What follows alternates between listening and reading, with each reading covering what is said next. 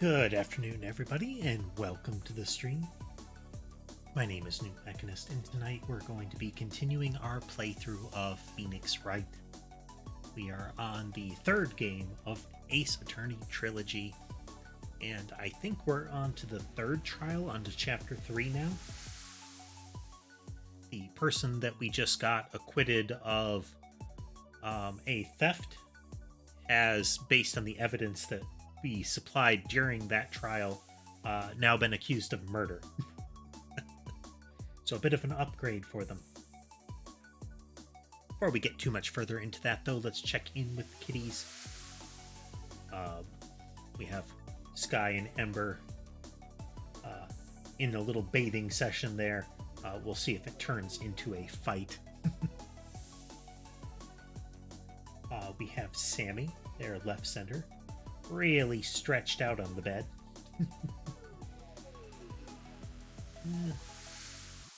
We'll have to see if Mason or Sherbet show themselves. Oh, actually, bottom center. Zoom and enhance. There's Mason there. Sherbet has taken to occasionally sleeping in the middle of the bed, a little off camera. Zoom in there and see if we can spot it. Nah, I don't see him. There'd only be like a paw or a tail visible if that's the case. But yeah, Phoenix Wright tonight. We'll see how that goes. Alright, buttons.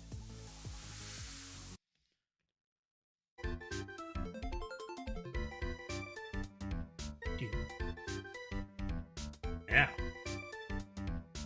this Joker. While I was waiting for the stream to be ready to start, I was observing this scene, and there's a lot to take in here. So we'll start kind of left to right in here. Down here on the console, sitting on the keyboard, is what I presume to be his lunch bag and his tea. Then up from that, on the monitors, you have something that has been taped over a majority of two of them. But if we look at these two monitors here, and you can see a bit of it on this third one, this is like Dragon Quest, Final Fantasy 1, Ultima, Quest for the Avatar style pixel graphics. More Dragon Quest and Final Fantasy 1. I would actually say Dragon Quest. Or Dragon Warrior, depending on which era you encountered it. You can see like little stairways. It's these little bits right here. Look like the classic table / countertop of Dragon Quest. We don't have anything to fully confirm it, but that's kind of the vibe that I get. It could be any of the early Dragon Quests. Then, over on this, what I presume to be an alarm device, big glowing red HAL eye, some sort of meter on both sides, looks to be a pull-down lever. Like, pull down on this to trigger alarm kind of thing. Upon that is hanging Larry's coat. Then we go a little to the right, and this is less about weird stuff that Larry is doing, I presume.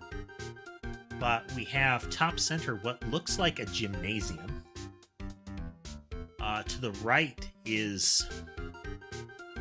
It's almost got like an empty classroom vibe. There is like a table in the center here.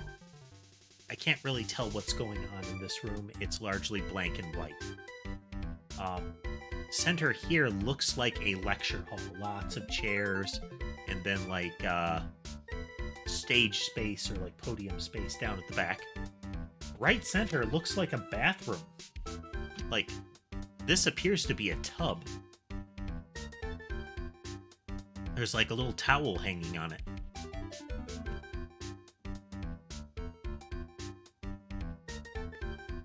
Not clear what some of the others are, but they have cameras in interesting places, don't they? Now, Larry was the security guard at the time that the murder took place. The suspect, our client, was in the CEO's room, supposedly at the time of the killing. The CEO's body was found inside of a safe that was in that room with only a few people able to open it. It does not seem like the alarm that was behind the CEO's desk was triggered, I think. So since Larry was the guard that night, we're going to talk to him, and I'm sure he will be useful and insightful.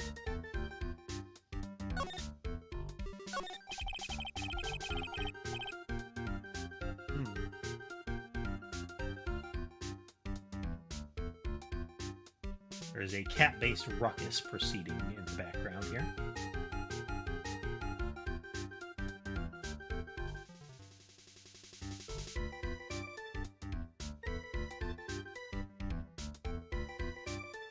You can't hear it, the filters are good, but there is a lot of sudden scrambling happening.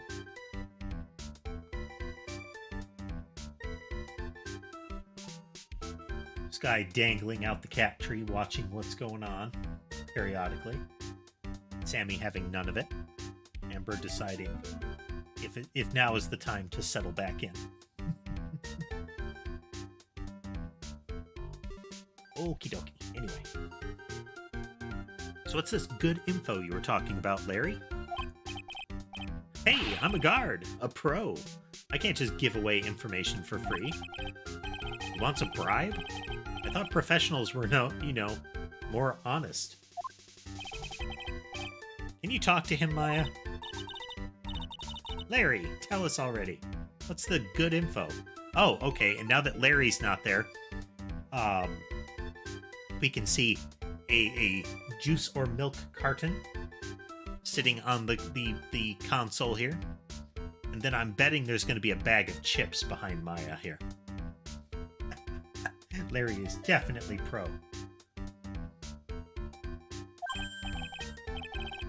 Hey, I like that. This kitten has got some claws. Okay, you really want to know?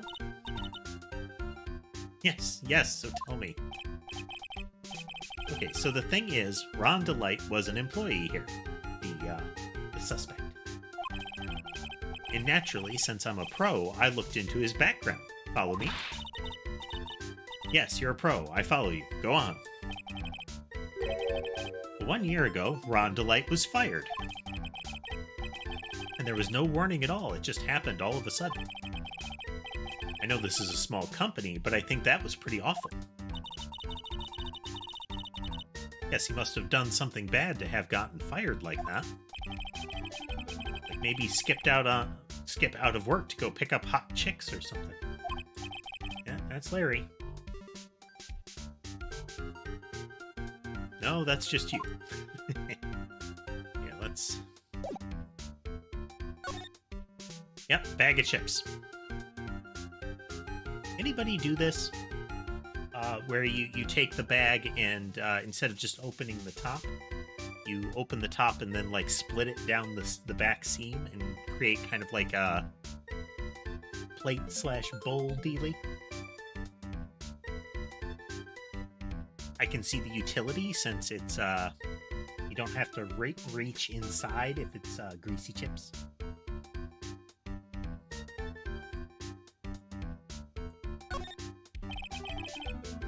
It's my partner's seat. Okay, it's not him over there. Larry is where the carton with straw and potato chips are, I suppose. Your partner.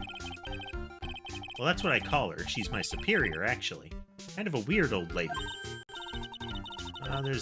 There's tea spilled all over that machine, you know. Oh, don't worry about it. Just the other day, I spilled some chocolate milk on mine. It still works fine, more or less. They really know how to build them, I guess.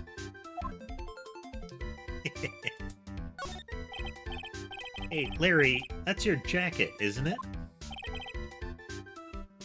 That's right. Did you know you hung it right on top of some kind of lever? Yeah, sure. I was told to never, ever touch that lever. She scowled and huffed at me. Something terrible will happen if you do. Got it, Greenhorn? So why hang your jacket on such an important lever? Because it got me curious. If the jacket's weight pulls the lever down, that's what they call an accident. Doesn't the suspense just kill you? Don't you want to know what will happen? Huh?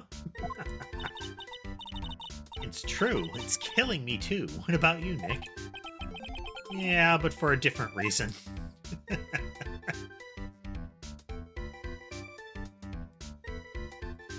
Doodads and thingies. Look at these things here. Hey, Larry. What are they? Did you say, Hey, man, it's not like I have to know what they are to do my job. I always thought they were just some kind of decoration or something. It's a wall full of blinking lights. How did this guy ever get a job here, anyway?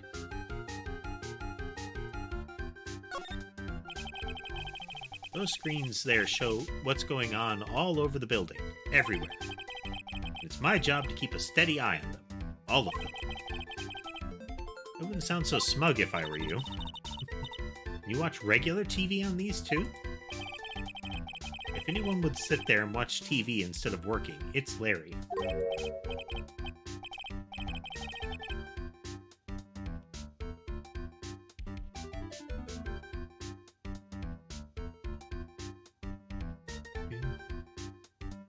Hey Maya, I'm a pro, okay? Besides, you can't get regular TV on it. And how do you know that, Larry?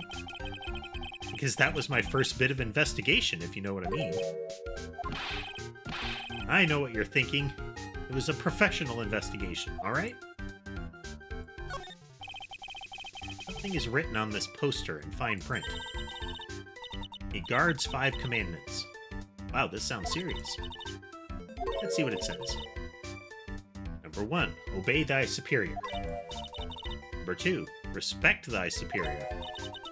Number 3, smile at thy superior. Number 4, salute thy superior. Number 5, buy donuts for thy superior upon command. It's signed Wendy Oldbag, head supervisor. Return of Wendy. Can't go a game without her showing up. That's moving around.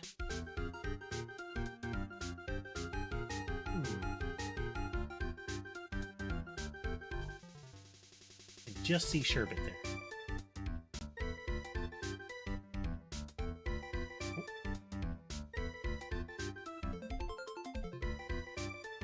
There he is.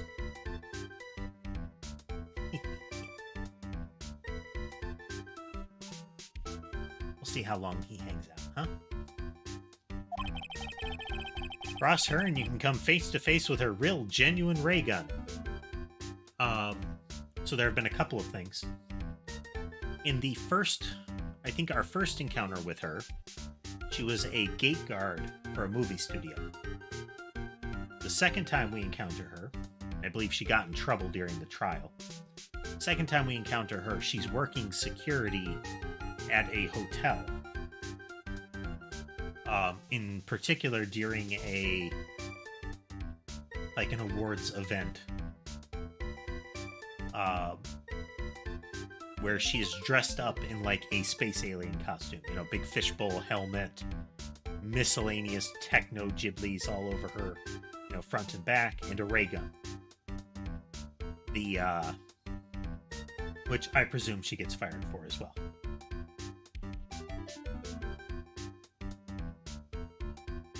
Then, this time though, when we were meeting with our client, or essentially rooting around in our client's room, we could see the fishbowl helmet and the chest and backpack thing. But apparently she kept the ray gun.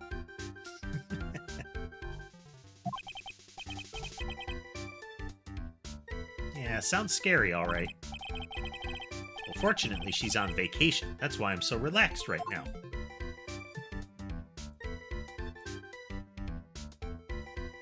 Okay.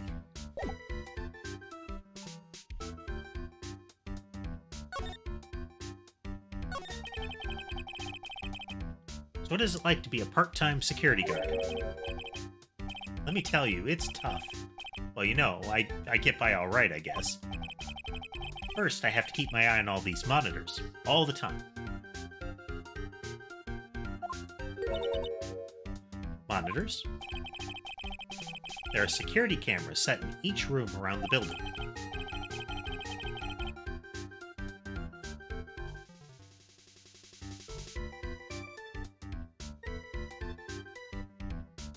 It's really hard. Sometimes I feel like my eyes are going to fall out.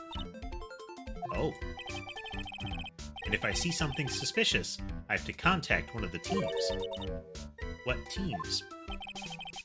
The security teams for this company. They're supposedly the best in the business. But I'm no amateur either. So if it's something small, I don't bother calling them. So in other words, you basically watch TV screens all day long. You were in this office when the murder took place, weren't you? Why do you say that? This is just a part-time job for me. I can't operate the equipment, and I'm dumb. Even if it is a part-time job and you are dumb, because you are dumb. Stupid. He's clearly speaking to us. You're still in charge of security here. Hey, give me a break. Don't try to pin the whole thing on me. That's not fair, Nick. Huh? I don't think you can expect someone like him to take any responsibility. Anyway, the point is you were here that night, right?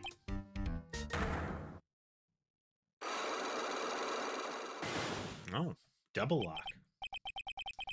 I knew something smelled bad, and it was the butts after all. Larry being a childhood friend of Phoenix. Or at least a kid he knew at like elementary school that has then bumped into him repeatedly since. They had the saying, if something smells bad, if something smells, it was probably the butts. You know, Larry Butts here. Well, it's like I always say. That was then and this is now, okay? It's like I'm going to have to break his psych locks after all.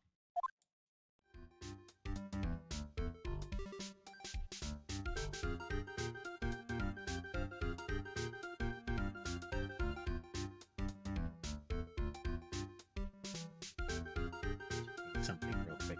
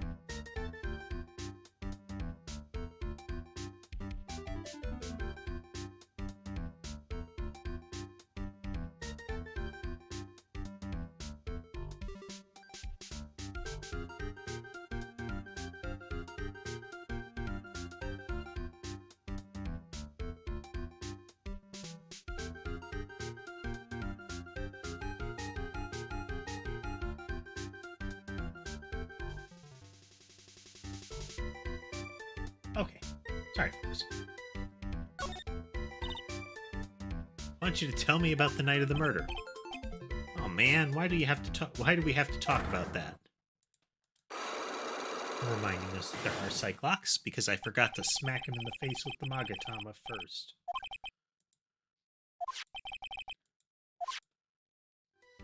Use the thing.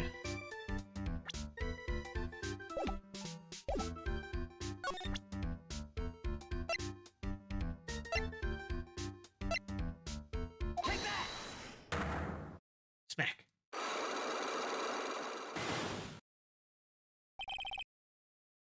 The night of the crime. On the night of the crime, Were you working hard like you were supposed to? What? Huh? Of course I was. Why wouldn't I have been? But didn't you sneak out of work just yesterday to go see Miss Delight? But that was that, and this is this. Is there any chance that you snuck out of work last night, too? Never. I didn't sneak out. I tell you what, I even bet you $1. $1, wow. Now that's confidence. What's with that drenched in the rain puppy look on your face? Do you have any evidence I left my position, or are you just pulling my chain? The evidence that Larry was not maintaining his station when the murder happened was Ron's wallet. Because he found it around 1 a.m. Which is around the time of the murder. This wallet, you know about this, right? I've never seen it before. Liar, you hand-delivered this wallet to Miss Delight just yesterday. Give me a break. You can't expect me to remember every little thing that happens. Well, I do expect you to remember something that happened just yesterday. What time was it when you found this wallet? I guess it was around 1 in the morning on the first floor of our company building. 1 o'clock in the morning? That's right. In other words, Larry, at the time of the murder, you were away from the security guard office. Oh, no. Yeah, but there's something you didn't know about. Or you didn't think about. What's that? My shift that day didn't start until 10 p.m. The murderer might have snuck in before then. What do you mean by that? If the murderer had snuck in before 10, then it wasn't my fault. It was the fault of the guy whose shift was before mine. Why do I have the feeling he still doesn't get the seriousness of this?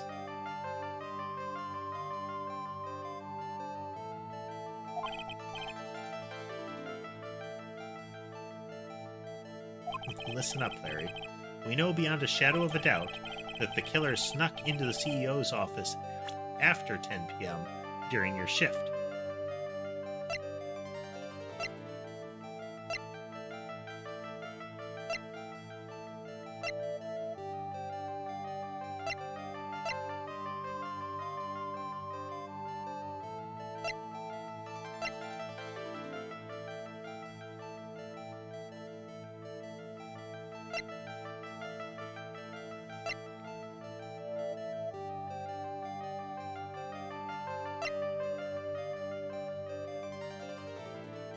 I think it's the card, right?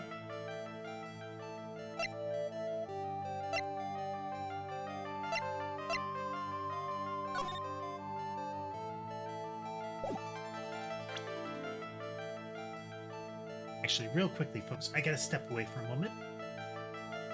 So we'll be right back.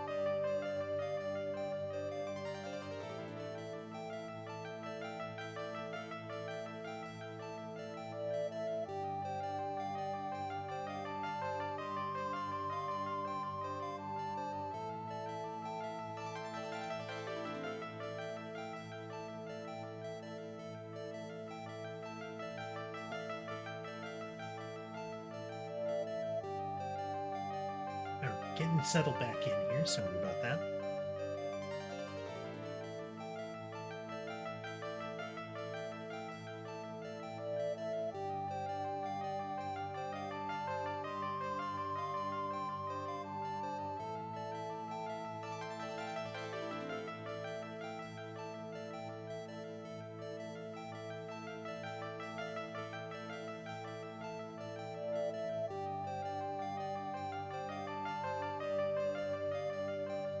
Sorry about that. Let's see.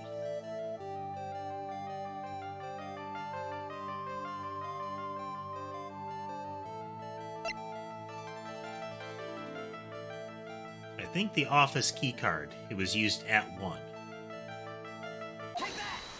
Yep, music stopped. When you use this keycard, does it leave a record? Yeah, it does. But I can't show the record to just anyone, you know. That keycard data was already made public in the trial today. What? I didn't know that. Any kind of request for info like that is supposed to go through me. Boy, does that sound a bit arrogant coming from a part-time guard. Hello, Sammy. It says you walked past me.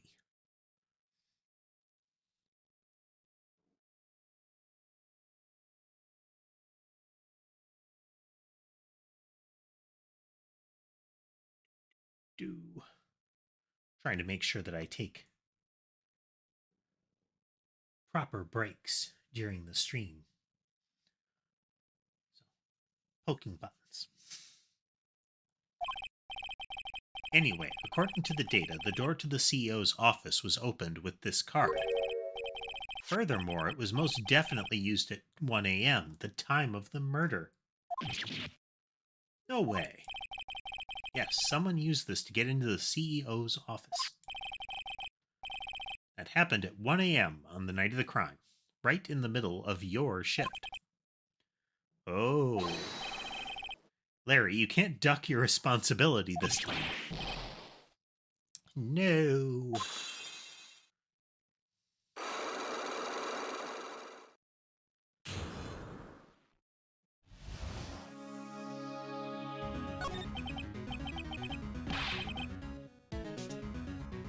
We are learning something important or urgent music. I knew it. It's all my fault. It's my fault that the boss was killed. My fault. Don't worry. I'm sure they'll just fire you. Harry, there is nothing I could do. I have important issues to deal with too, man. What happened that night anyway? My Donna happened. Huh? Your Donna. Got a bad feeling about this. Yeah, my Donna called and said, I have to talk to you right away. So I went to see her and he was standing right there next to her. Who was? Her new boyfriend. It was like some horrible joke. Larry has terrible luck. The trial we're introduced to him. He was dating a model who was seeing people around the world. I think the next time we see him, he is dating another, like, actress or model who keeps having terrible ideas for the hot dog / souvenir stand that he works. And now another one. Before I knew what was going on, the guy socked me right in the kisser. Normally, I'm the one that does the punching. Isn't that right, Maya? Yeah?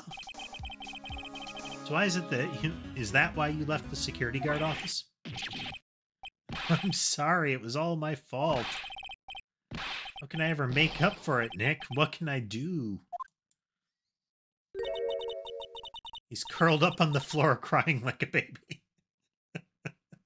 Larry is very mature. Nick, is there anything I can do? Anything, just name it. I'll do whatever I have to do to make up for it. I swear I will. Larry. Hey, Nick, as long as he's offering, why don't you show him the evidence we've got? He's right. Maybe we'll get at least one bit of useful information from him.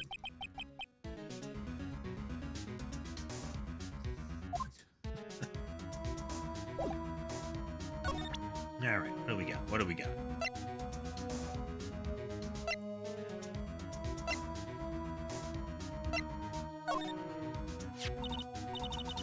The buzzer in the CEO's office is directly connected to this room, right? That's right. And just like my heart is connected to yours, Maya. Huh? Go ahead, Maya. Press the buzzer in your heart. Promise I'll come running to the rescue like the professional guard I am. Wow, that was pretty good. Thanks, I try.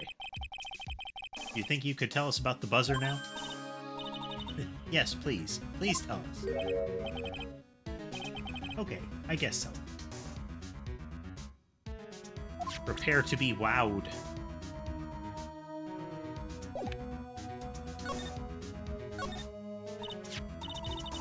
I accidentally pressed the buzzer earlier. Yeah, I heard it. So that was you, huh? You're a security guard, aren't you? Why didn't you come to the CEO's office? Well, this is the third floor of the basement. The CEO's office is on the first floor. I thought it would be a good idea to, adopt a wait-and-see approach. Plus, there's a police detective here, right? I just didn't think it was necessary. It's as if he's trying to win an award for the laziest person on the planet. Let's get back to talking about the night of the murder, okay? Is it true that the buzzer didn't go off that night? There must be a record, right? You must have had to look at it, right? Of course I did, and I couldn't possibly have made a mistake either. Do you think you could take just one more look for me? Pretty please? No, okay, I can't say no to you, Maya. What do you think, Nick? He's probably right. I don't... What is it? What's wrong? I made a mistake. But how? It can't be. It's impossible. Okay, enough already. What about the records? That night, it went off just once in the morning at around 1 a.m. 1 a.m.? That's when the murder happened. Really? Are you serious? That's terrible. It can't be.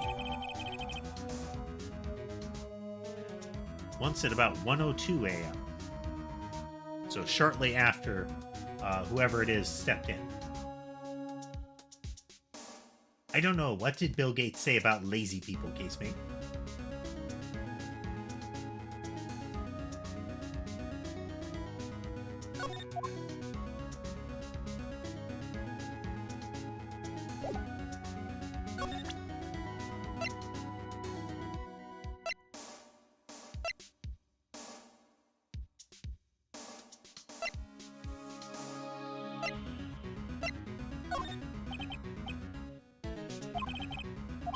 Doesn't care about that.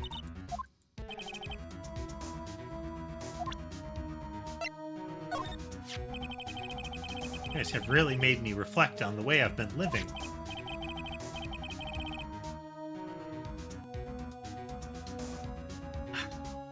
So it's some stream previously, I mentioned the story Cheaper by the Dozen, which is, it centers around a father who works in time and motion studies, who is a terrible parent, like the sort that is presented as a good parent, but what they're putting their family through is horrifying. But in any event, his process from a work perspective was to go into factories, and what he would say is, bring me your laziest worker. And then he would interrogate him about how that worker does their job. Because if they're terribly lazy, but they're not getting fired for not doing their job, then they must have found the easiest way to do it. Which is, it aligns with what you were just saying, Casemate, that Bill Gates would hire the lazy people because they'd always find the easy solution. It makes a lot of sense.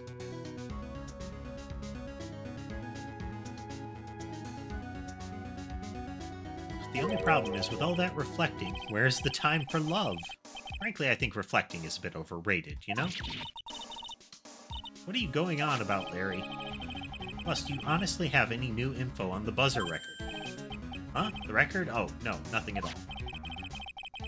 This guy reflects about as much as a piece of black carpet.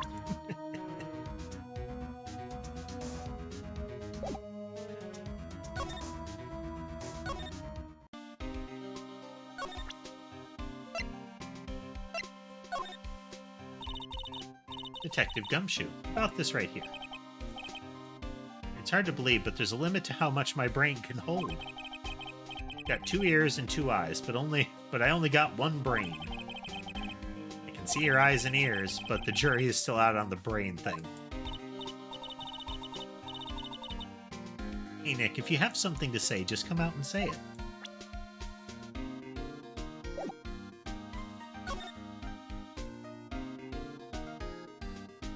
Interesting.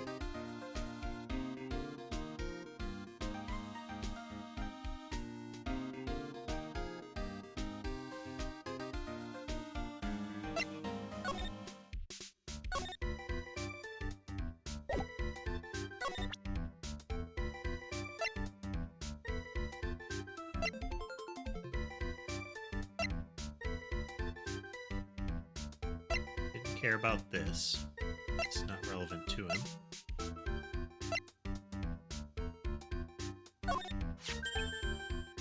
It's the wallet I found. You found it when you snuck out of work to get socked in the kisser, right? Macros in Excel are useful. I didn't sneak out of work to get socked in the kisser. If only I had been more responsible at work. I might have spotted the murderer on the monitor like I was supposed to. Larry, you really do feel bad, don't you? How are you doing today, casemate? Yeah, well, maybe it's all for the best. I think it's brought Desi and I closer together. Just like they say, every cloud has a silver lining. You gotta see that old water glass is half full, am I right? Now he's starting to sound like the Larry I know. Don't forget, Nick, half full.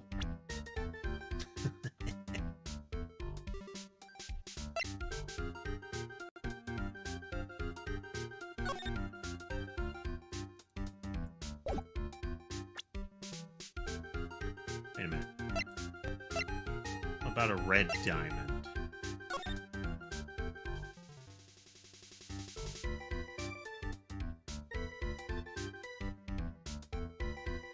If we can find a description of the tier of Eminon.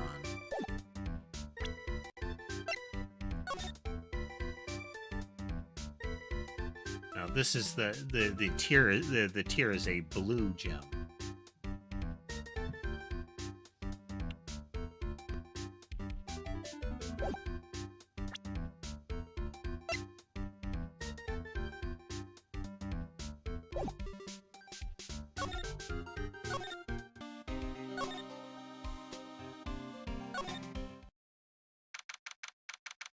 Jump around, look for flags. The Treasures of Karain exhibit is all ruined now. Maya. I'm sorry, it's just so sad. This was our big chance for everyone to learn about spirit channeling. Maybe I can cheer her up somehow. Well, now that we've got the sacred urn back, maybe they can reopen it. Really? Sure, maybe we can label it the Urn of Damask's Desires. That would probably attract a lot of attention. Oh! Whoa! That's brilliant, Nick. We could clean up and be filthy rich. That was surprisingly easy.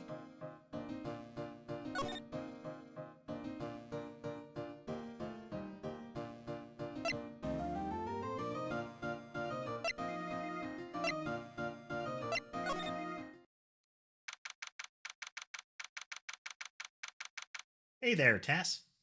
Welcome aboard.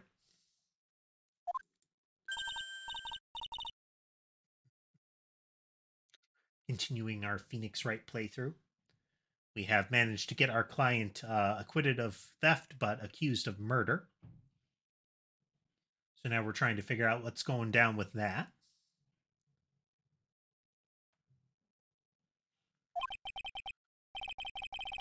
All sweaty and mauling her little journal there. Spindling, perhaps. Andrews, what's she still hanging around down here for? So how's it going? What about the sacred urn? The urn? Oh, that. It's been taken care of already. What do you mean, oh, that? Taken care of? Do you mean it's been found? Yes. It was brought in during the trial today. Wow, really? You really are the greatest, Mr. Wright. How's your day going, Tass? Mr. Wright had nothing to do with it. It was Mask Damask's wife that found it. Well, anyway, I'm so relieved.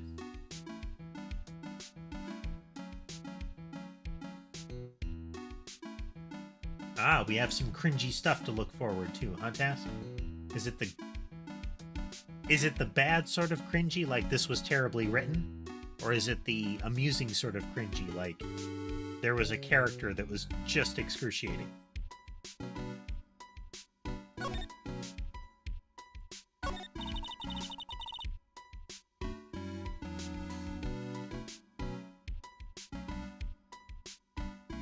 Just heard all about it on the news. So that detective was actually the thief all along. It looks that way right now.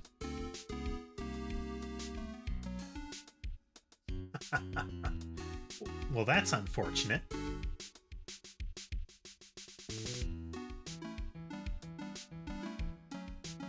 That's the kind of thing you definitely don't want to have in a detective game.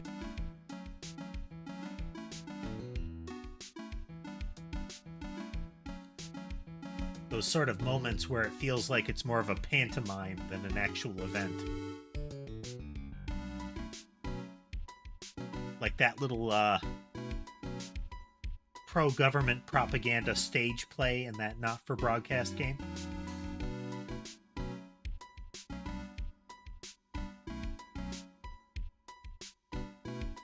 Speaking of which, apparently they made a VR edition of that game.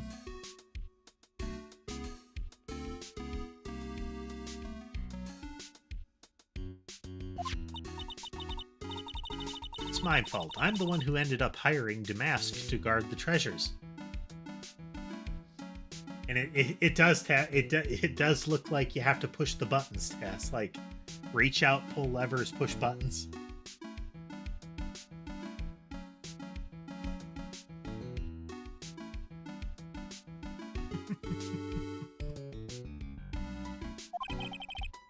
Don't blame yourself. You were just doing your job. Hey, Nick, if she wants to apologize, you should let her. So, when was it that you hired Detective Atme again? About 20 days ago. And when was it that Damask's calling card arrived? It was about 10 days ago. So he sent a calling card to the very place he was hired to guard. I guess that's it then. Detective Atme must have really wanted the sacred urn after all.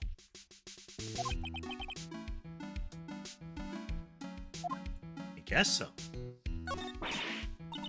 What? So Mask Damask murdered someone as well? Well, that's how things look right now. Yes, but I thought he was here stealing the urn at the time. No, we're talking about a criminal mastermind, so anything is possible. Nick, let's get down to business already. On the night of the theft, did you notice anything suspicious about Detective Atme? No, I couldn't have. After all, he was hidden the entire time. I never even caught a glimpse of him.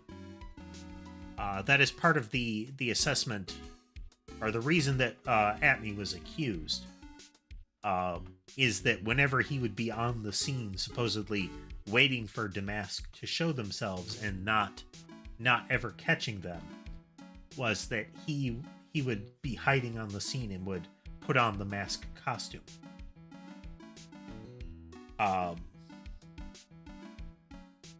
And he did admit to being Damask, to being the one that stole the urn. Though there are holes in this. He claims that's why the way he always operates. It's just what he says so that he can have an alibi while he commits the thefts himself. Yeah, he was caught in the crime scene photo dressed up as Mask to Mask pretty well. Like, there's a lot of unanswered questions about this event.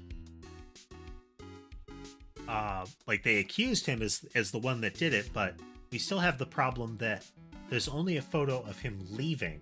Like, here's the open door and he's exiting, apparently. But it should have taken a picture when he arrived and went in as well, right? We still have the question of why did the box have the neon pink paint on it? Why did the jar have neon pink paint on it? We also have the spilled paint over here on the right, the neon pink paint with the right angle notch in it. Mask to Mask's brooch is missing and was apparently torn off of the costume. If it was Atme who faked the confrontation with Mask to Mask, why was the brooch torn off? There are problems with the story. I'm so glad that you got your sacred urn back. Yes, but there's still something that bothers me about it. When we got it back, it was properly reassembled. There were splotches of pink paint on it, but it had been put back together properly. It said Ami on it instead of I am, like it's supposed to. What is it? Not exactly sure, but somehow the urn that came back seems different. Really? You wouldn't know anything about that, would you, Miss Andrews? No, I don't know anything. Why would I? Subtle. Cyclox. Meaning she's hiding something. If you didn't understand what was going on when we did that with Larry earlier. What do you think this means, Nick? It means the person that holds the secret to the mystery of the sacred urn is our very own Miss Andrews. Smack her with the Magatama.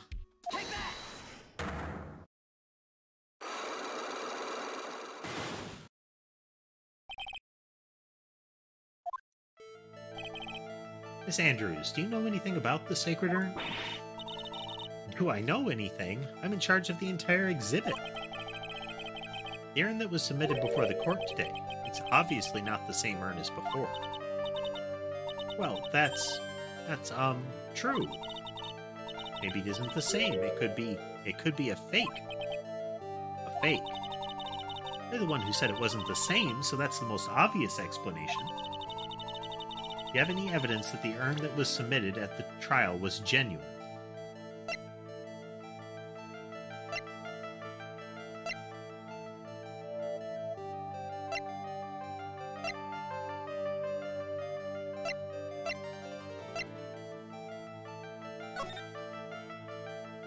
The photo that they took shows how badly it was put back together.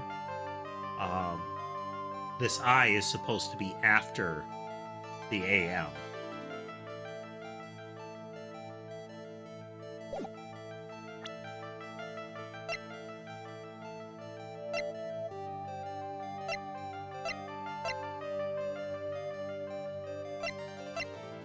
I don't think we do.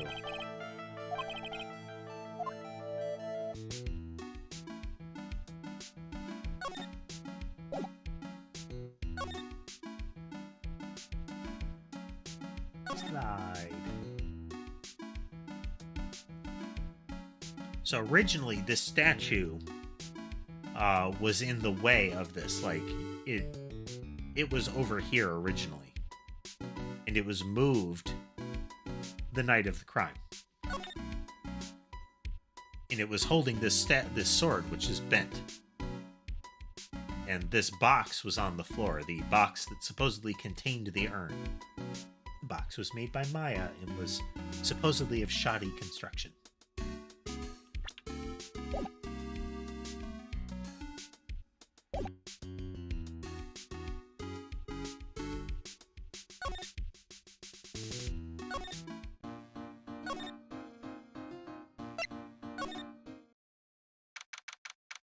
The offices of Luke Atme, the detective come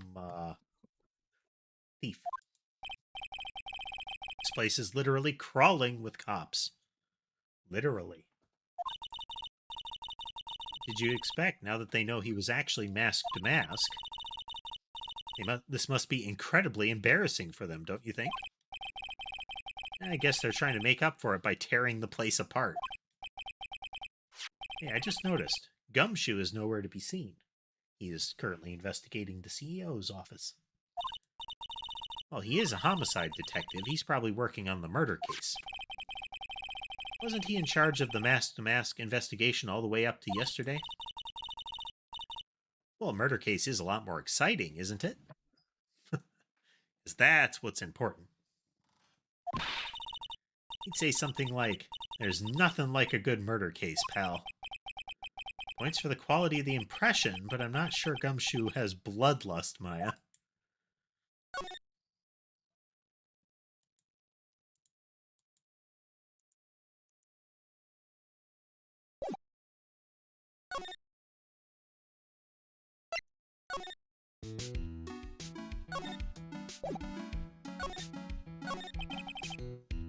Be relieved to have the sacred urn back, huh?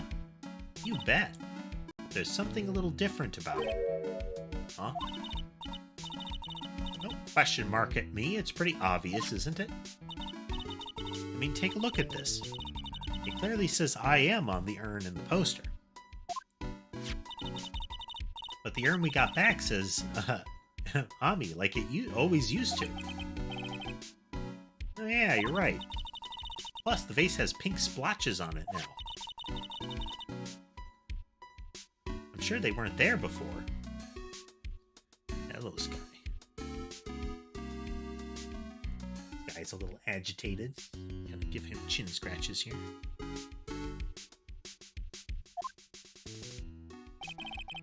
Maya doesn't know, but 1 year ago, when the urn was broken, the repairer accidentally turned Mystic Ami's name into I am. And that repairer was one mechanically unskilled little Pearls. But still, hey, quit that. Quit that. If you ignore me, I'm gonna keep messing with stuff.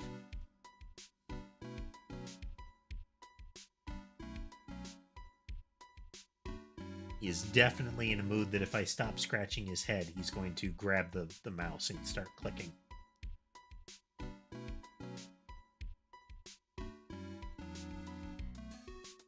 That is his,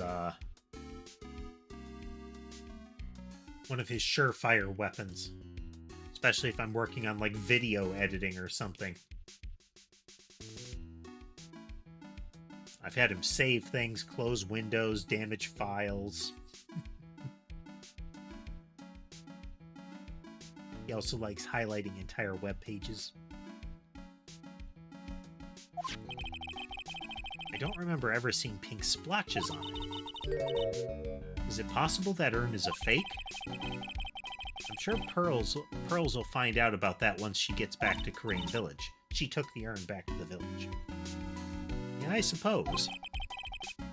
Now that I think about it, Maya hasn't been back to Crane Village in a long time. So I guess people still go to Crane Village to do their training, right? Yep. If you want to become a spirit medium, you need to undergo severe training. So why haven't you been training lately, Maya? Well, lately I've been thinking of heading a channeling dojo to do just that. Heading 2A.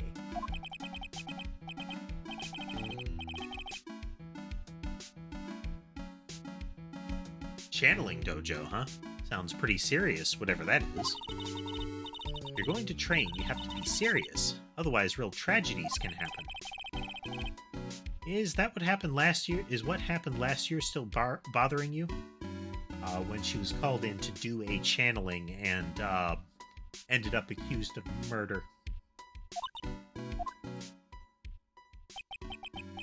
That murder in her village. It happened because the power of channeling was misused. When a medium uses the Crane technique, she temporarily loses her own will. Whoops. The spirit medium can get taken over and even forced to commit terrible crimes. What's worse, in those cases, the spirit medium has no memory of what happened.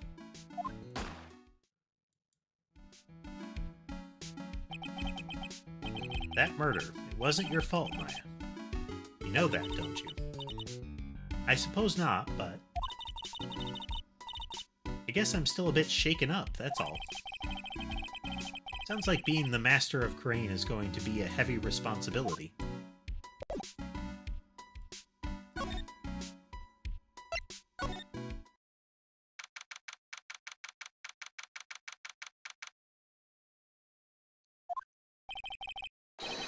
I already told you, it's not me.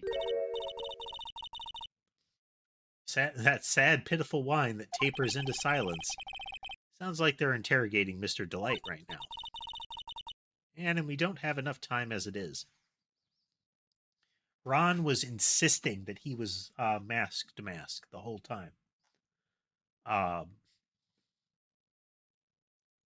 And now he's insisting that he's not the killer. I wonder if we're going to end up turning around and proving that he is the thief.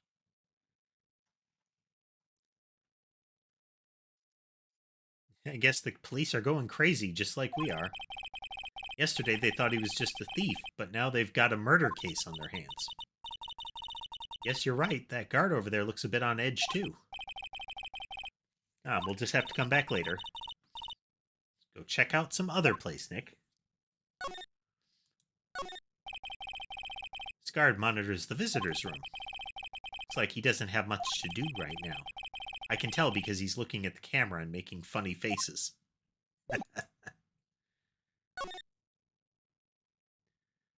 Do-do.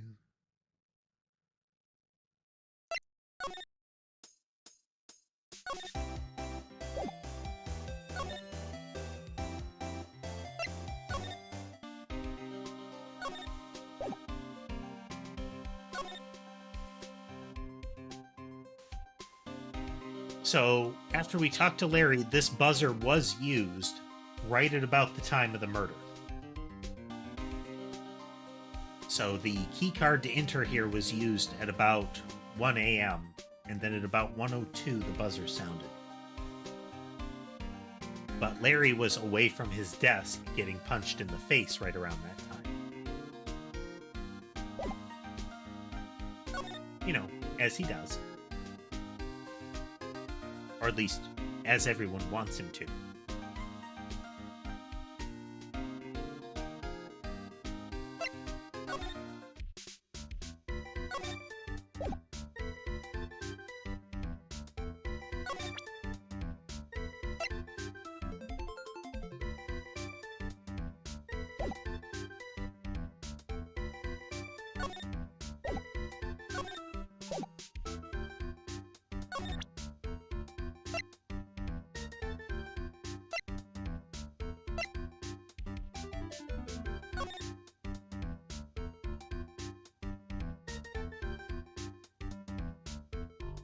So this listing is everything that Mask to Mask has stolen.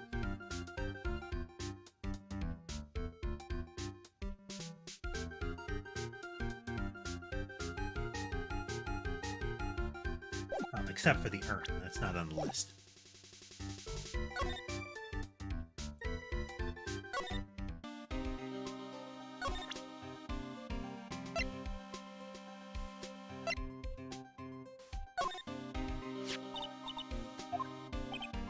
He doesn't care.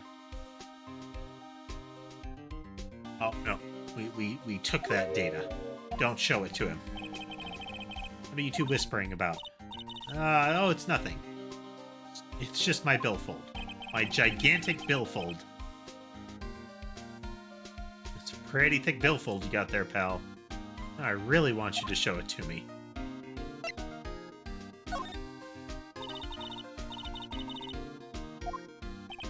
doesn't care about that record. This is the I don't have enough brain cells for that commentary.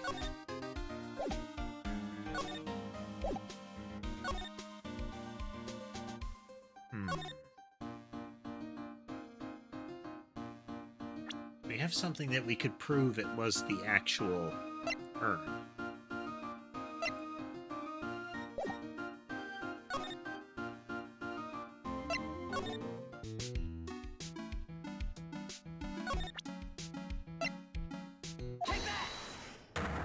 The picture of the original urn, cover it.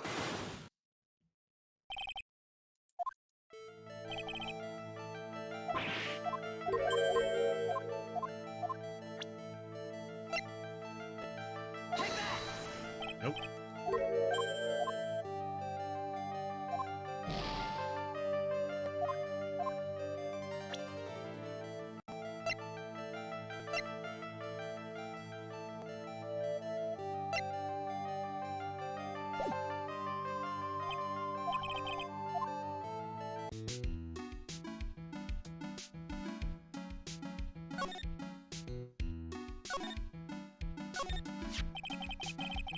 Me, like, it's been dry for several days. Something suspicious about this paint mark. Bottom left part of it is shaped oddly, and it's shocking pink.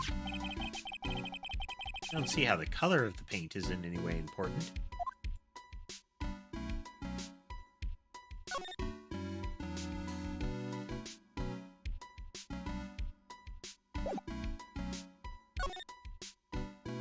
We're missing something.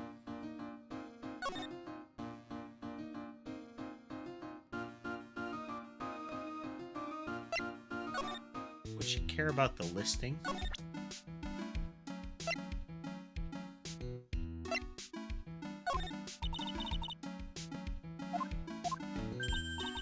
Doesn't care. It's like the treasure exhibit is the only thing she has on her mind. Yep.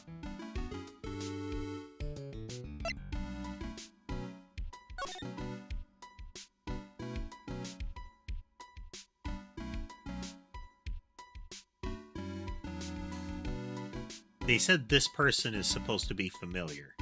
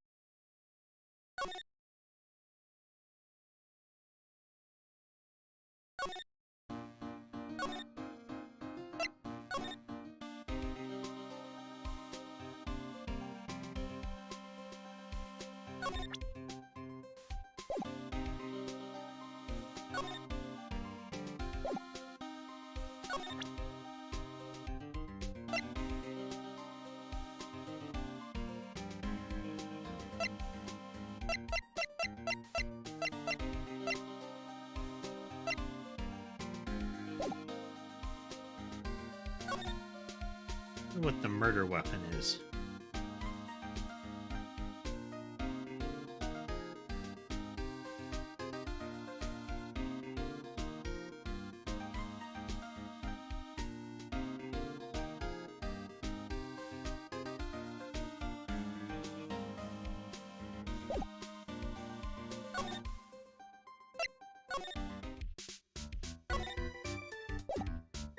Some more flags that we have to uncover here.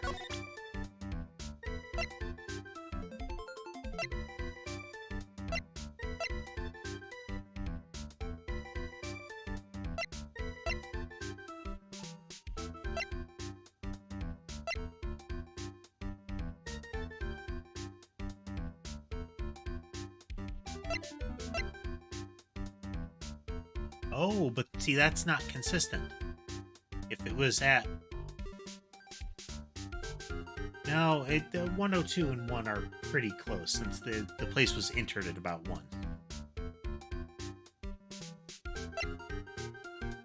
Oh, yeah. It says specifically 1.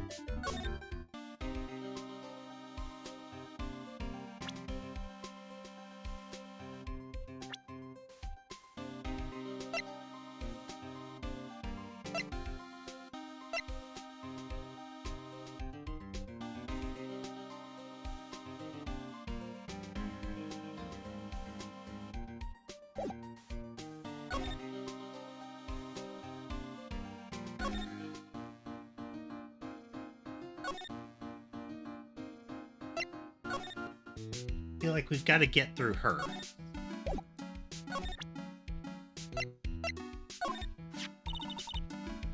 The whole exhibit would be brightened up by something shiny and gold. That's why I went to the trouble of borrowing it from a branch family training hall. The gold statue is totally cool in my book. It arrived rather late, so I thought I wouldn't be able to put it on display. By the way, it looks like the statue was moved on the night of the theft. You know anything about that? Ah, no. It certainly wasn't me that moved it. Why is she so flustered all of a sudden?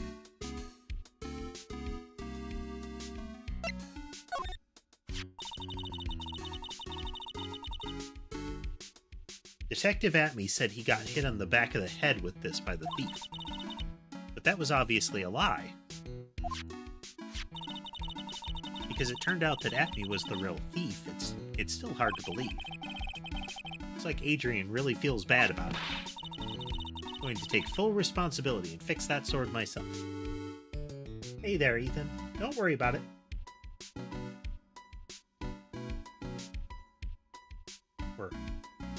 We're still digging around, trying to figure out where to go next.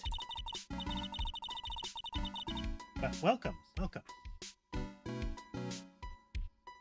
I know I don't look it, but I have complete confidence that I can fix it right up.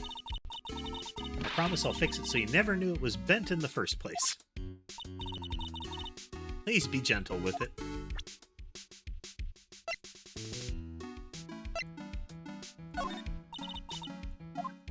Nope, doesn't care about the brooch.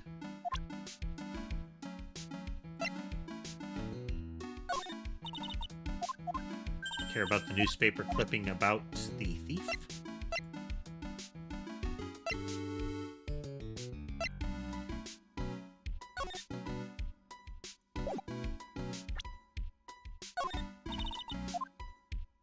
Security camera took that. I took a close look at it on the day after the theft.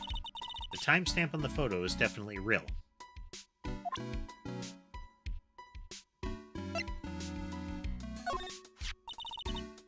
Treasures of Kurain exhibit is my first job after last year's ordeal. Last year's ordeal being when she was involved in a sort of kidnapping, murder, strange plot, where effectively what we ended up having to do was prove our client guilty in a particular way that kept Andrews from being implicated and charged.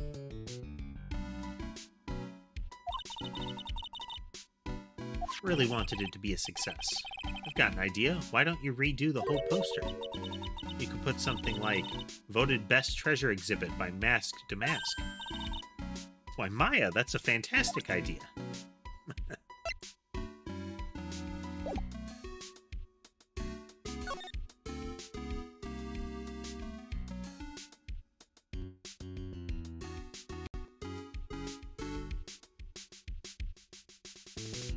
Hey there, Sighty. Welcome aboard. Well, I mean, if you're not feeling well, make sure you're taking it easy. I'm glad to have you, but, don't make it worse.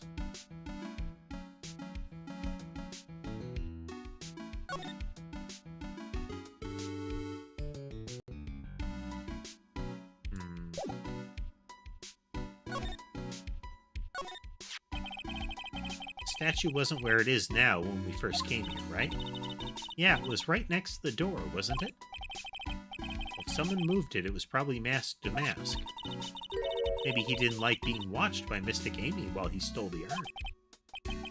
Hey, cut it out. You're giving me the creeps with that kind of talk.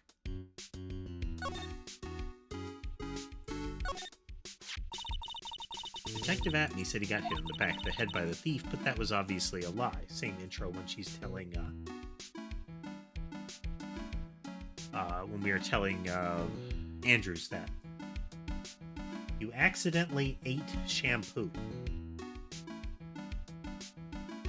So, there's a story there. Like, got soap in my eye, got soap in my mouth while showering. I can see that. But, I mean, was it flavored or something like that?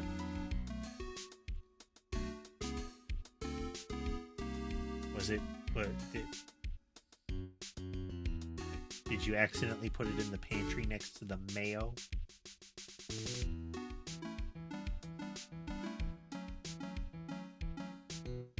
Is it Cool Ranch scented? I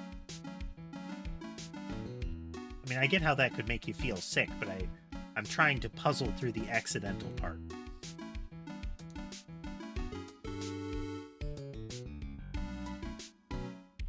You bring, like, a squeeze bottle of water into the shower with you in case you needed to be hydrated. Grabbed the wrong squeezy bottle.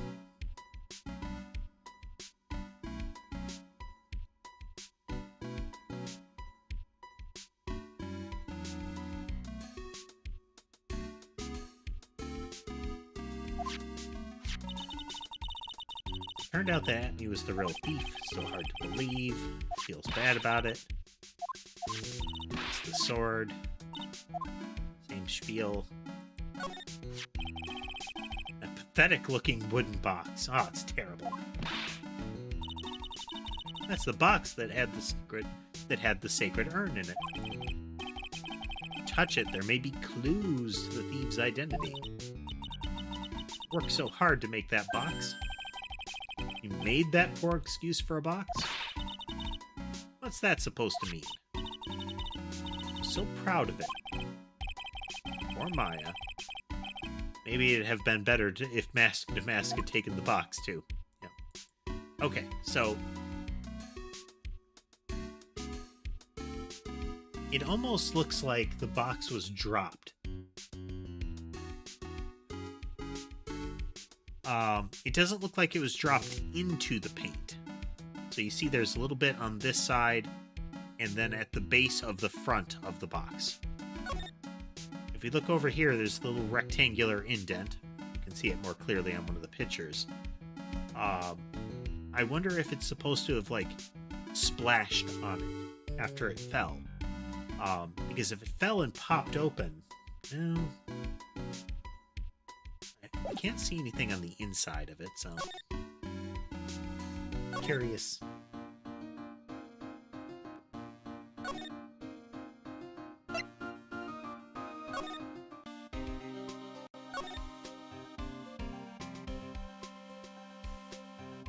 Stuff to be found here somewhere.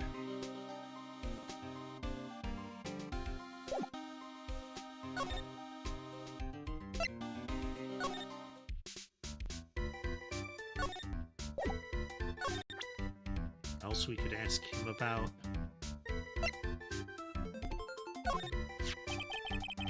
So is this the card that was used by the culprit that night?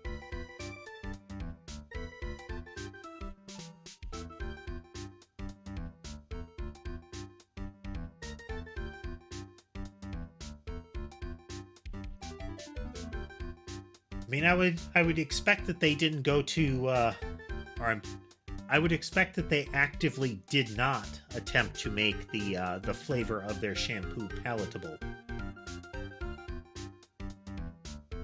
So, College Humor has a series of little video skits called "A Message from Insert CEO, Company CEO" here. And one of them is a message from the Tide CEO. And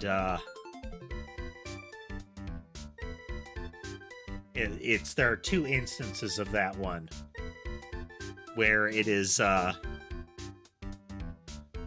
it's the "you've got to stop eating the Tide Pods" line. And they start showing the new product lines, and all of the stuff that they're making seems to be food. Like, it culminates in a full-on, like, cheeseburger. Multiple patty cheeseburger, and it's apparently a shaving razor.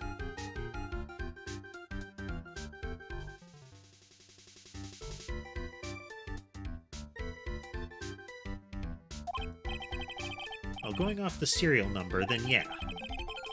This card was used to open the CEO's office door at 1 in the morning. Your client had this card, right? Then it's a no-brainer. He's the killer, man. Eh.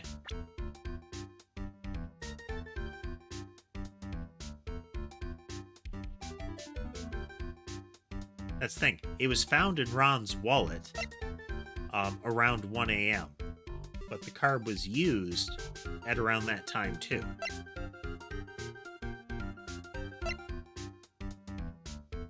So if Larry found it at about 1, it stands to reason that it was laying around with the card in it before 1.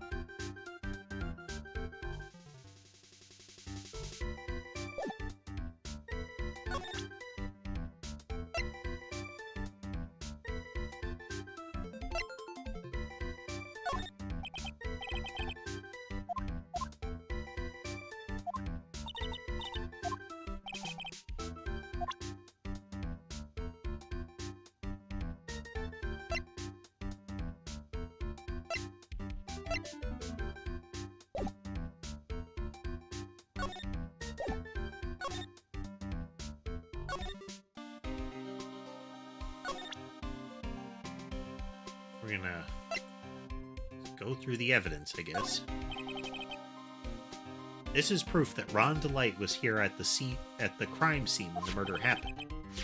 His wallet and this keycard, huh? I mean, we know that his wallet and keycard were present in the building, and that, in theory, he shouldn't have been there because he was fired some time back. I think we need to ask Mr. DeLite some more about those two things. Can we go to the detention center now?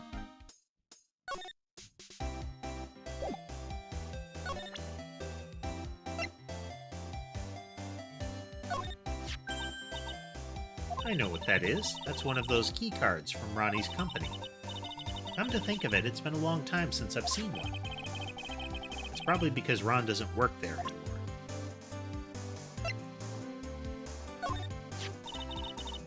That's Ronnie's wallet. It was found at KB Security on the night of the murder. Ronnie and I went out to dinner early that evening. I'm sure he had his wallet with him then. So it's true then, he must have dropped it at the crime scene.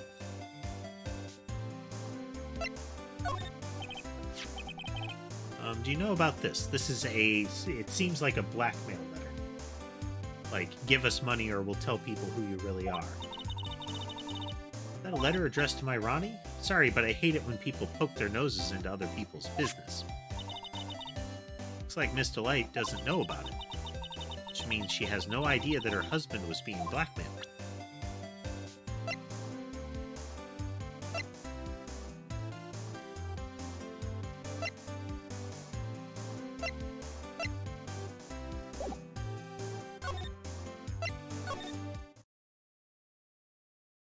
He's still not here to talk to.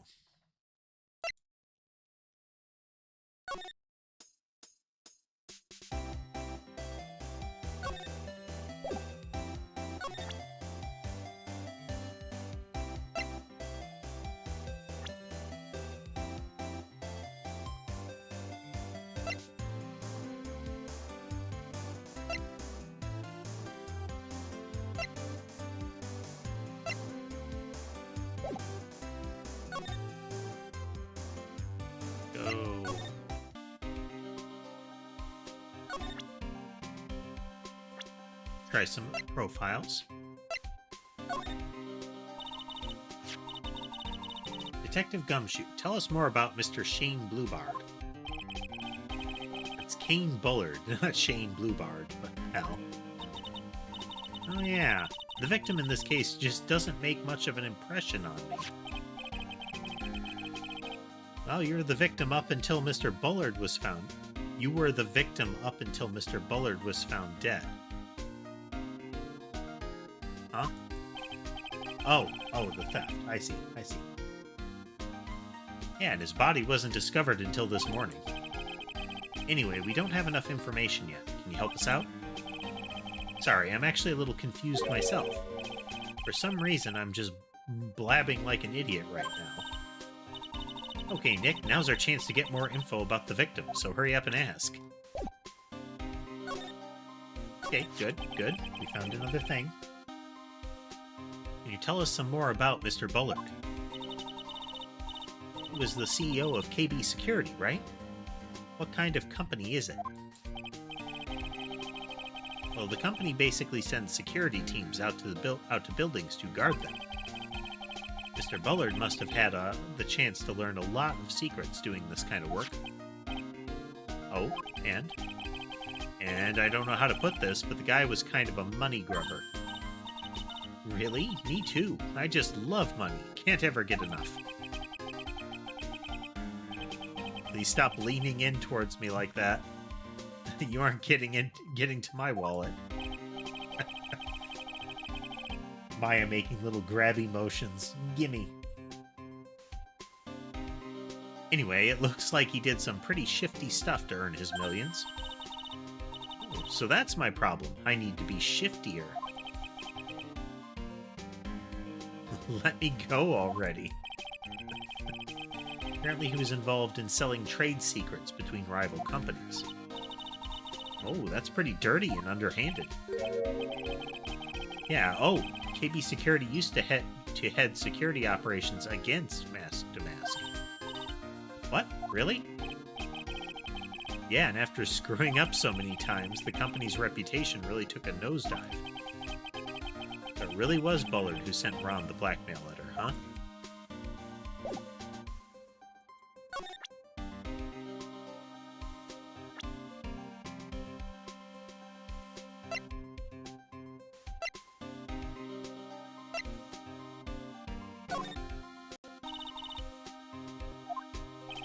Doesn't care about Larry.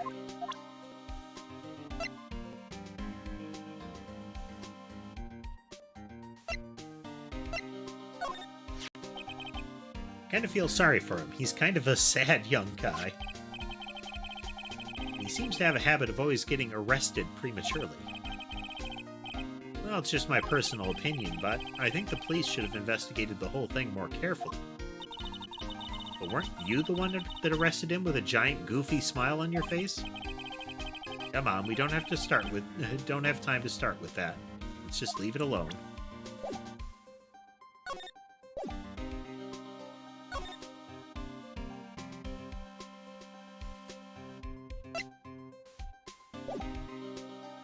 Maybe the ransom note?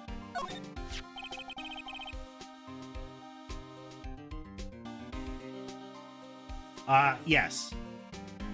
We are very close to the stage of just opening our riffling through our pockets and just chucking things at people.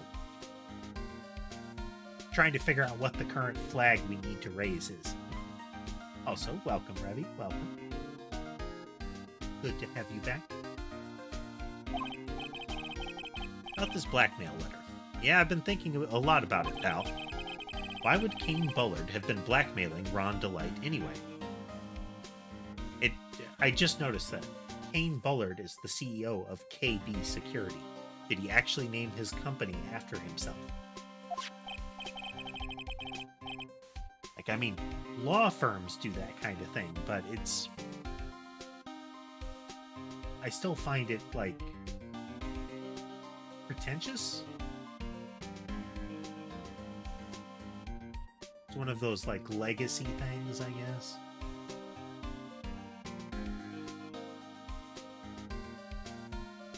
Mr. Delight used to work at KB Security, right? But what was it that made him quit? That's it. Maybe that's the same reason he's being blackmailed. Well, I'm in the middle of investigating that right now. Oh, all right.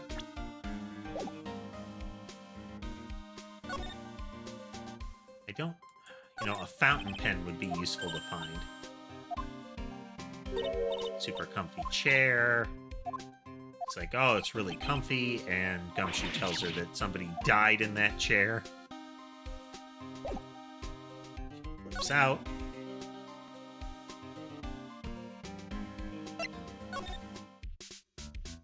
Alright, let's throw people at him now. The CEO of our company. He was a pretty good guy. Huh? Really? Yeah, you bet. You know how I'm not very good about working hard, right? Huh? Yeah, I kinda noticed. Well, guess what the boss said to me about that? My timer just went off.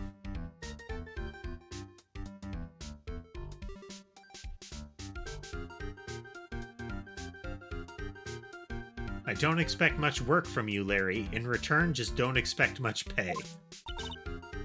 I see. I guess he had to follow some kind of dumb law about having security here in the building. So in order to pay the lowest wage possible, he went to the bottom of the barrel. To be honest, I really looked up to the boss. If I ever grow up to be a CEO, I want to be just like him. Don't worry, Nick. I promise I'll hire you for security.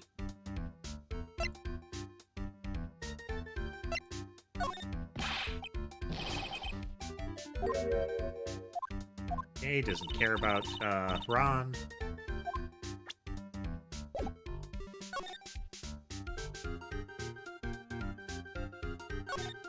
Let's try swinging by the detention center again. Gotta kind of loop around. There we go, flag raised. I think we had to talk about King Bullard with Gumshoe or show him the ransom note. Either way. Or the blackmail note. Ah, Mr. Wright. Mr. Delight, did they finish their interrogation? Yes, but please don't leave me alone anymore. Mr. Delight, you lied to us before, didn't you? Well, you see, on the same night the sacred urn was stolen from Lordly Taylor department store, a blackmail letter you got summoned you to KB Security to hand over some money. And then that's where the CEO, Kane Bullard, was murdered. But there's only one Ron Delight, am I right? So the only question is, where were you that night? This time I want to hear the whole truth. Your life depends on it. Okay. I guess I'll help you defend me from a murder charge. But you're twisting my arm.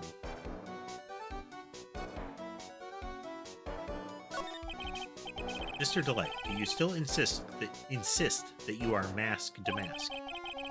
Isn't that what I've been saying since yesterday?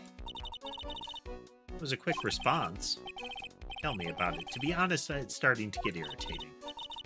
But listen, Mr. Delight. At the trial today, we learned the true identity of the thief, didn't we? Sparkle, sparkle.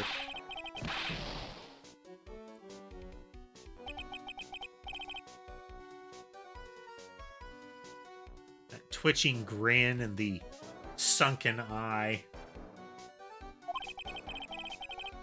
Unable to find a rival worthy of my genius, I was forced to create one by myself. Here I am, the tragic clown.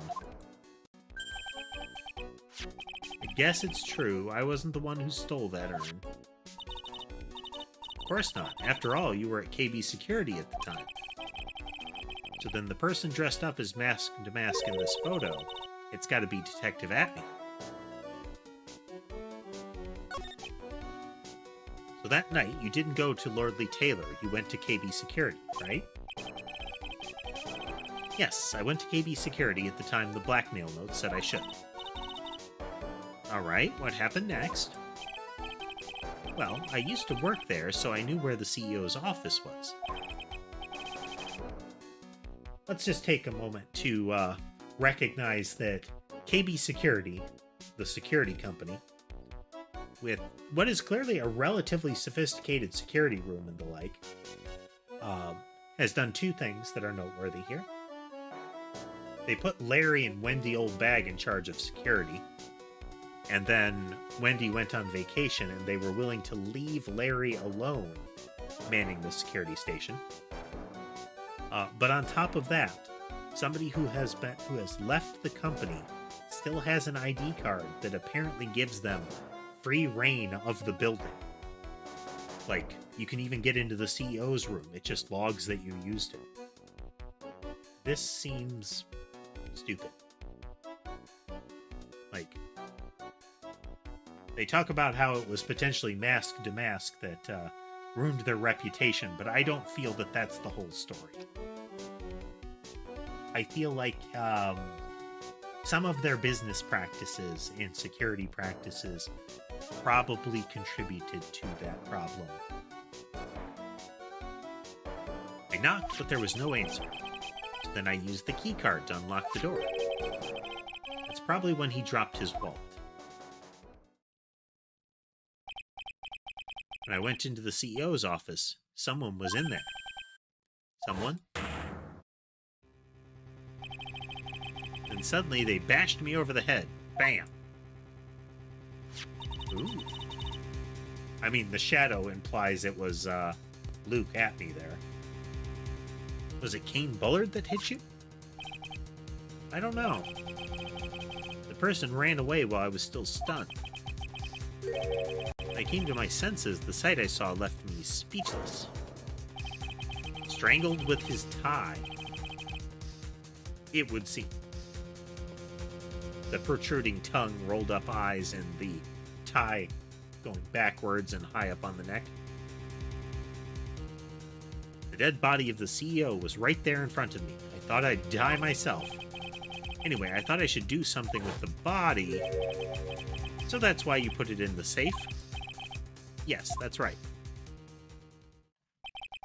Well, that's not suspicious at all. It just makes perfect sense that somebody who comes across a dead body would, try to tidy the place up a little bit. Neaten things. Sweep, organize the shelves, ram the body into the nearest tight space.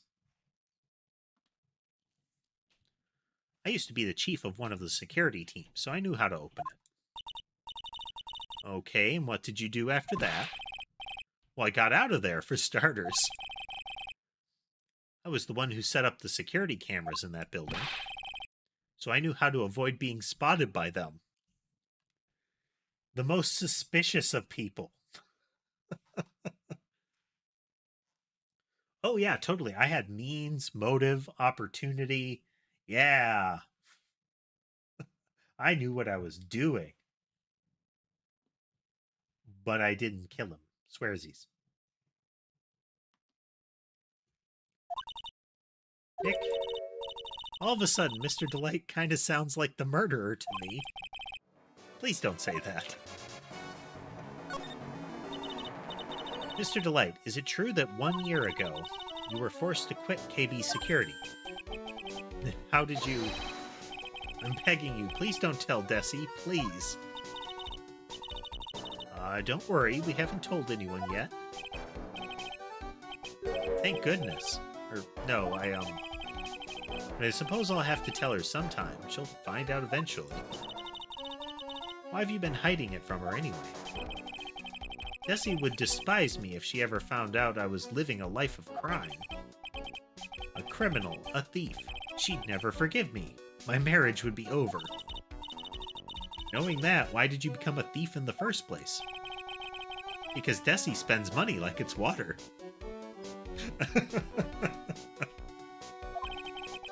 There's no job in the world that could bring in enough money. Except being a thief. At least that's what I thought anyway. So he became mask to mask for Desiree, huh?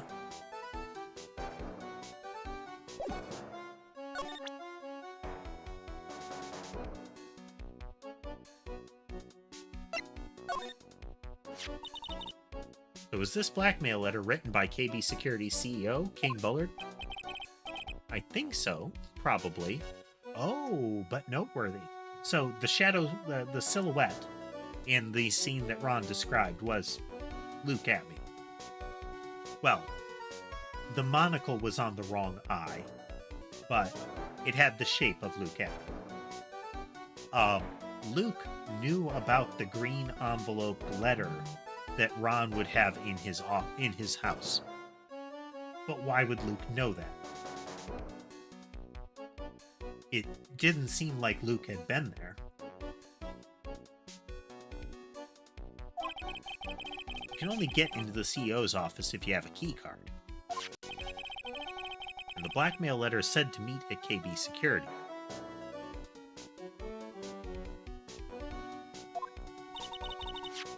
Guess no one other than Mr. Bullard could have written the letter then.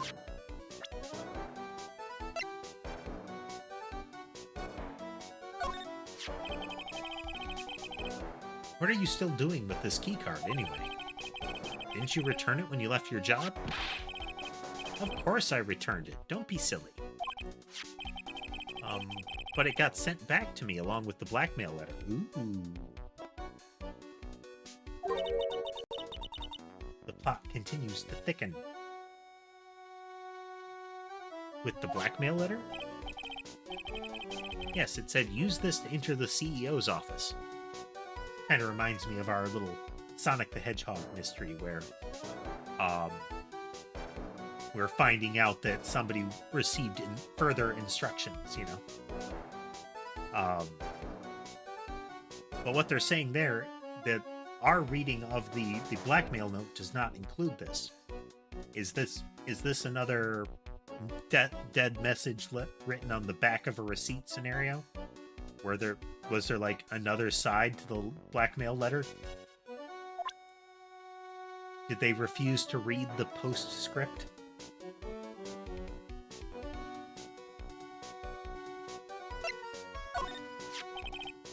This list, we found it in the office of the CEO, Mr. Bowen. Hey, this is a list of all the things Mask to Mask stole. And that's the value of each item listed next to it. 100,000, 150,000. Oh, that's another thing. So the blackmail letter says you can give us that red diamond, but there's nothing that Mask to Mask stole, ostensibly that Ron stole, that lines up with a red diamond. There's a shiny blue gem. Now, Luke Atney has that really gaudy red ring. It was apparently awarded to him for something. Are you sure that's the value of the stolen items? The numbers seem a little low to me. Even on the black market, the prices should have at least been 3 times higher than that. Guess he knows about that stuff because he used to be a security guard.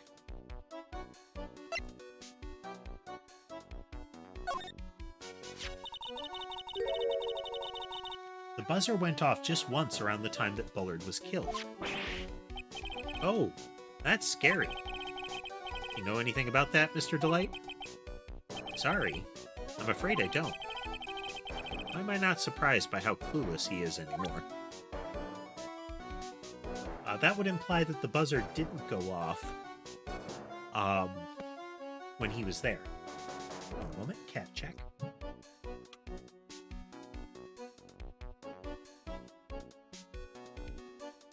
Beep.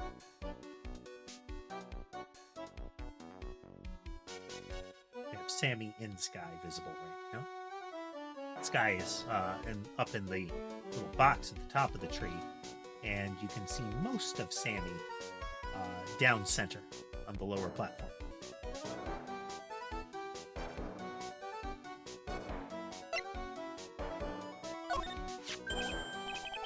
Hey, this is an article about my debut heist. Hey, that was a tough one. Before I knew it, they were hot on my trail. But Mask to Mask, he must have gotten away, right? It says in the article that he disappeared. That's right, I got a sudden burst of inspiration. I hid my Mask to Mask costume in a nearby plastic bucket. Then I quickly changed into my security guard uniform. Pretty clever, eh? Oh, awesome. Hey, hold the phone. The guard in this photo, is that you? So I guess they're trying to do the little curly Q hair here. That's right. Nice trick if I do say so myself. Nice and easy to figure out. Even Pearls could see through that in a heartbeat.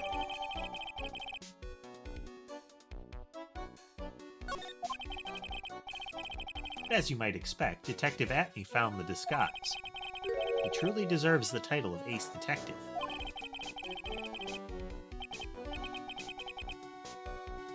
But did Detective Atney turn the disguise over to the police?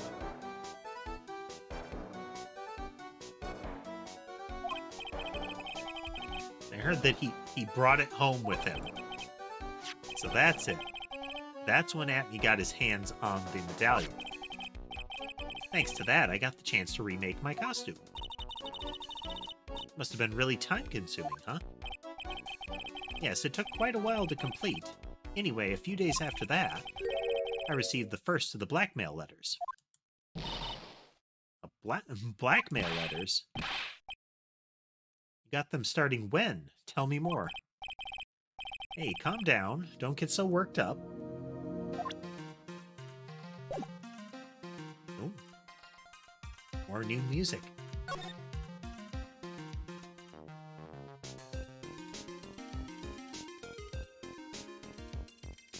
Nice.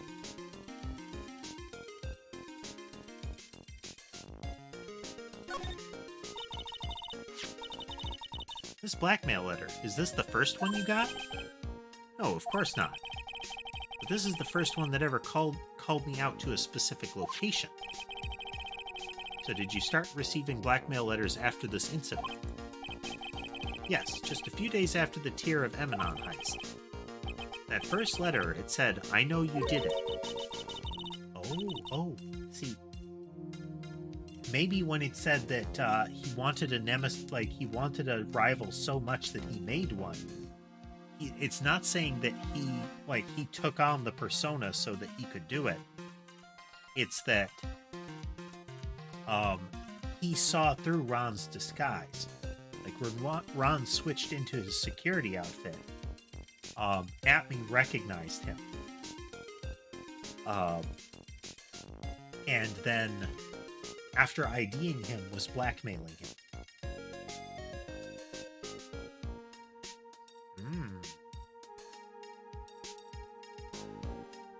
Someone found out about your true identity, just like that.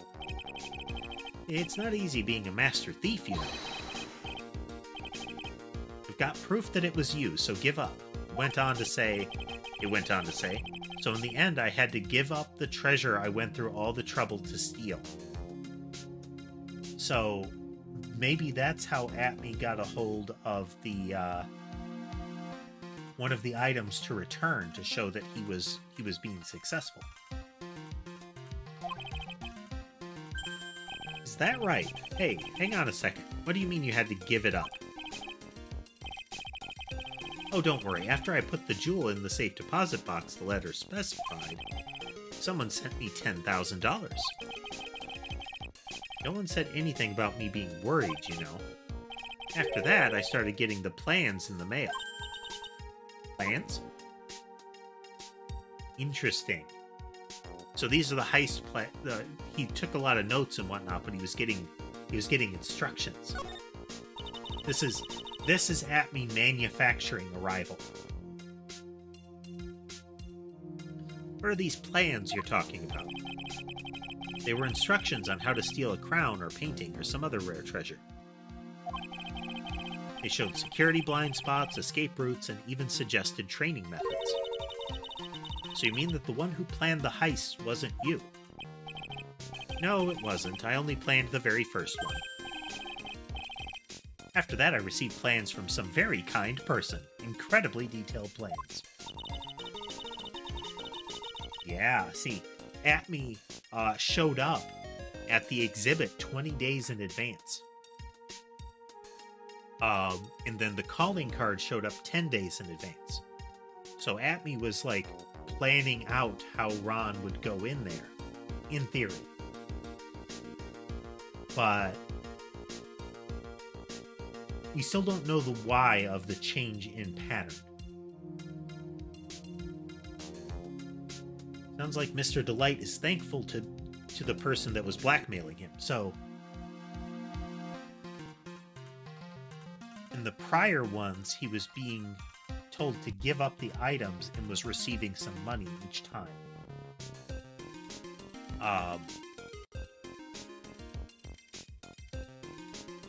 So that ledger might not be the value of the items, that might be the cut that's involved.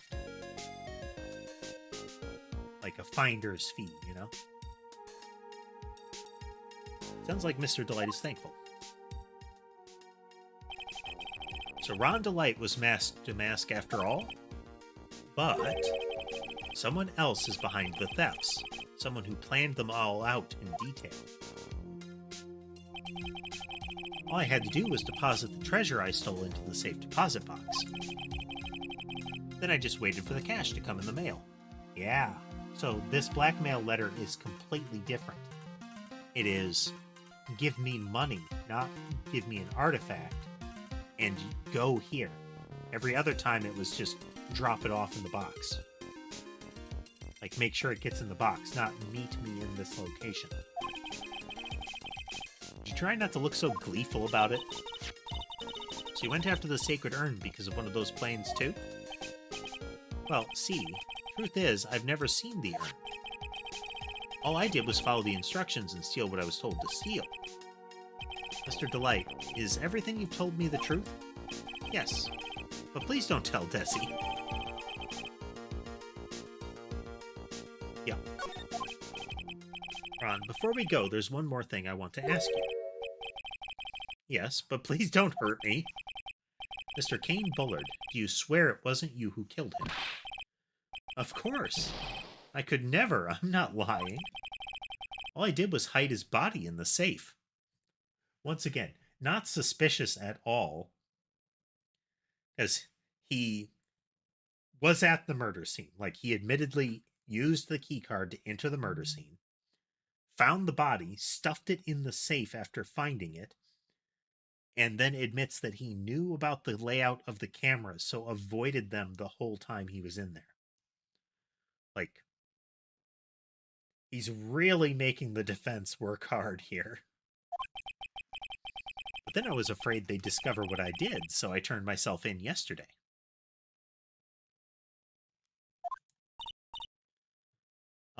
Why? Well, if the judge had ruled that I was guilty of robbery, then I'd have an alibi, right? Oh, that's why he was so insistent that it was him that stole.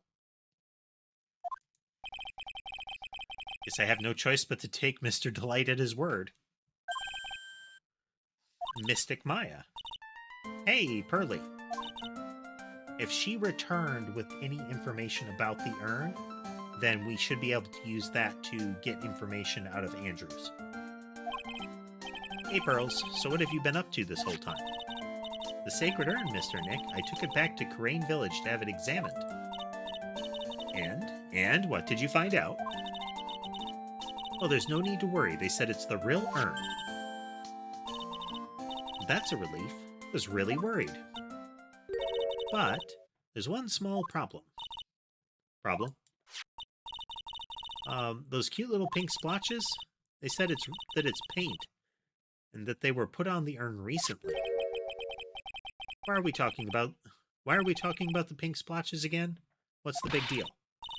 What's the big deal? We've got to find out how they got there. That's the big deal.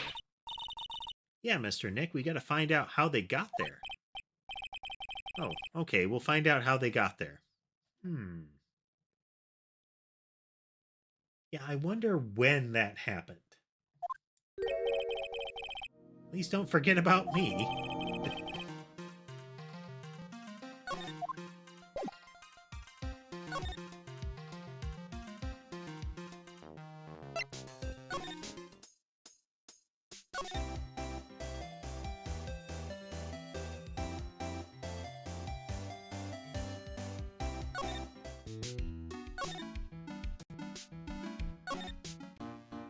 The location map on this one is a bit tiresome now and again.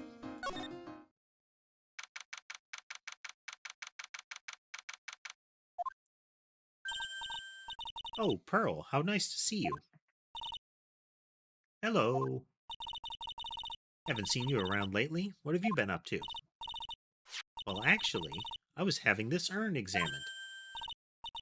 Oh, I see. Maybe if we take another good look at this urn, we can figure out the mystery of what actually happened here. Hey, let's look around one more time.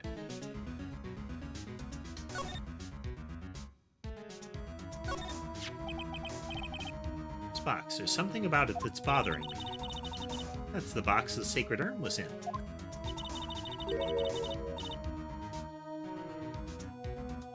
So this time they're showing it closed. Looks like there's some pink paint on it, too. It's definitely the same color as the stuff on the urn. I think I know how the paint got on it now. Alright, let's investigate again.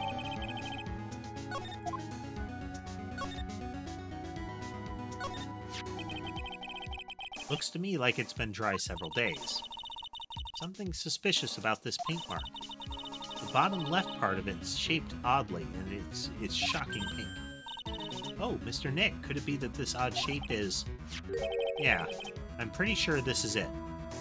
Yeah, it's... This corner was essentially upright into that paint splash. So the paint would have splashed kind of over here as far as the urn is concerned. Or the box. But why was paint? If you look here, there's a little bit of paint in the box as well. You're right. Look, it matches. What is it, Mr. Nick? This is all turning out exactly as I thought it would. I think it's all starting to become clear. We're that much closer to solving the mystery of what happened to the urn.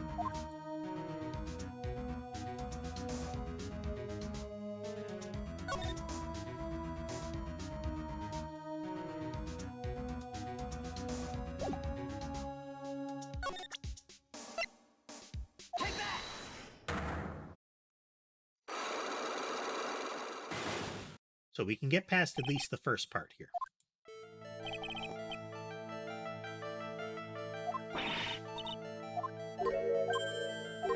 So this is, do you have something that shows that the urn was authentic?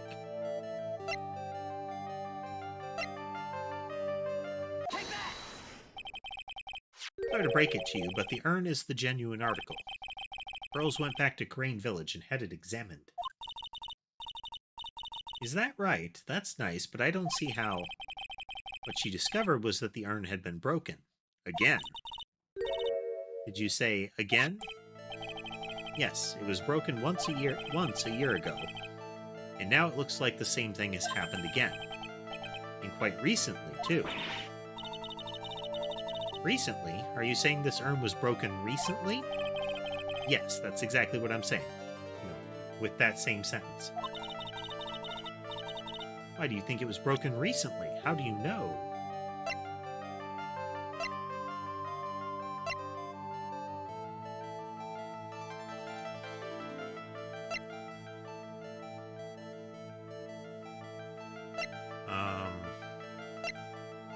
I actually think this. Yep. The poster. It was made recently, right? The poster shows the original broken version of the urn, with Pearlie's glue job done on it. It is very well done.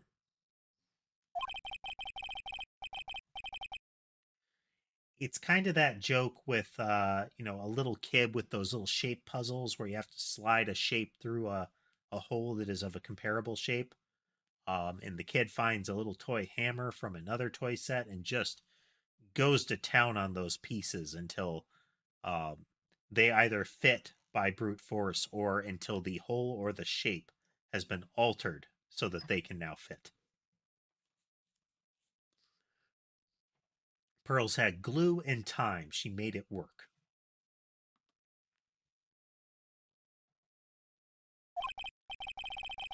But now, for some mysterious reason, it says Ami. It said I am.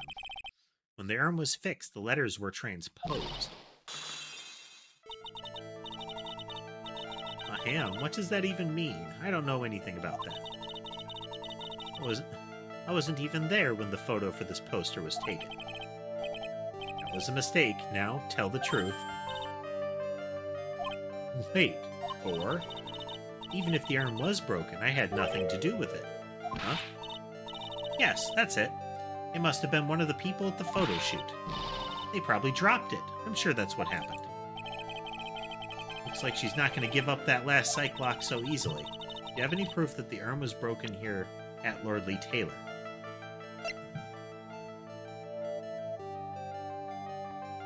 Paint marks? Yes. Well, Miss Andrews? What is this supposed to mean? There is pink paint all over this urn.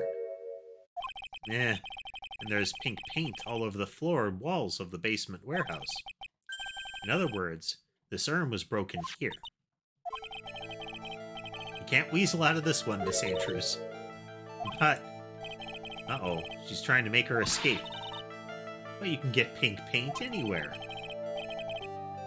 Well, there's none in my office, that's for sure. Well, there is in my room. Liar. Anyway.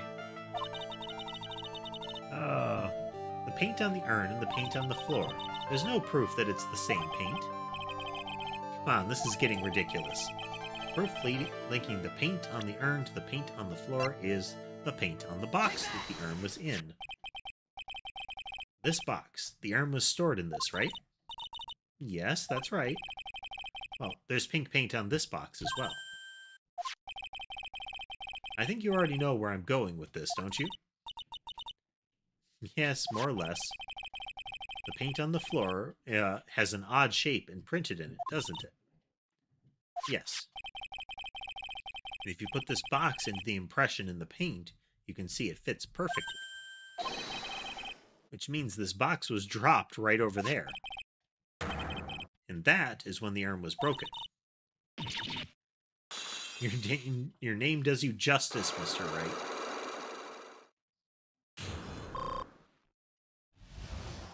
Get that health point back.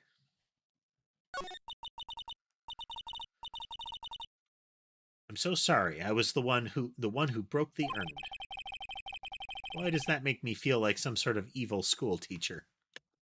I'm a terrible person. Not only did I break it, but I tried to hide what I did. This is a slow version of the, I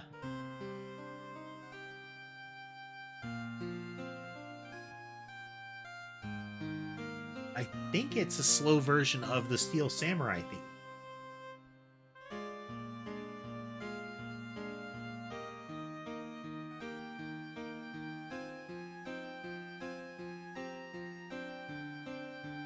Not sure, though.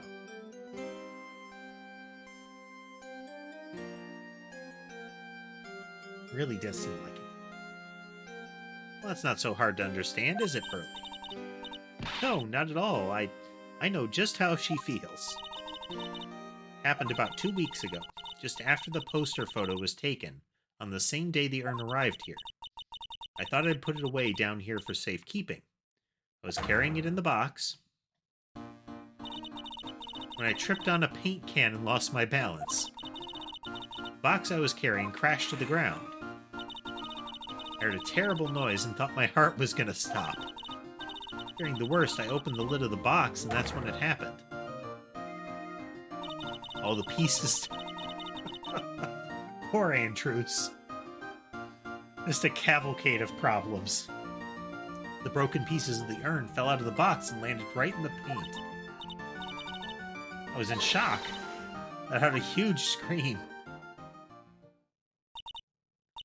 I can totally see how that would have happened. As clumsy as she is, I'm sure Maya understands. Well, I knew it was the most important treasure in all of Korean Village, so I tried as hard as I could to fix it. Unfortunately, the shards were pretty big. That's when the I am got changed to, to Ami. I didn't know how it was originally written, but any sane person fixing it would have assumed it said Ami. Any sane person? Really? Punch down at the little child there. Oh, Pearls. She said she wasn't very good at spelling. Anyway, I put the urn into the storeroom, and no one had seen it since then. But there's something I don't get. When we first came here, I didn't see any paint stains. Well, that's because it was so ugly and embarrassing, I used the golden statue to cover it. The Ami Faye statue. The first time when we came down here, it was on the night that the sacred urn was stolen. But Mr. Nick, there was no paint mark on the wall or the floor of the warehouse when we were here. Well, there's a good reason for that. On the day of the crime, around noon, that golden statue just happened to arrive from the mountain training hall. And I realized that the statue would be the perfect size for covering up the paint stains. That's why I put it where you first saw it. See, now it makes perfect sense. But there's still one thing I find strange. What is it, Pearl? The day after the urn was stolen, we came here again. And that time the statue had been moved and the paint was clearly visible. She's right about that. Well, Miss Andrews? What? I don't know anything about that. I placed it there to cover the paint, so why would I move it again? Well then, who was it? Who would have done it, and why?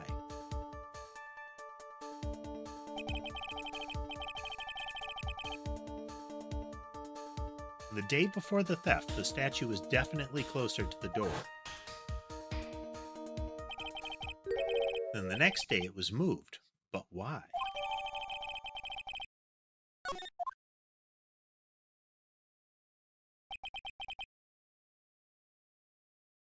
It looks like there's some connection between the sacred urn and the murder case. Why do you think so, Nick? Because that night, the real thief, Ron DeLight, was at KB Security.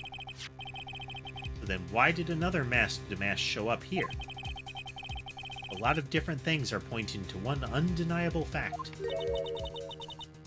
One undeniable fact? The murder trial is starting tomorrow, but it looks like that thief is going to be making another appearance. Who will be continued after a short break. So, we're going to be right back, folks, and then we're going to be continuing.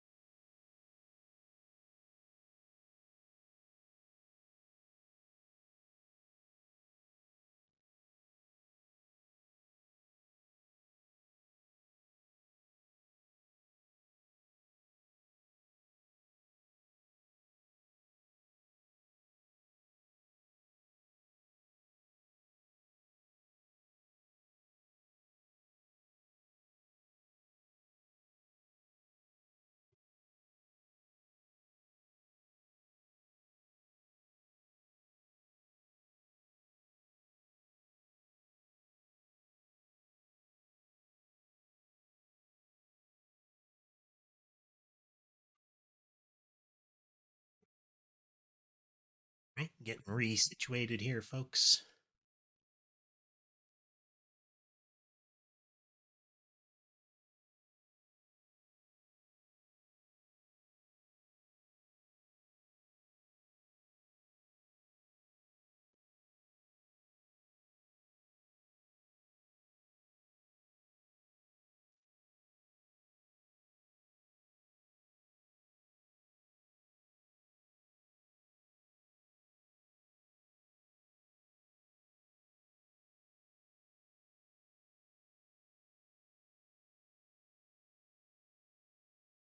Yep, yep. This reboot out of the way here. There we go. There we go. You want to save? Yes, I do.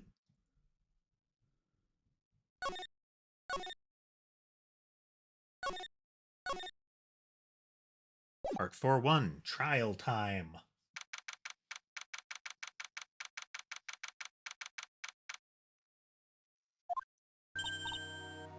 Hey, Nick. What is it this time? I don't believe how many people are here for the trial. Well, it is a murder case. What are you talking about? They're here for the trial next door.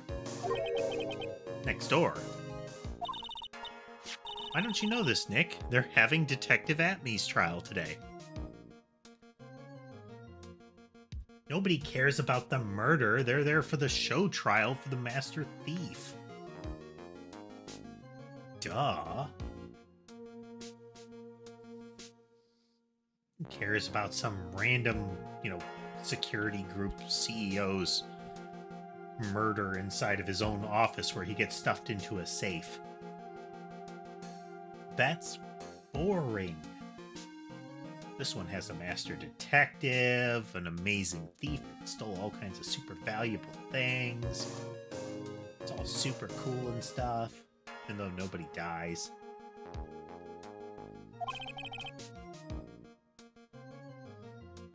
Detective Atney. They say they're going to try him as Mask to Mask. Already? That was fast. Boy, I'd love to see Mask to Mask's trial. I know. By the way, where's Pearls? Oh, she went back home. She said she can't neglect her training anymore. I know you don't like me. Pearls really has gotten into her training lately, huh? No, I don't recall seeing red text before. Let's see here. We have... Blue text is supposed to be internal monologue, but that's unreliable. Green text can be anything. But red text, I think, is new. Yeah, ever since that incident last year. Please don't ignore me. That is true. Ron has been introducing a lot of new types of text. Like the fade to gray, now red text. Hello, Sammy. Oh, Mr. Delight, good morning. No one likes me. No one would notice me, even if I killed someone. Come on, don't be silly. People would totally notice if you murdered somebody. It's a great way to get attention. These are important lessons that you should not learn.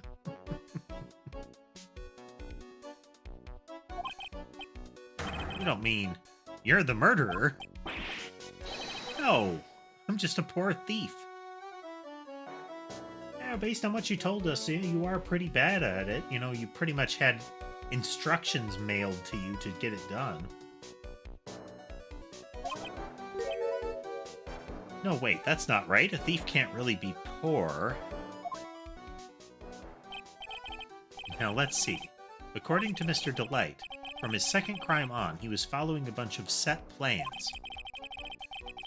Plans that someone had been sending him to help him commit the heist.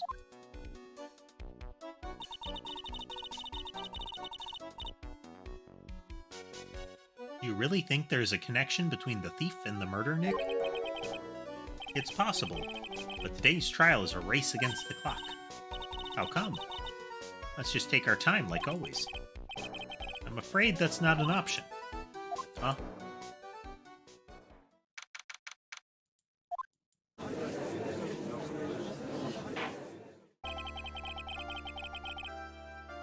My guess here is that if we take our time, then Luke Atney will be convicted of being mask to mask.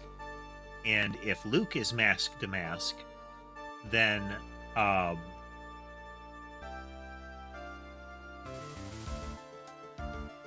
train of thought just derailed entirely. Then that makes it so that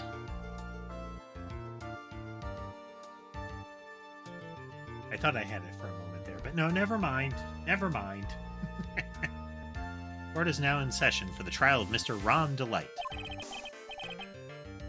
The defense is ready, Your Honor. You're ready? Preparation is the last refuge of the weak. We don't prepare here. We wing it. Maybe. So he's in the same school as Phoenix is, so... Okay. Hey, settle down, everyone. Let's begin with your opening statement, Mr. Godot. Got the judge in the palm of his hand yet again. Ron Delight is simply too young to be sent to war. That's all. I'm afraid I have no idea what that means, Mr. Godot. Then you need to get out more, Your Honor. Life is war, but that is exactly why you must be more precise in your wording. He still has so many spell slots to devote to conjuring coffee. It's either that or he does have the most diligent assistant.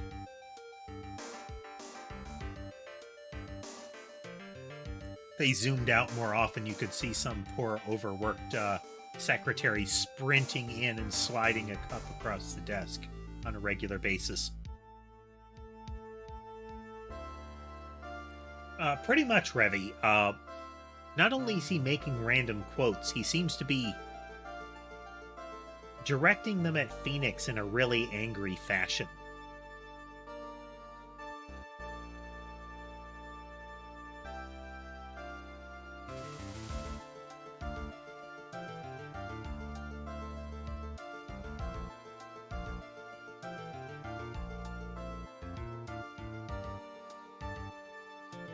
Sammy some scratches.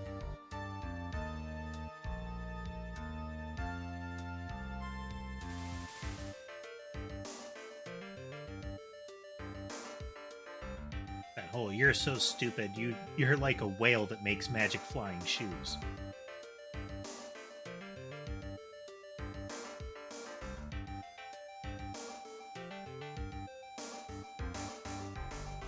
That's all my statement means. You understand now, right? Yes. Oh, then let me briefly summarize the details of this case. The judge is taking charge like he knows what's going on for a change. The victim is Kane Bullard, CEO of KB Security. I'm interested to learn more of Godot, Revy.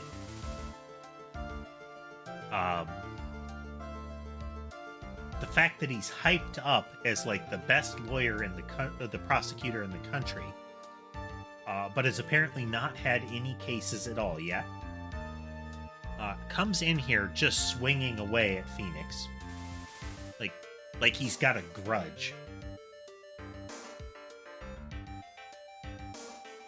He's got the basic prosecutor like, haha, I've caught you in my trap, but he's mostly just kind of babbling his way through a lot of stuff.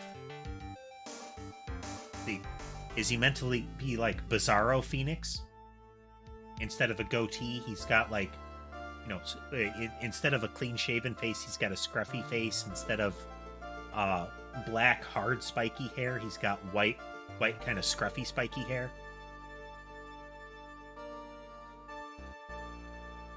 I don't know how the much edgier Geordie LaForge goggles go, but I'm sure they work in there somehow.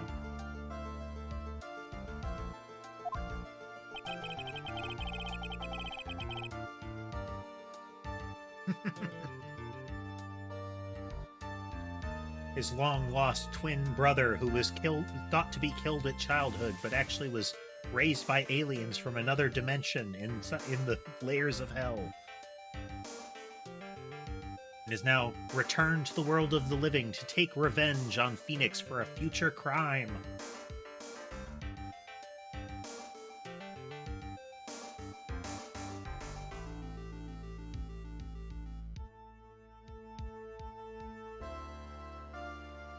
His body was found in a safe at approximately 9 a.m. the morning of the 13th. However, the time of death was estimated as 1 a.m. the previous day.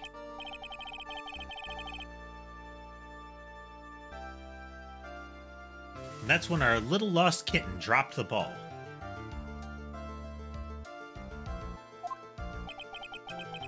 That little lost kitten is, of course, the defendant.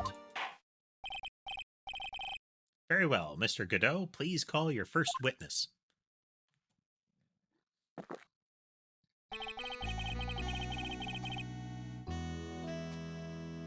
Never drink more than 17 cups of coffee during any given trial. You know, I actually counted the cups of coffee in the first part of this, and he drank 10 and threw one more at Phoenix.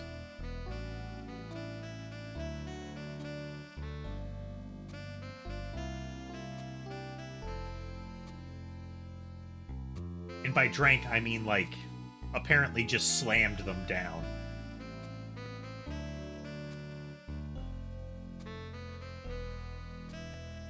I mean, maybe that's how he's, like, he's traveled through time to get his revenge on Phoenix.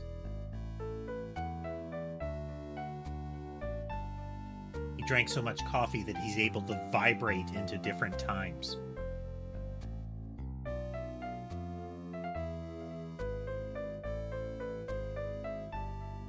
Like the Speed Force, but caffeinated.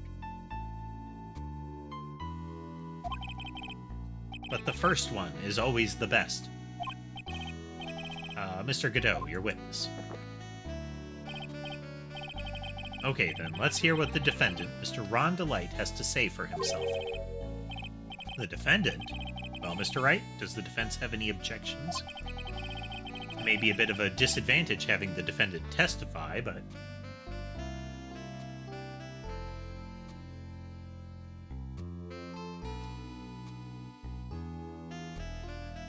I mean, his name is one letter off from Gobot.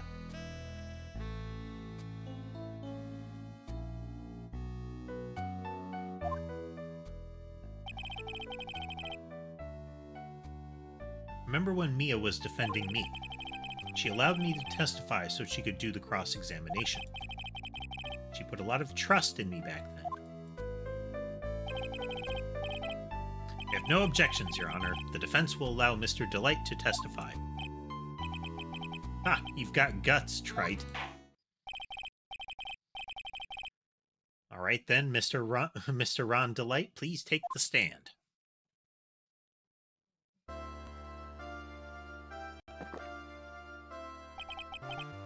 You did it, didn't you? Yes, no, that's not true.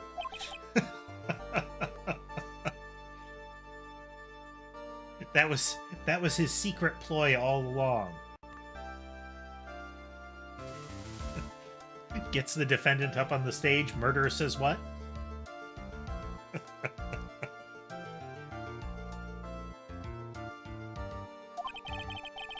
For a moment there, I thought we'd set the record for the shortest trial ever. Well, Mr. Delight already looks plenty guilty with that face he's making. Once he opens his big mouth, he'll probably put the last nail in his own coffin. Again, we started with, like... They started with phrasing that would indicate that they were going down the he'd put his foot in his mouth. And then they made a hard right turn to the nail in the coffin thing.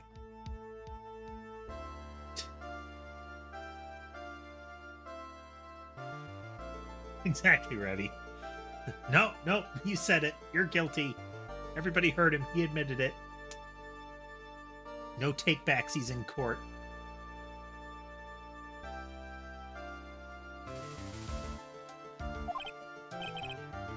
Very well. Now then, can you tell me something? If you didn't kill Bullard, why did you go to KB Security? Well, It's kind of hard to say. Boy, I wish I could go home. Now then, let's hear some testimony about what happened.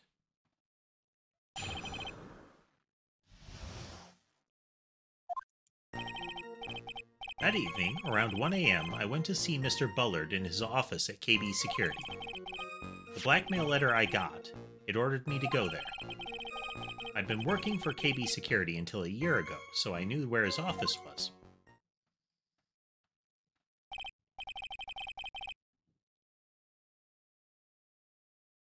"1 a.m., the exact time the murder took place.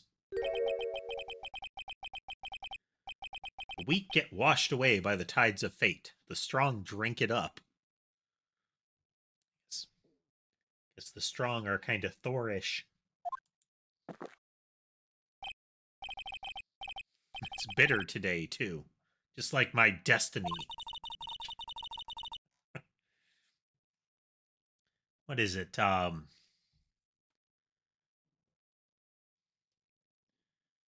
It's... I don't know if it's actually true, but there's a concept that shows up in anime. And again, I don't know if there's a real-world analog to it. But it's like Chunibyo or something like that.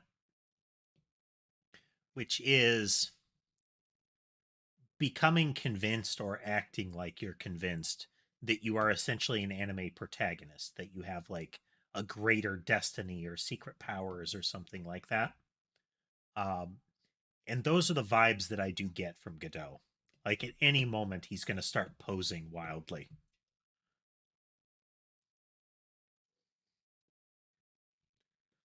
He's going to leap up at the desk, on top of the desk, strike a pose, and fire the Godot beam across the courtroom at us.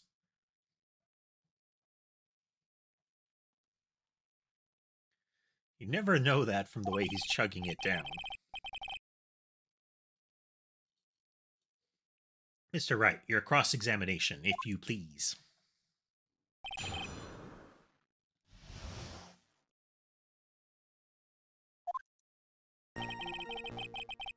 I like how the title of his testimony is My Visit to KB Security. It's like an elementary schooler's essay after a field trip.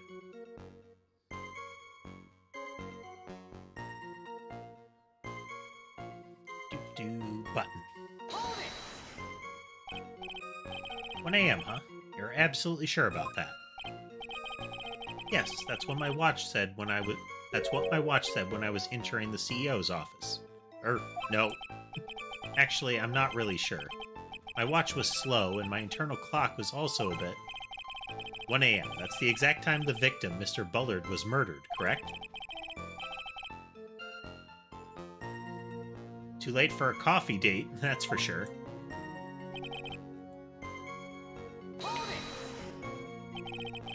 It ordered you there? It was the first time I'd gotten a blackmail letter that ordered me to go somewhere.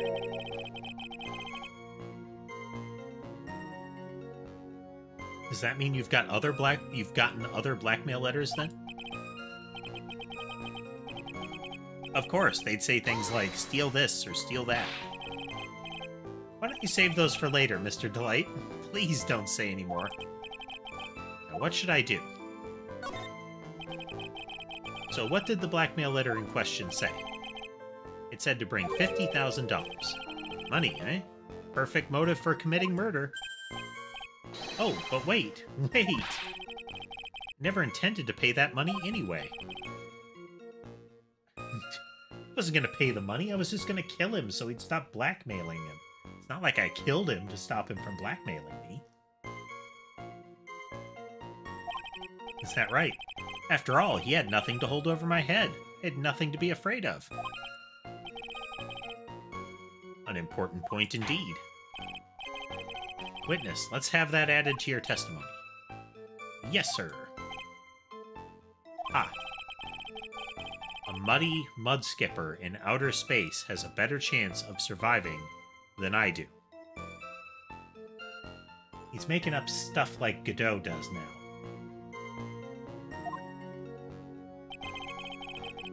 Blackmail threat didn't scare me. It wasn't going to cause me trouble or anything. Just what are you being blackmailed about anyway? Blackmail letter says if you don't want your identity revealed, correct? I'm sure it was referring to the whole mask-to-mask thing.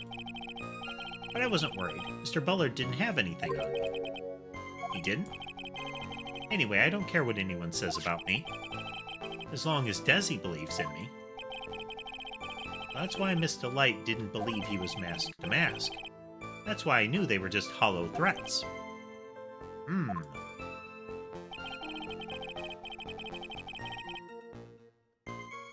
For KB Security... You used to be a security chief for KB Security, right? Yes, that's right. Security chief? You? And yet, a year ago you were fired without notice. Revenge for an old grudge? Perfect motive for murder, wouldn't you say?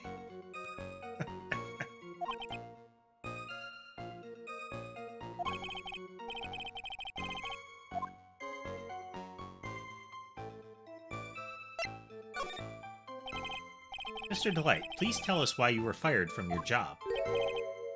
Well, the world is filled with those who have said, I wish I had never asked that. Okay, then Defendant, please answer the question. Well, I needed money. You needed money? Yeah, well, you see, Desi loves to spend it. It's kind of her hobby. Not exactly the best hobby in the world, huh, Nick? My salary wasn't nearly enough, so I stole data from the company. Come again? KB Security has a lot of security info on all sorts of companies. Since I was a security team chief, you stole some data and sold it. Mr. Bullard found out, and I was fired immediately. I wish I had never asked that. I was somehow able to keep it secret and made it seem like I had quit on my own. What is it, Nick? You don't look so good. Someone who brings harm to their company is fired as punishment. You do well to remember that.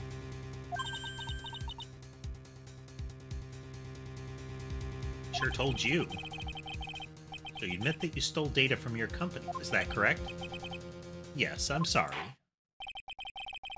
This is a very important fact. Please add it to your testimony.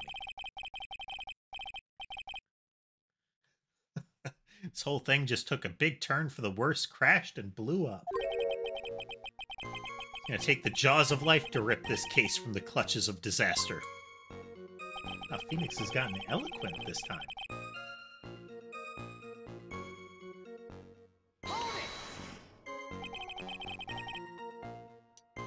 Why would you do something like that? Well, for Desi's hobby. What else? Wasting money, huh? It's not a waste. So Miss Delight doesn't know that her husband was fired, does she? So it would seem. I'm not sure what to think about couples who keep secrets like that from each other. I can't believe it. This case has gotten even Maya to think seriously about couples. Please try to stay focused, Mr. Wright. There wasn't much to his testimony, was there? Sounds like he's avoiding something. At least that's what it sounds like to me. I got a bad feeling about this. We'd better be careful. But if we don't find a way to make him spill the beans, we'll never get closer to the truth. Yeah. Let's check our listing here.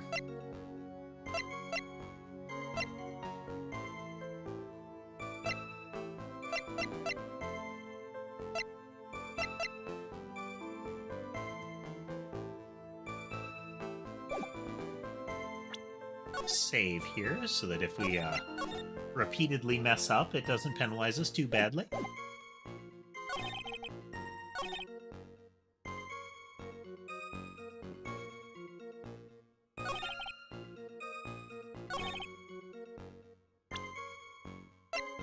Okay, he knew they didn't have something on him.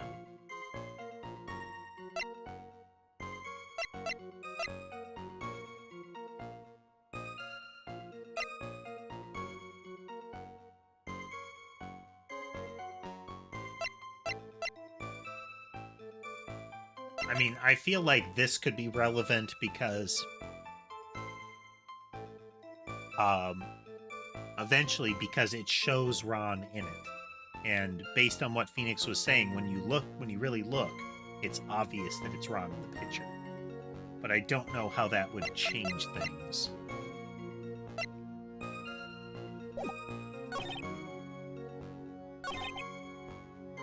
Fired me for selling company secrets.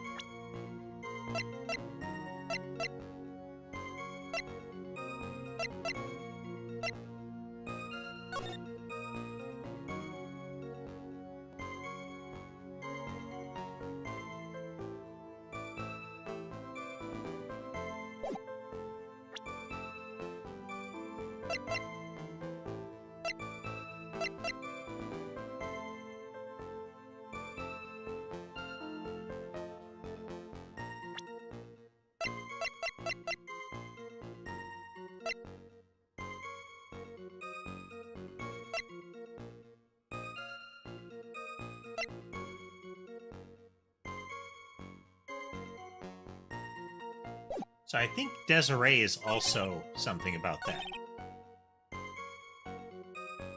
Yeah, it wasn't going to cause me any trouble. Let's present Desiree here. Yeah, here we go. Mr. Delight, what you said just now doesn't match what you told me yesterday. Huh? What doesn't? I think you must have been scared. Very scared. Of having a certain person find out your secret. Gulp. A certain person? Miss Desiree Delight, the defendant's wife. What? But I... Listen to me. My Desi, she's... Looks like if I just sit back and relax, the fun will end before it truly begins.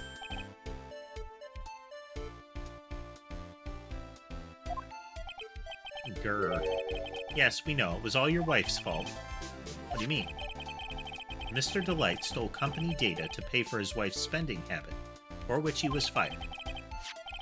Unable to face his own wife, somebody used his dirty little secret to blackmail him. And that is how this murder came about. Oh. Everything is falling neatly into place for him. Don't talk about my Desi like that, or you'll be sorry. I'll kill you. I mean, no, wait, I'm innocent.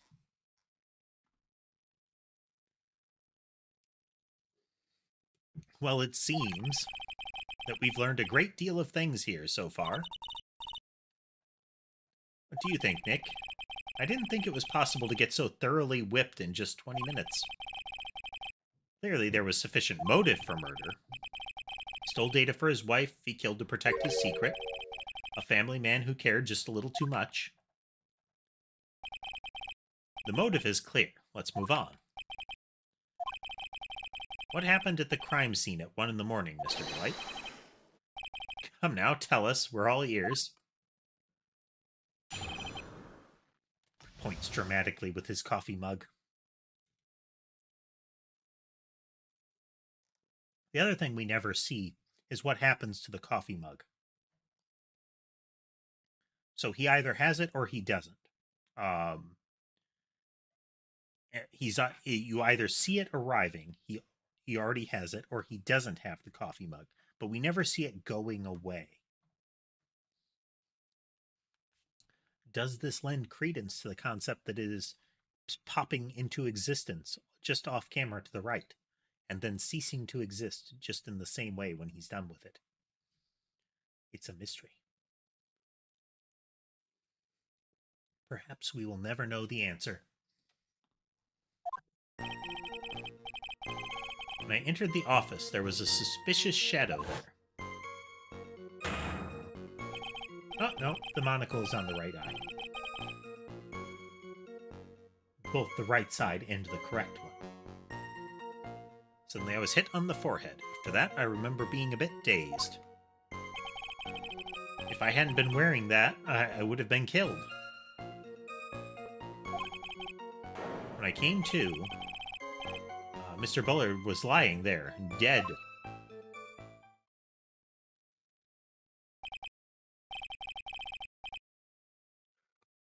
Okay, so again, I think the blackmail letter may have actually been sent to Atme. Because Bullard found out that Atme was actually like screwing things up, or is somebody who is maybe he has some other identity and beyond the accused fact that he's mask to mask, the idea, because we know he actually isn't. And Bullard was going to blackmail him because Atme is has ruined the reputation of KB Security,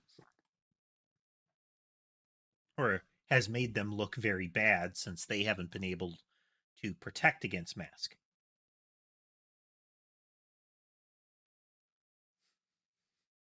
You do have to appreciate the name gags in Phoenix Wright, don't you?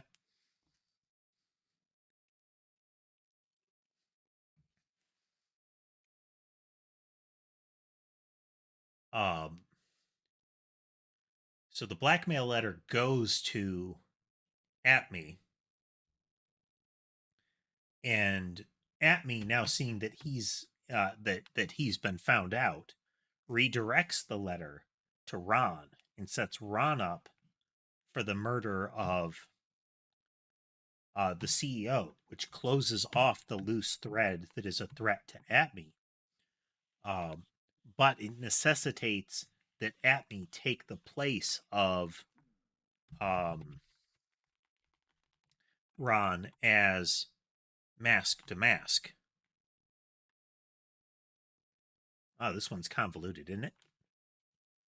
That makes it interesting in this kind of game. I believe the detective from yesterday provided similar testimony. He said that mask to mask struck him on the head from behind. Of course, since Atme turned out to be the culprit himself, that was all a lie. Ha! No one's going to believe a pathetic lie like that. What are you saying? I really was attacked. We'll find out. We'll find out if what you say is true or not during the cross-examination. Got that, Mr. Trite? Don't go easy just because he's your client. Coffee. If I see any sign that you are, I'll treat you to another cup of my special blend. Don't need to worry about that, Mr. Godot. I have faith in Ron. I know he didn't do it.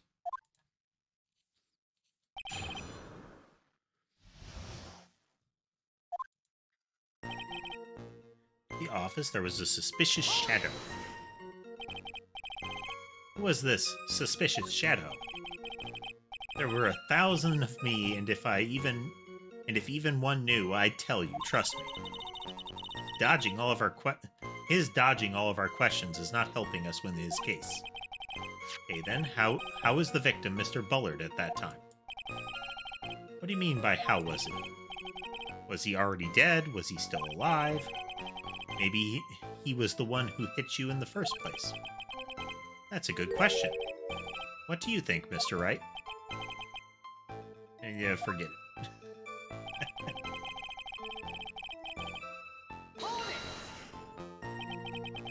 Your forehead? Yes, I was hit on the forehead as soon as I entered the room. It was an amazingly fast and powerful attack. You remember anything about who hit you? Well, like I said, it was a fast and powerful hit. So I think I was a little dazed for a while. I don't think Mr. Delight even grasped what you were asking. I'd like to show him a fast and powerful attack myself. Maybe that would knock some sense back into him. It would actually be kind of fun to see Phoenix go on the offense for once, you know? Instead of him being whipped or beaned with a cup of coffee, we get some sort of, Phoenix Wright flying drop kick onto the witness stand. Just objection. Bam.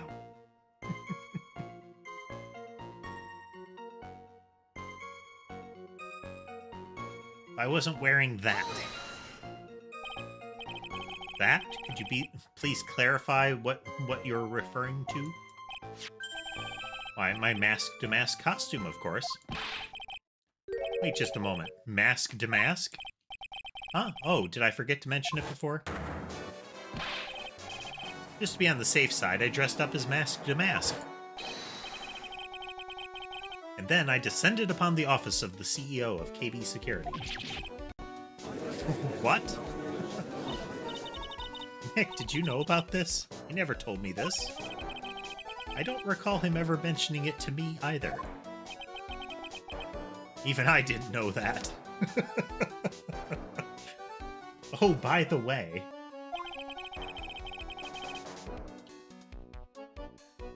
It seems our little friend really loves to keep secrets. Sorry, I just never had a chance to mention it up until now. Wait. That's not right. No, sometimes things just slip your mind. My 6th cup of coffee is staring up at me coldly.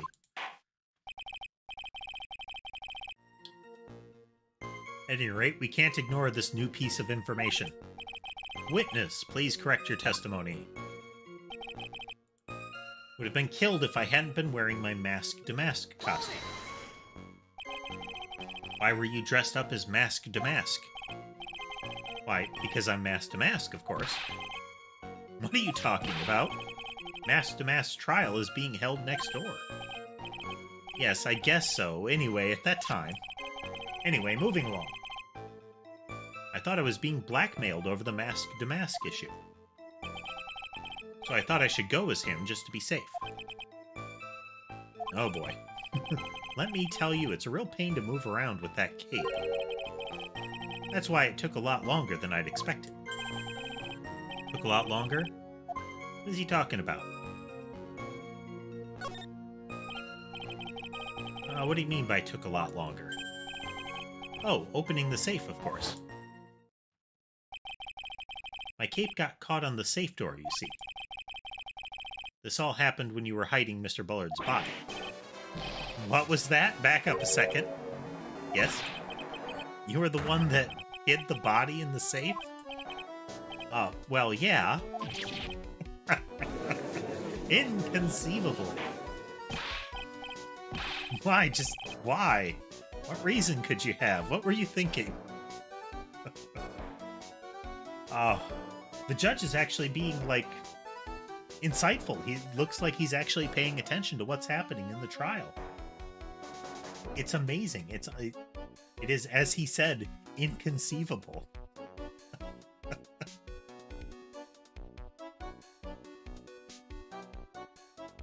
Why are you so bad at defending?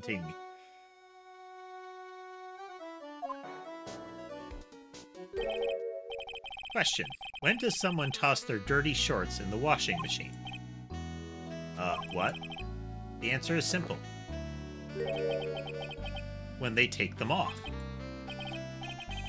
As usual, I have no idea what you're saying. You mean that Mr. Delight hid the body because he's the murderer? Ha. So you're not as stupid as you look. His metaphor this time was really obscure. Mr. Wright, you don't mean that you knew about this whole safe business, do you? Well, yes. Why am I the only one not in the loop here? Make sure you add this to your testimony. Ron's testimony is ever-branching, isn't it? Oh, did I not mention that? Oh, sorry. Uh-oh. Looks like a storm front is moving in over the fair-weather judge. I panicked and hid the body in the safe. It took about 10 minutes. Why did you hide the body in the safe anyway? Well, Because it wouldn't fit in a drawer. That's what everyone cares about. Now here's the question, though. He hid it in the safe because he thought, oh man, it'll fit in the safe. Did he try to fit it in a drawer first? Like, in a panic, he drags the body around trying to stuff it in various containers. You get one of those old Bugs Bunny scenes where he's like, no, quick, hide here, hide here. Does anybody get that reference?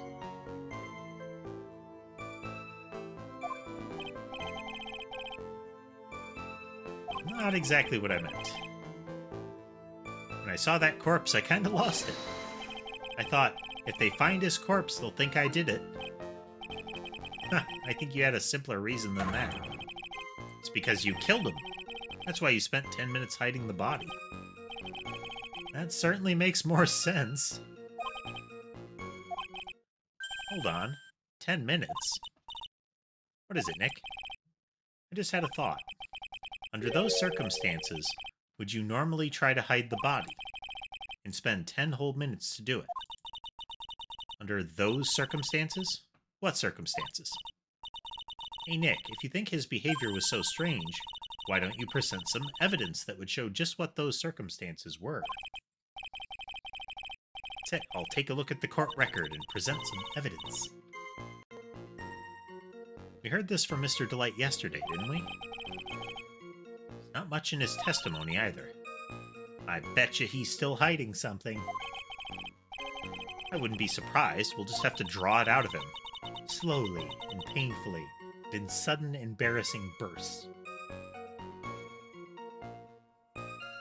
I just hope he doesn't make things any more complicated. He's gonna.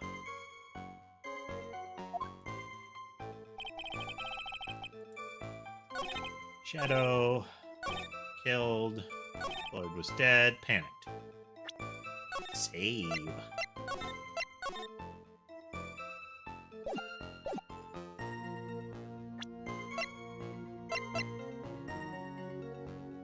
So, till about 110.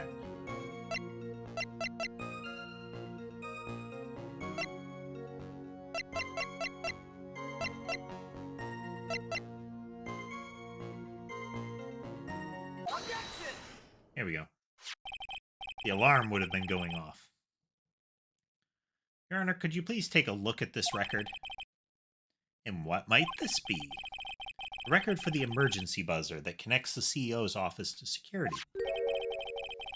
If the button in the office is pressed, a security team is supposed to come running. And according to this record, the buzzer was pushed once at 1:02 a.m. What?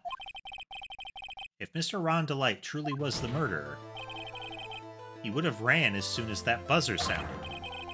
After all, a security guard would have been heading his way.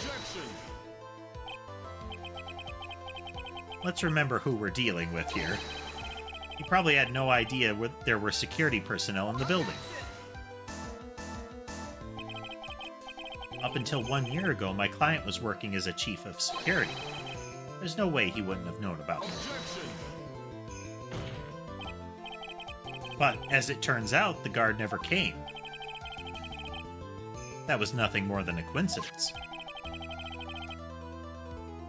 The fact that the guard was a pathetic loser who had just gotten punched in the face by his ex's new boyfriend wasn't anywhere in the vicinity was not something Mr. Delight could have known. Somewhere, Larry Butts has flinched as if slapped upside the head. Repeatedly. Objection! Again, remember who we're dealing with here. It's a sure bet Mr. Delight didn't even notice the buzzer going off. This buzzer is extremely loud. There's no way he could have ignored something like that. If he had been conscious, that is.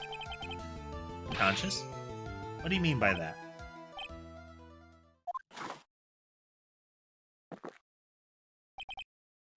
Fine. Let's hear your theory. Recall the defendant's testimony. The moment he entered the victim's office, someone attacked him. Mr. Delight says he felt dazed. I'm willing to wager that he was knocked unconscious for at least a few minutes. Hello, Sandy. Unconscious, so he fainted. That's why Mr. Delight didn't know that the buzzer had sounded. And that's why he thought he had time to hide the body. So what are you trying to say? Mr. Delight was knocked out, and the buzzer went off soon afterwards. Now, unless my client was able to hit the buzzer while he was unconscious, it can only mean that there was another person in that room. That's right, whoever it was, they knocked out Ron Delight and then pressed the buzzer.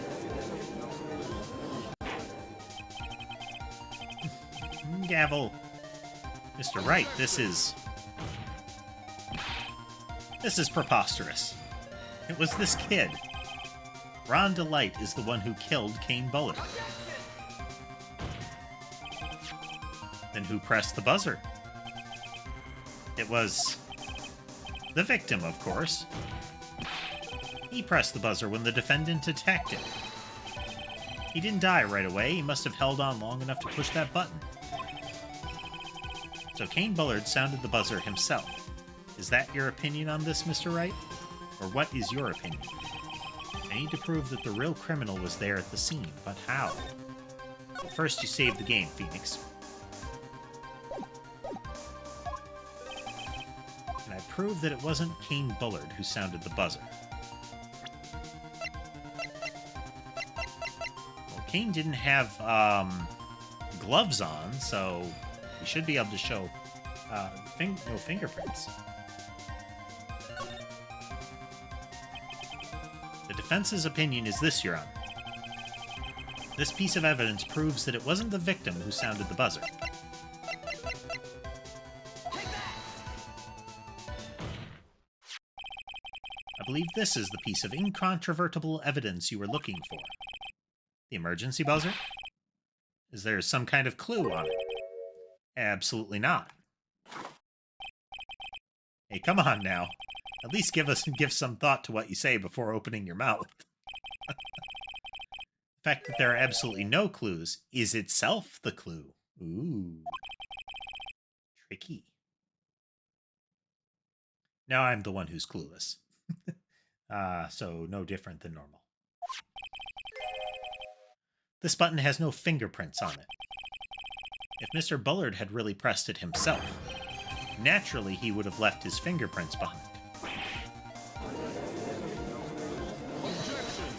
Spit take. Ron Delight obviously wiped them off. Why would he? A guard could have come in at any moment. He touched that button. I know he did. The defendant, Mr. Delight, was dressed as Mask to Mask. And Mask to Mask always wears gloves. What reason would he possibly have had to wipe the button free of fingerprints?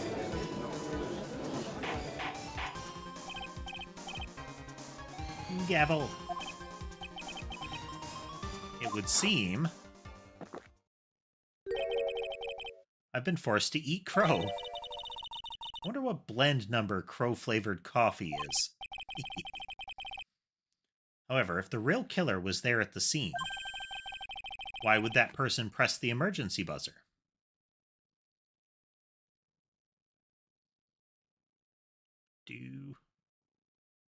There.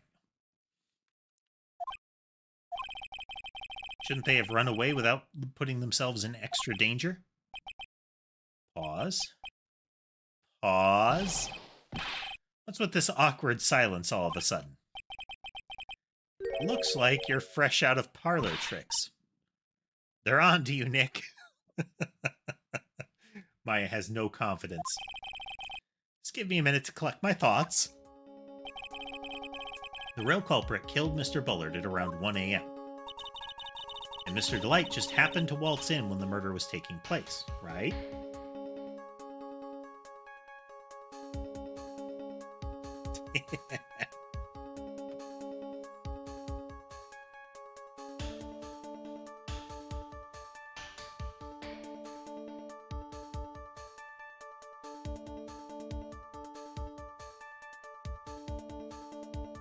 I mean, that would probably be, like...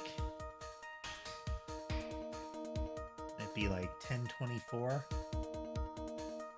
So you'd have like 256 or 1024 or numbers like that. Actually, no, it wouldn't be like that. I mean, it would be an odd number every time.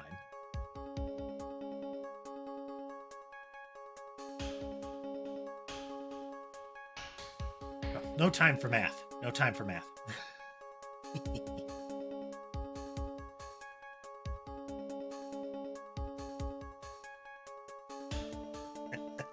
Will do, casemate.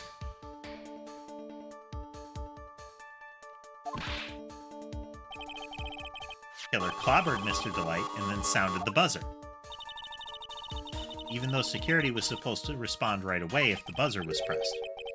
Security was supposed to respond. Time's up, Mr. Wright. Let's hear what you have to say.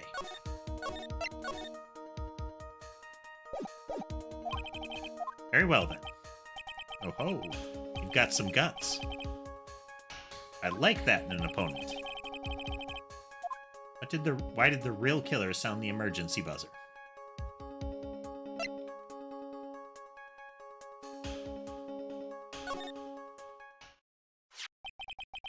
The killer knew that if they pressed that button, a guard would come running. And that was exactly what they wanted. What do you mean to say the killer called the guard on purpose? Yes. Although, as it turned out, he never showed up. Because he was getting his clock cleaned at the time. What a touching story. You're saying the killer had a change of heart and called the guard to turn himself in? No, I'm not. When that buzzer sounded, there were 3 people in that office. The victim, Kane Bullard, who was already dead. The defendant, Ron Delight, who was out cold. And the third person, the real killer.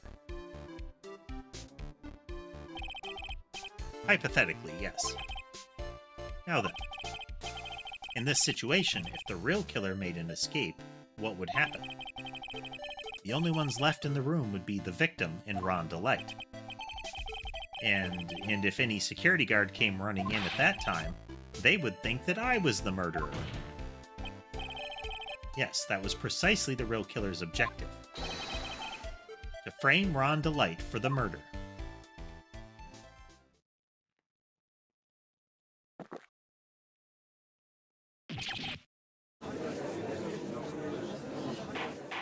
That delayed spit take. Gavel. It would seem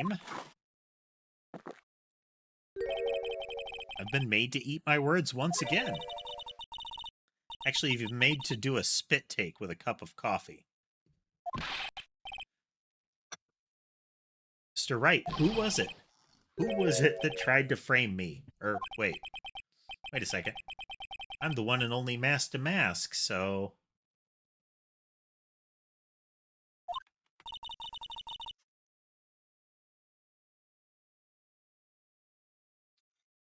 Nick, you mean the real killer is... We're going to drag that person in here right now. But who is it? I don't have any solid proof yet, but think about it. The killer knew Mr. Delight's identity, and they also knew that he had been called to KB security that night. So the killer used him to execute a well-crafted plan to murder Kane Bullard. Let's hear your accusation, Mr. Wright. It's probably Luke at me, but just in case.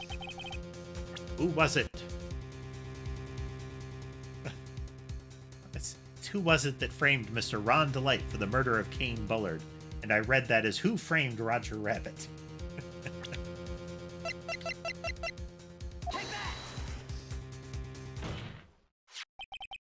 Detective Luke at me. He's the one who could have done it. You mean Mask to Mask did it? Your Honor, the person being tried in the court next to us is not Mask to Mask at all. He is, in actuality, the true murderer of Kane Bullard. Mutter, mutter, mutter, mutter. Gavel, Mr. Wright, explain yourself. Theft and murder. Which one is the more serious crime? They're not even close. Murder is the more serious crime, of course. It's a capital crime subject to capital punishment. Please remember the trial yesterday, if you would. When Luke Atmey confessed, there was a huge commotion in the courtroom. Of course, a famous detective was unmasked as well as masked to mask.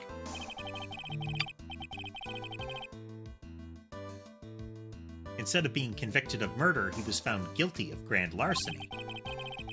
That was his true objective all along. To be found guilty. Mask to Mask had the perfect alibi for when the murder took place. He was stealing the urn at Lordly Taylor. In other words, being found guilty as Mask to Mask was Luke Atmey's airtight, watertight, and unassailable alibi. A guilty verdict. As an alibi?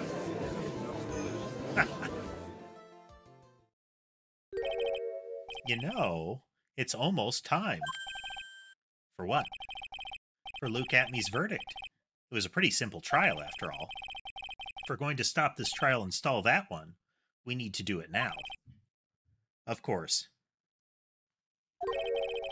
That's assuming you have proof that the detective was the one who committed the murder. Mr. Luke Atmey's trial has indeed attracted the attention of the entire country. If we were to intrude and fail to provide adequate proof of his true crime, Mr. Delight would be left with no grounds for appeal. Am I really sure about this?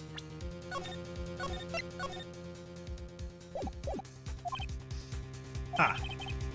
A bet's only good when your life's the ante. Mr. Wright, I believe in you. Mr. Delight. So please, I'm begging you.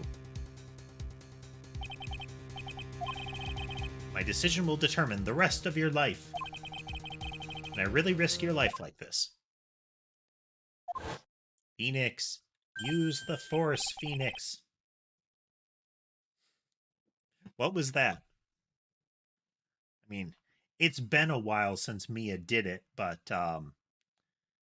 Mia has been intruding on his thoughts and possessing her siblings with relative frequency in Phoenix's career. So him being kind of shocked to encounter it again is silly.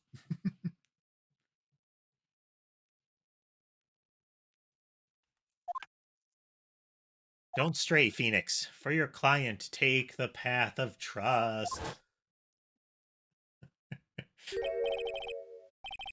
You kind of expect Mia to have possessed Maya, and Maya being like, or Maya turned Mia to be leaning over and whispering in his ear during this.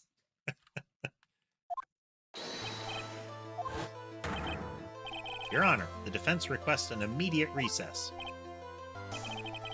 So that's your answer, huh? Very well. I've decided as well.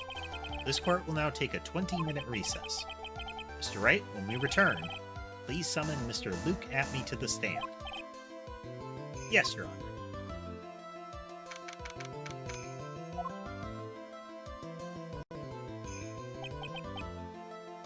Well, okay, we're going to pause right here, folks. And we'll be right back, and then we're going to continue. So, excuse me a moment.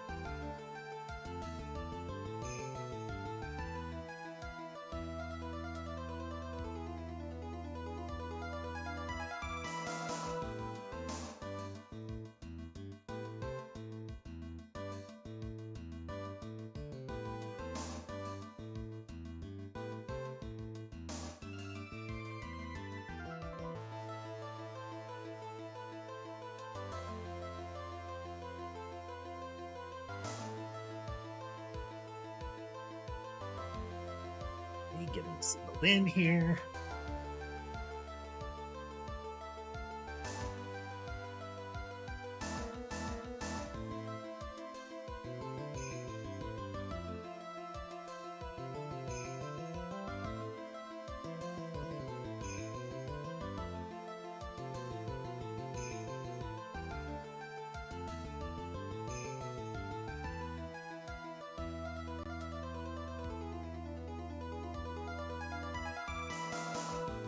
Oh, oh.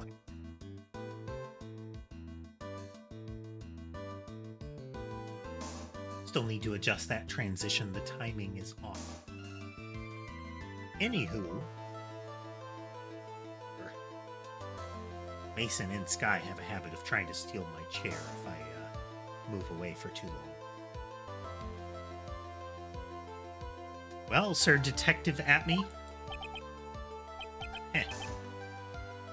More laugh. I have to say, Mr. Payne, you performed splendidly. Oh no, Sir Detective at me. You were the one who... Alternate judge! Oh my god.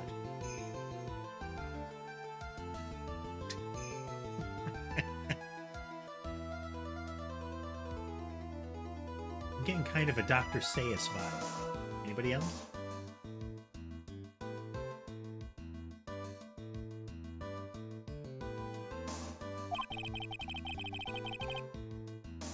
This court sees no reason to further prolong this trial. This court finds the defendant, Luke Atme. Wait! Don't hand down your verdict yet, please. Well, well, Sir Lawyer, welcome to my courtroom. Who's this hoser, hey? Apparently, this judge has a Canadian accent, you know? Or a bit of an ooper one, you know? Name is Phoenix Wright, attorney at law. I wish to file an accusation against this man, Luke Atme. Accusation? You accuse Mask to Mask. That man is not Mask to Mask. He is a ruthless murderer. What?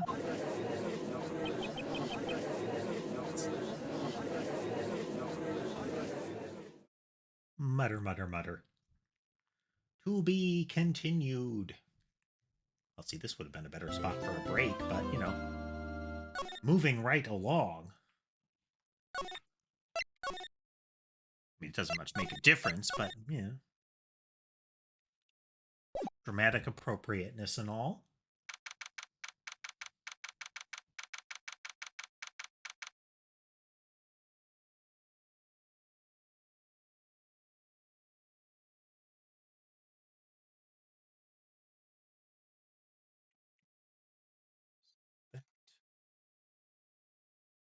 Okay. My sis? I could have sworn I heard Mia's voice. So then she's still alive. Inside your heart. Nicky boy. Oh, Mr. Light. Is it true that the detective is the real killer? Bath time for sherbet. To be honest, we don't have any definite proof. But he's the only one who could have done it. But wasn't he at Lordly Taylor that night? Not to mention, we don't exactly know his motive.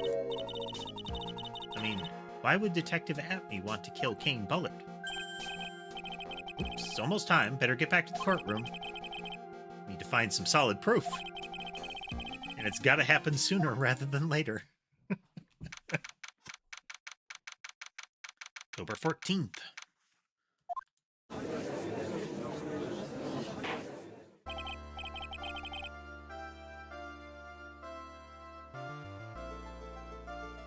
I kind of want to know about this other judge.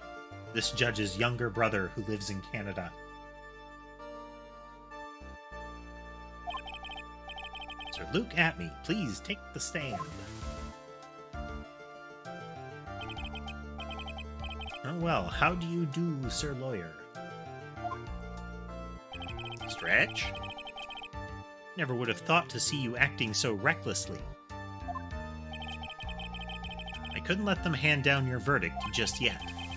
Not when it would have given you your perfect alibi.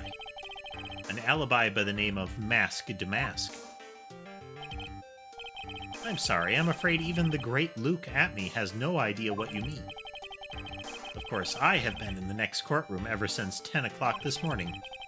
I'm afraid there's no way I could know what's been going on in here. You've been in the defendant's seat all day long, correct? Being tried as Mask Damask. Indeed, it's truly child's play to fool the ignorant masses. Not only did the poor fools ask me to protect their valuables, but they even gave me a generous reward upon returning their own property to them. Take this this red diamond ring that sparkles upon my divine finger, for example. The blackmail note says we'll take that diamond instead of the 50K. So you continue to insist that you are, in fact, Mask Damask. Of course. Gavel. Very well then, Luke Atme, let us begin with this simple question. On October 12th at 1 a.m., Kane Bullard was murdered. Where were you at that time? One without knowledge lacks even the knowledge that he should be ashamed of himself. But don't worry, I will not hold it against you, Sir Judge. Thanks. Alright, Mr. Atme. The night of the murder. Speak. We're all ears. As you wish, Sir Prosecutor. I like how he knights everyone he speaks to.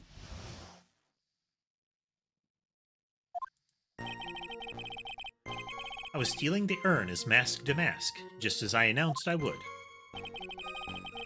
I had more than enough time to prepare. It was a pathetically easy job. I wonder...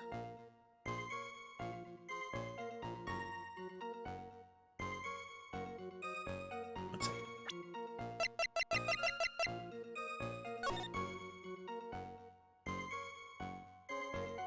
I wonder when this was received.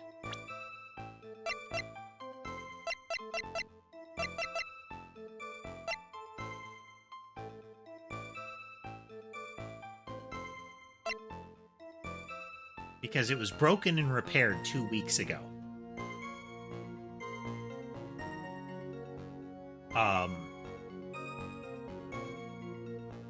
So that paint spot has been there for 2 weeks.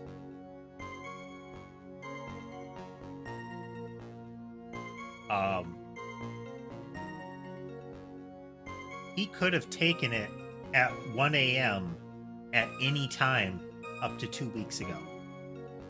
He's been there for 20 days. It was only at 10 days that the notice was sent.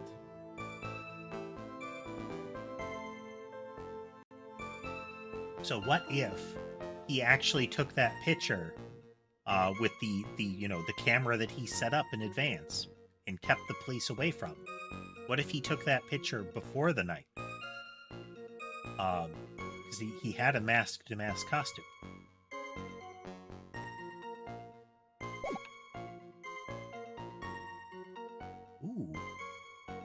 Ooh. So, yeah. Further information. So this is the publicity shot of Mask Damask in the, I believe, the original costume. But Ron got rid of the original costume. He hid it in a bin. But Atme took it and kept it.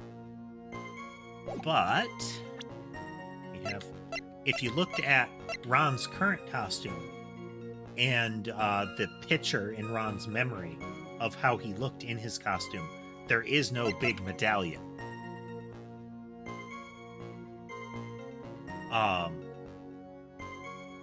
Because Ron had to make a new costume and probably either decided not to or couldn't recreate the medallion. So when Atme accosted him there, he realized that he couldn't have the medallion and had to get rid of it. Oh, no, that doesn't quite line up. Or maybe, yeah. So he got rid of the medallion for the picture, which is why the medallion was found behind something. Maybe. I don't know. I thought I had something there. I still feel that's kind of how it went down. Because Atmi's initial story didn't account for the brooch properly. The idea that it was torn free. Atmi's initial story did not include any incident where the brooch could have been torn off. So why did the brooch get torn off? Why wasn't the picture taken with the brooch? Could it have been... Maybe we'll get an explanation of that. Anywho...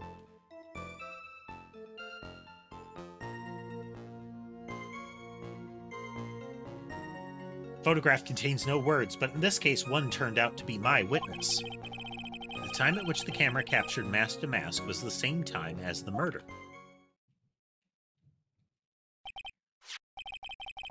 It seems the main point of discussion will be this photo of the crime scene. Everything up until now was all part of his plan. There's to be a secret to this picture as well.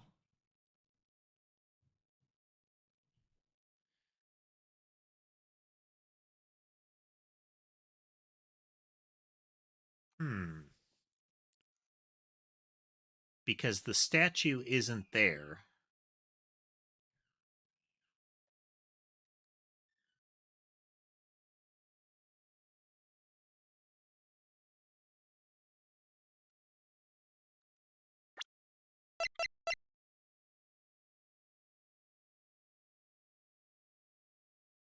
Oh, no. Okay. Here we go. The day of the crime is when the gold statue arrived, and Andrews pushed it over the paint splotch, the dried paint splotch, because she felt it was embarrassing. The fact that she had tripped over the paint can and made a mess. So she covered it up with the newly arrived statue. But in the security photo on the night, there is no statue. So the statue was moved, but why would the statue be moved? Because up until the day of the crime, the statue was not covering this. So in order to make sure that when somebody checked the scene, this picture would make sense, the statue had to be moved away from the paint splotch. Hello, Ember. It says nobody else is taking up lap space, so it's my turn. She tends to have to compete with Sammy. Sometimes Sammy will get there first and Ember will walk over and be very put out. Sammy is less willing to back down if Ember's already on my lap. Sammy will come and try to crowd in and sometimes drive Ember off as a result. Yes, I think my theory is correct. This picture was taken prior. It was after 2 weeks ago because the paint splotch is there. But it was before the day of the crime because the statue isn't over top of it. Let's save again, just to be sure, casemate. Even the great Mask Damask cannot be in two places at once. Now then, if you'll excuse me, I have a verdict to receive. Unfortunately, Mr. Atney, we still have to do our cross-examination. A fool is too foolish to know that he is a fool. Boy, that's a line right out of Francisca's book, isn't it? Foolish fools who foolishly fool around like fools. I think he's trying to say that you're full of it, Nick. The only thing that's full of it is his alibi. Hello.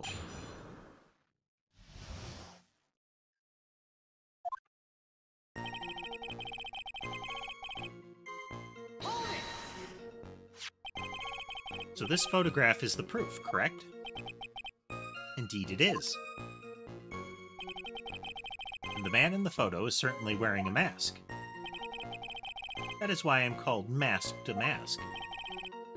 But conveniently, that also means there's no way to tell who this really is. What do you mean? Objection. Are you saying that this is not, in fact, Luke Atney? That it could be an accomplice dressed up as Mask to Mask to create an alibi? Oh, what an interesting idea. Are you saying that I, Lone Wolf Luke, had an accomplice? No. Luke Atney was at KB Security during the murder. Then the Mask to Mask in this picture has to be a fake. Then there really was an accomplice. An accomplice.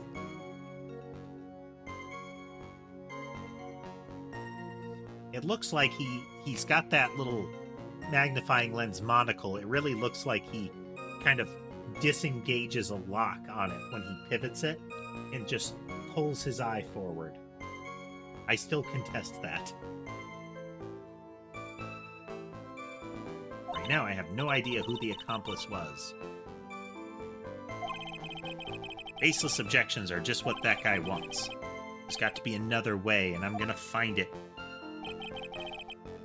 More than enough time to prepare. It was a pathetically easy job. You can't chew that, Ember. Well, I know you can chew that, but I'm not gonna let you.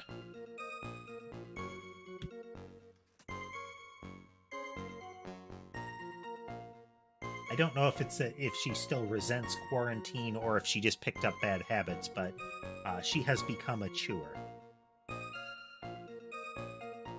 Including things like cell phones. I believe Adrian Andrews hired you at one point. That's right. It was over 20 days ago, if I'm not mistaken. You sent the calling card to Lordly Taylor 10 days before the heist. That would mean you sent out the card after you began your security watch, right? Indeed, there was no reason why I couldn't do both jobs at once. It was the perfect opportunity to steal my latest target. See, you truly are evil, aren't you? Evil. Yes, evil is what I am. Hey, Nick, isn't there something odd about this? Huh? Detective Atney was always proud of his ace detective skills, right? But if the urn was stolen from Lordly Taylor while he was the only one watching it, he'd have no way to maintain his perfect ace detective persona. No, that's true. It is kind of odd.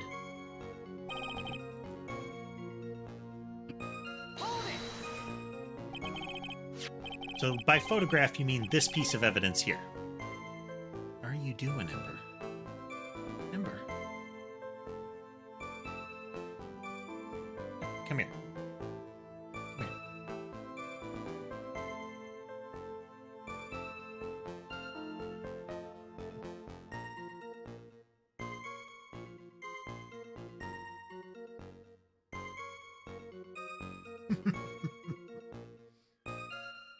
It helps that Ember is teeny tiny, so her possibility of damage is greatly mitigated.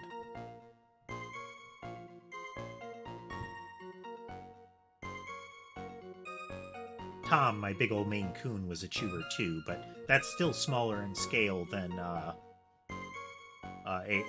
pit bull. And even then, Tom kept his chewing reserved for things that he could easily perforate with his teeth. He liked to make lacework of things like chip bags, lampshades, anything that he could puncture in a satisfying way. Like he'd just slowly punch his teeth through the surface of the object. Made like a popping sound while he was doing it.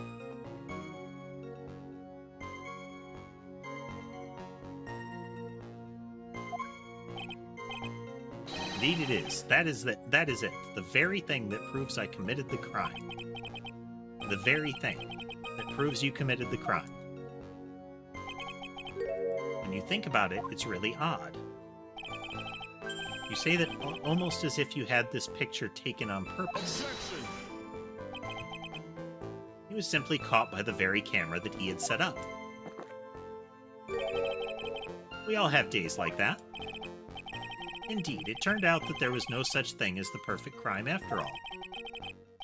Life is truly an ironic thing, a sad blue melody. Looks like I'd better gather more information for now. If he truly is the killer, there's got to be something phony in that photo. Time at which the camera captured mask to mask was the same time as the murder. About the camera that took this photograph. Oh, come now, it's all too clear what you're thinking. Huh?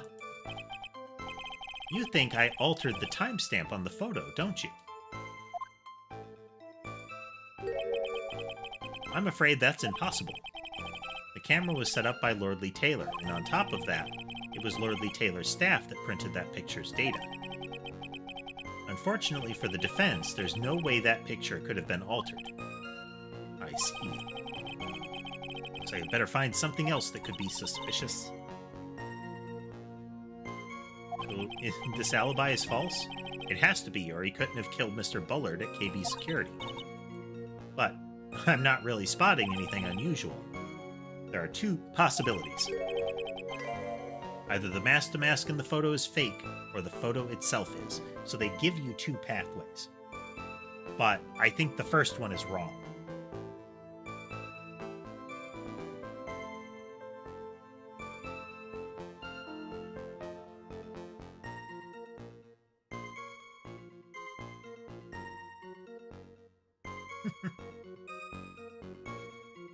Yeah, bigger dogs can be... The bigger the dog is, the more destructive they can get if they're chewers.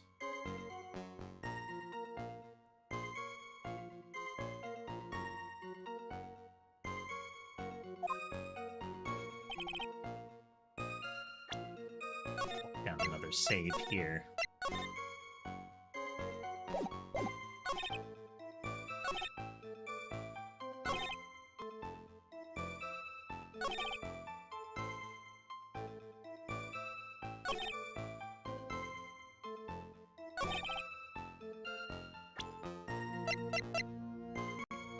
I think this is important. Nope.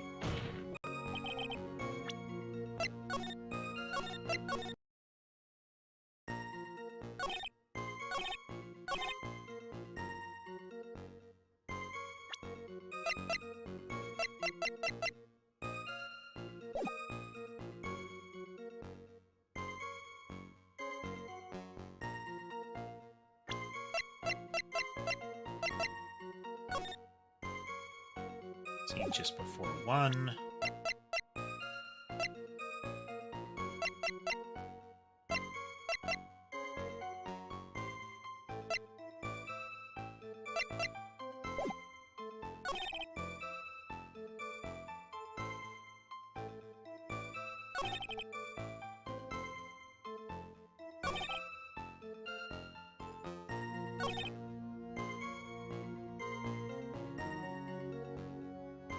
Can't have altered it.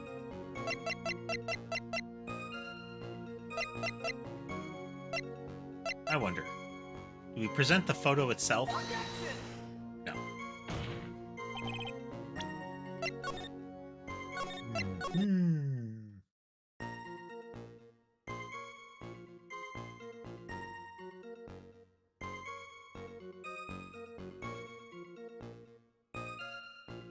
Amber's being a bit pouty.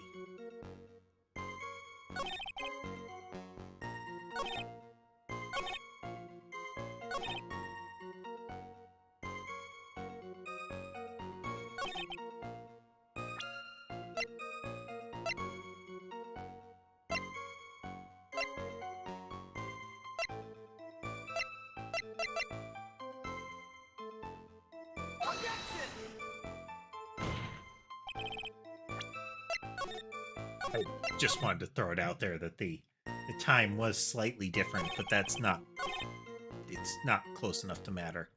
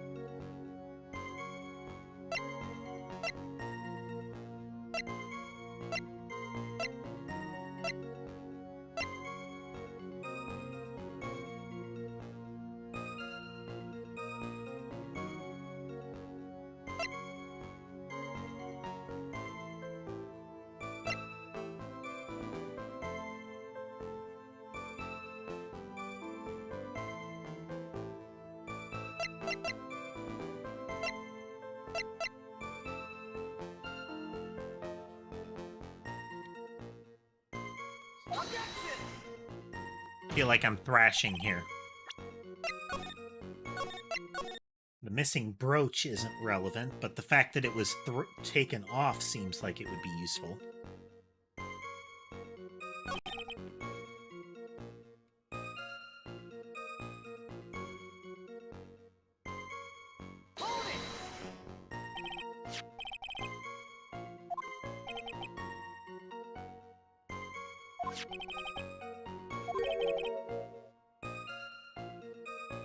Set the card after the security watch began.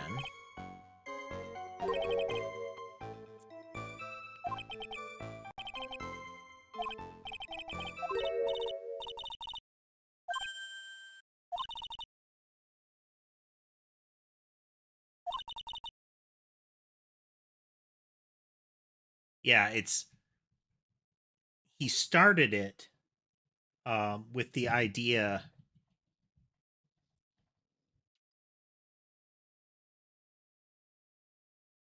Wonder how this was supposed to go down.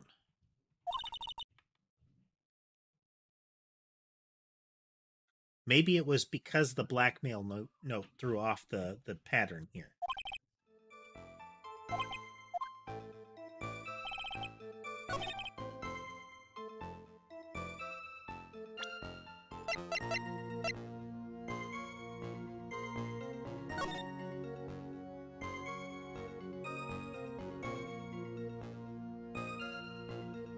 The speckled urn. Okay, this is going to become relevant. It's...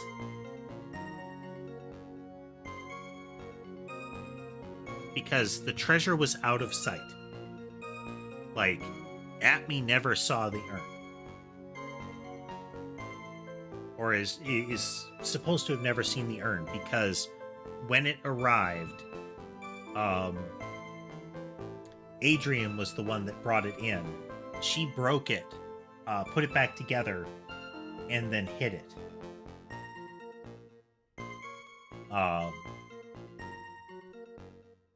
Like, there's no indication that... No. Okay, no, this lines up with his assertion.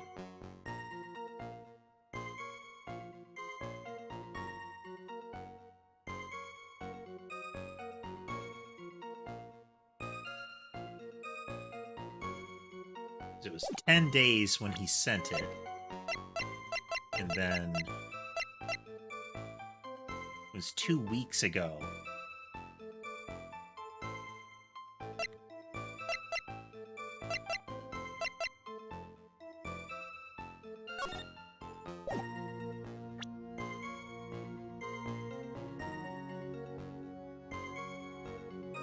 Yeah, he was there during the period that it would have arrived.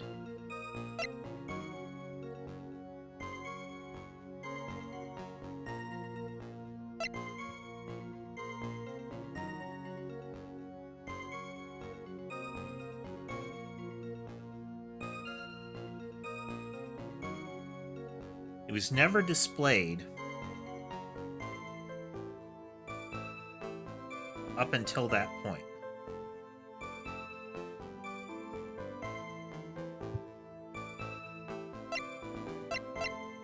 All right, let's try this. Nope.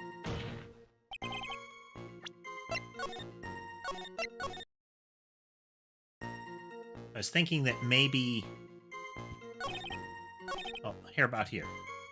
I was stealing the urn as mass to mass, just as I announced I would.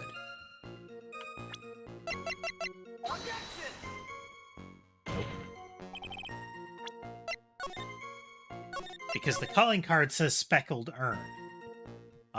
If mass to mass sent that in advance, if he sent that in advance, why would he know that it was speckled? Like, it wasn't pink and speckled in any of the advertisements. And there was only a 2-day window during which Atme would have known that it was speckled. the indication being by the time he sent the note, he already knew what the urn looked like. He had already stolen it. So that's gonna be relevant later, but apparently not now.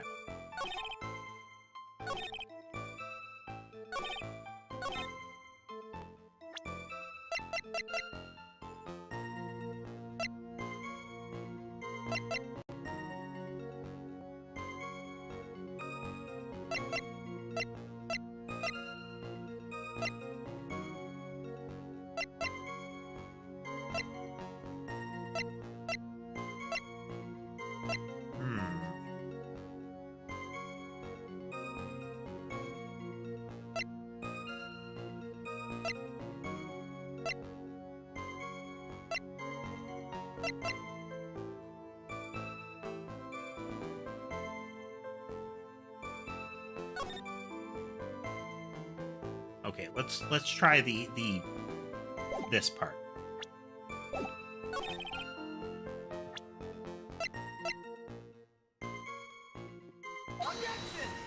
Nope.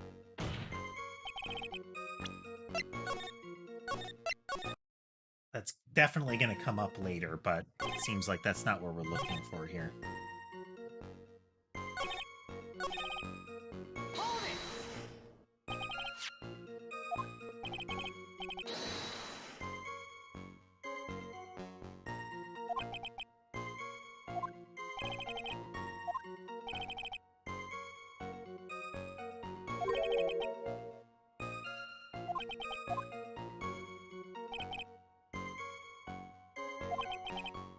Basement warehouse in this picture that supposedly captures it. Okay, I pressed again and now it's giving me an opportunity. There's something funny here. Find that this picture is a fake? Bet I am. There's definitely something strange about this picture. We took a look around the basement warehouse that night before the theft took place. There is something in the photo that doesn't match my memory of that night. Okay, I thought we pressed this, but maybe we didn't. Maybe we had to press it twice. That's not uncommon. Take that! The funny part is right here. This is just a blood stain. Ah, blood. Now this case is getting interesting. Ah, okay. If that's a blood stain, then we've crossed over into Danganronpa, because that's the same color as blood in Danganronpa.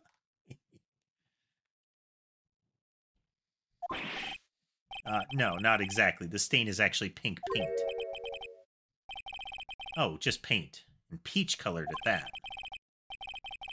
It's not peach-colored at all. Problem with this photo is not the paint. The problem is when you consider the layout of the basement warehouse. It turns out that something that should be there is nowhere to be seen. Well, Mr. Wright, what is supposed to be in this picture instead of the paint stains? The supervisor of the treasure exhibit stated the following. There's a good reason for that. On the day of the crime, around noon, that golden statue just happened to arrive from the Mountain Training Hall.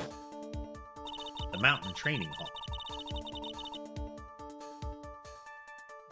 The tone and emphasis was off.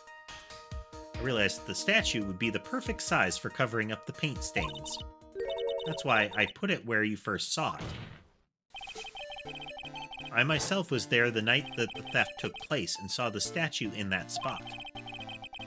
If this picture was truly taken on that night, that statue should have been there.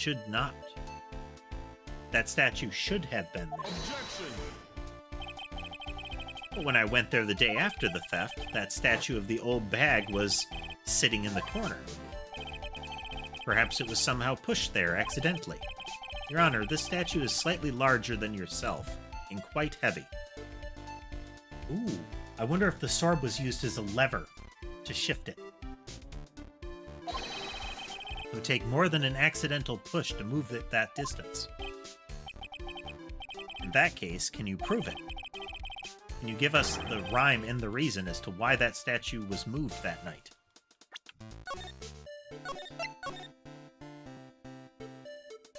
I don't like the moments where you have to go back through and press again.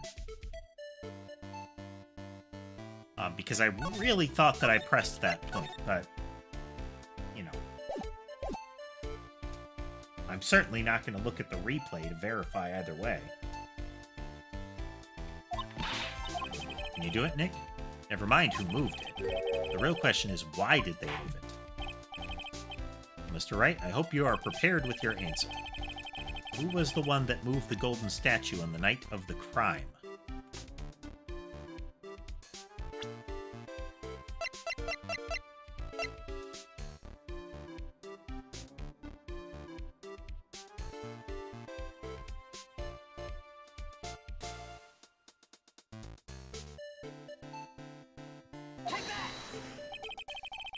One who moved the statue is none other than Luke Atme.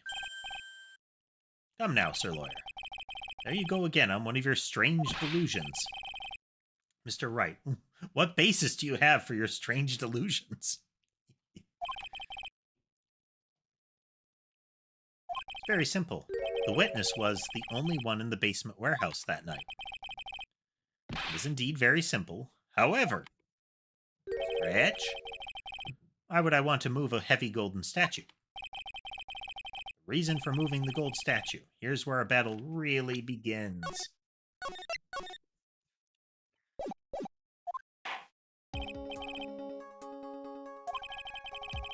What reason did the witness have to move that statue?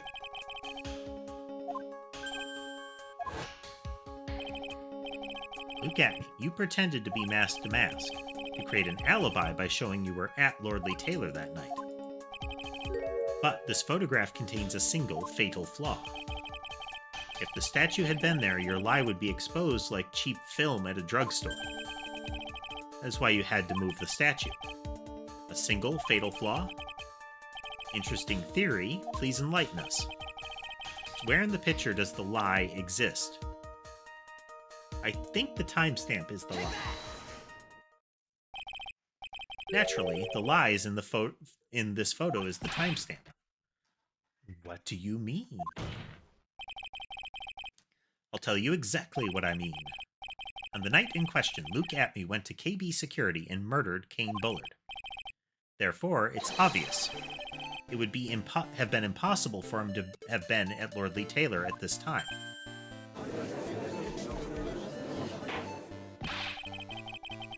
What does that have to do with the statue being moved?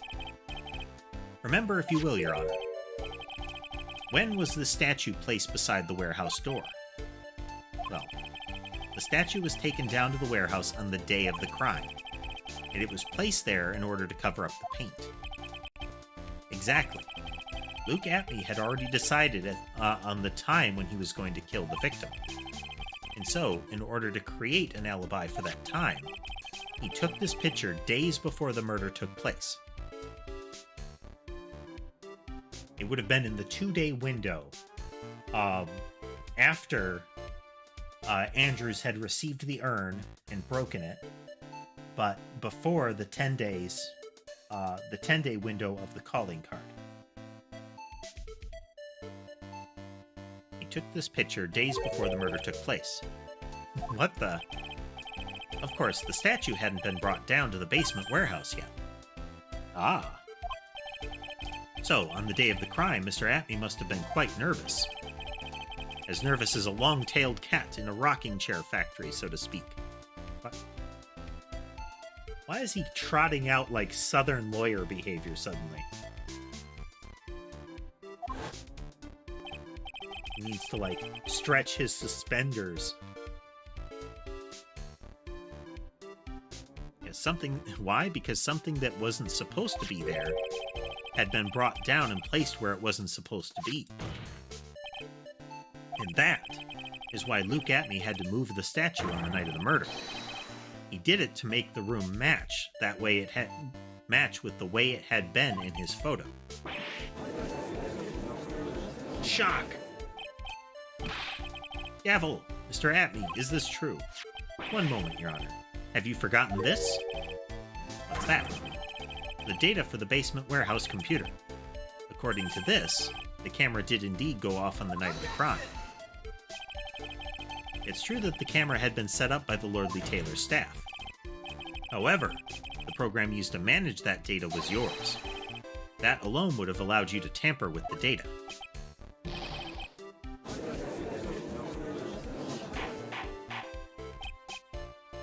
Careful! Mr. Godot, what is the meaning of this?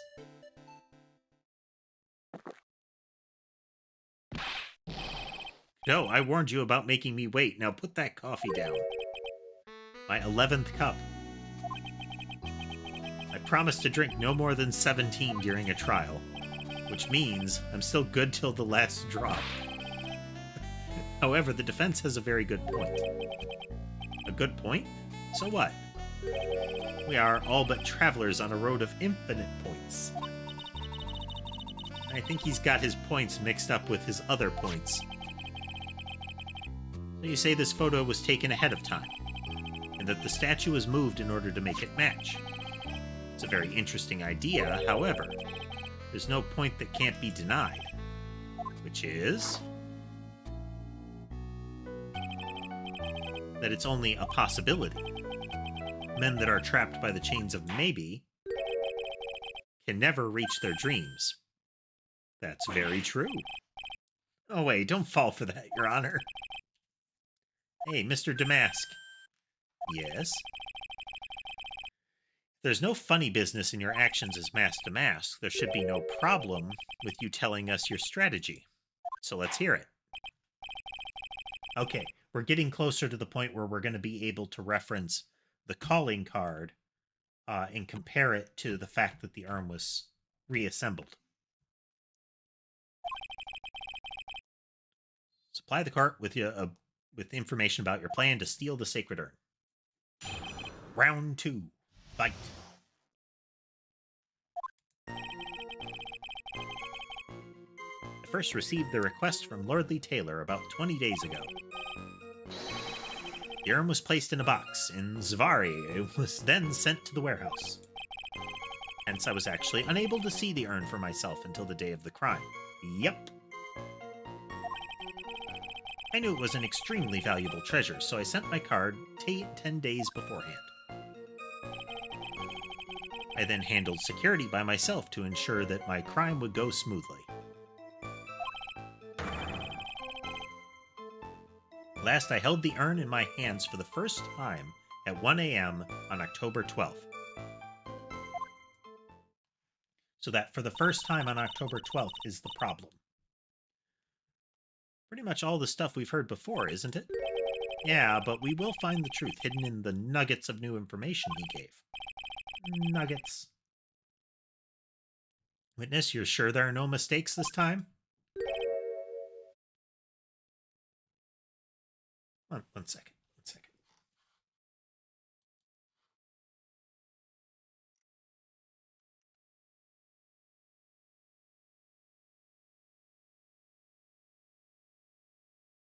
Okay. Zvari is often used in Japanese infomercials. This is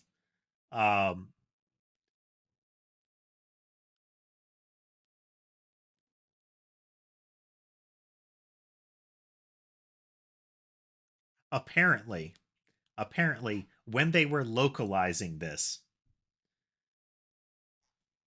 Let's see here. Let me read further in the wiki here.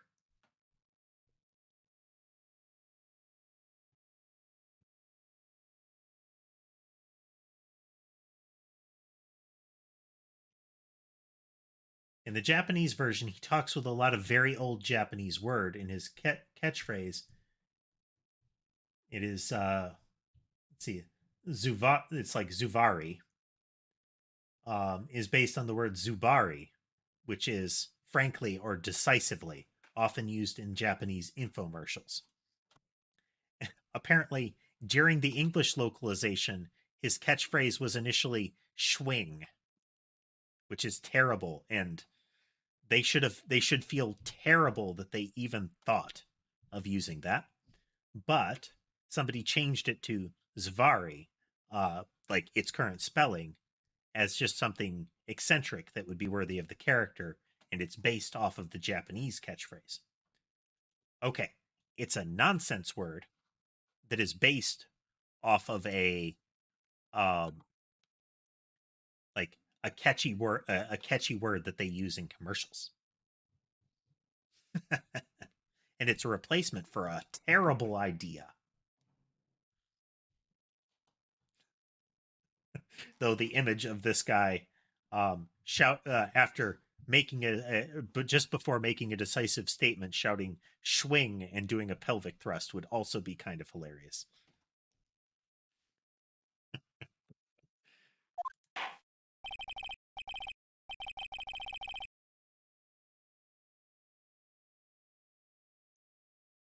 It really is. It is him saying like, "And there you have it," or effectively like, "Voila." Mr. Wright, you may begin your cross-examination. I had to look that up.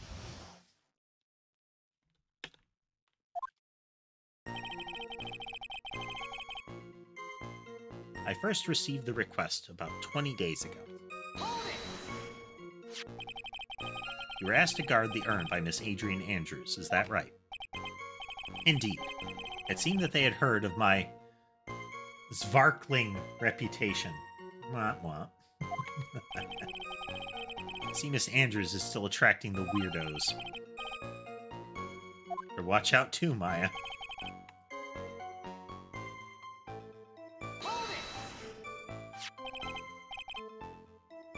You mean this box?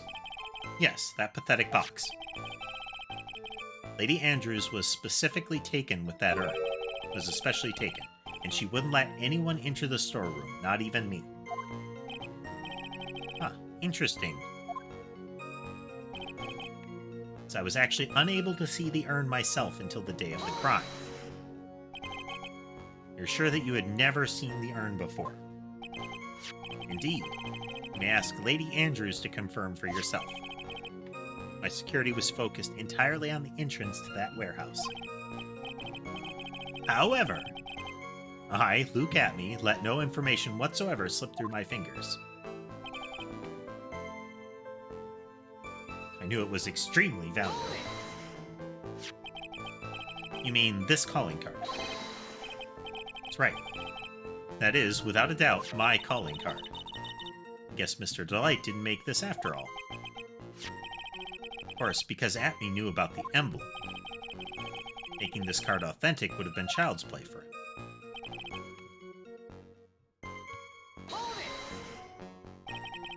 I think we've got the key point that we need, but let's make sure we don't miss anything. No one entered the basement warehouse. Unfortunately, there were many different treasures being taken there. Thus, for a period of approximately 5 days, people were indeed going in and out of the warehouse. I held the urn in my hands for the first time at 1 a.m. And this is the photo that proves that, huh? Indeed, to be honest, even if a photo was taken, I didn't think it would matter terribly much. This photo is a fake.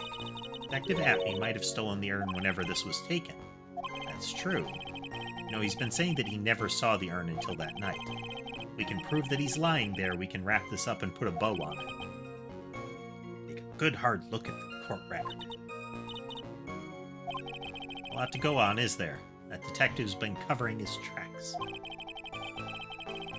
I mean, they had presented him as, like, it was building up to him being kind of a sham detective, but when you think about it, he at least has the sort of mastermind vibe going now, doesn't he? They took this photo well before the actual night of the crime. Then how do we do that? One thing that Atme stated very clearly, that he had never seen the urn before he stole it. We need to prove that he's lying.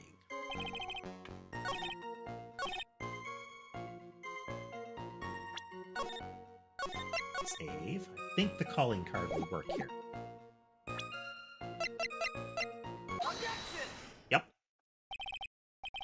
Mr. Atme, if you really are mask to mask, then you also wrote this calling card, correct? But of course. Is there a problem with that calling card? Allow me to read a passage from the calling card that Mask to Mask had written. Take good care of the speckled urn. Now, the speckled here surely refers to the pink pattern on the sacred urn. Yes, that is true, but so what? Truth be told, there is no way that Mask to Mask could have known about this pattern. What do you mean? This pink spotted pattern on the urn is actually nothing more than paint stains. Paint stains? These stains did not appear until after the urn had been taken to Lordly Taylor. I'm not finding this joke to be very funny, Mr. Trite. The day that the sacred urn was taken to the warehouse... Poor Andrews. It was broken due to human error, or should I say, an error-prone human. And that's when the pink paint got on the urn. You can't be serious. And yet this calling card clearly mentions the paint pattern. Which means Detective Atme had seen this urn long before the crime ever took place. In fact, he saw it when this fake photo was taken. And because this photo is a fake, your alibi for the night of the murder no longer holds water. Well, that was an exclamation there. Gibberish.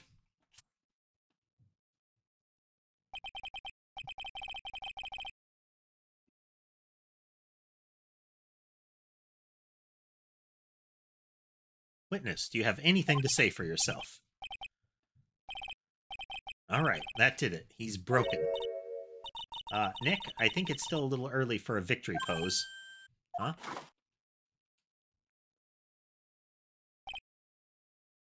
Ah, it's so sad. No one has any conviction these days.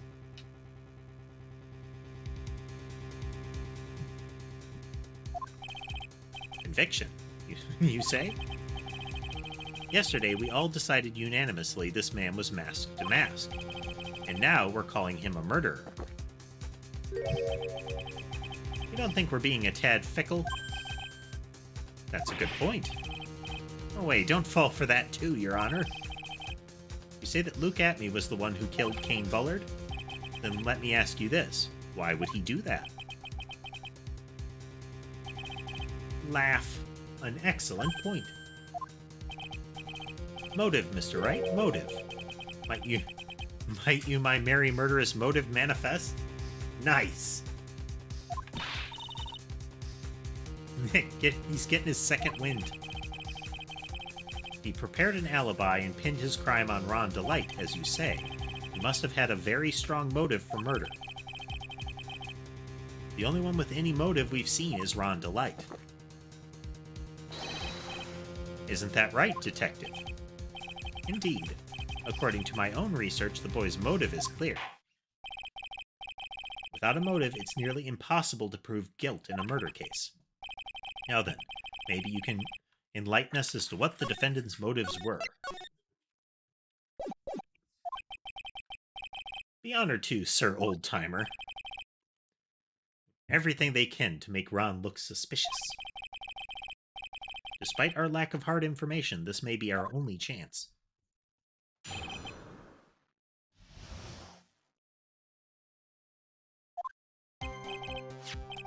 I, Luke Atme, had no point of contact with the victim whatsoever.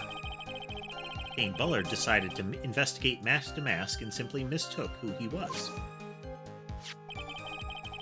It was Mr. Bullard who wrote the blackmail letter and sent it to Ron Delight.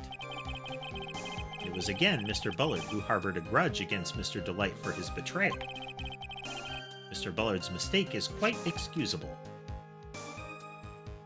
The defendant truly believes he is Mask to Mask. That's why Mr. Delight saw it fit to kill Cain Bullard. Truly a tragedy. So the victim, Cain Bullard, blackmailed the defendant? This is the blackmail letter found in the defendant's apartment. A handwriting test confirmed that Mr. Bullard was indeed the one who wrote the letter. What? Well, we've confirmed that they did write it. Very well, Mr. Wright. Begin your cross-examination.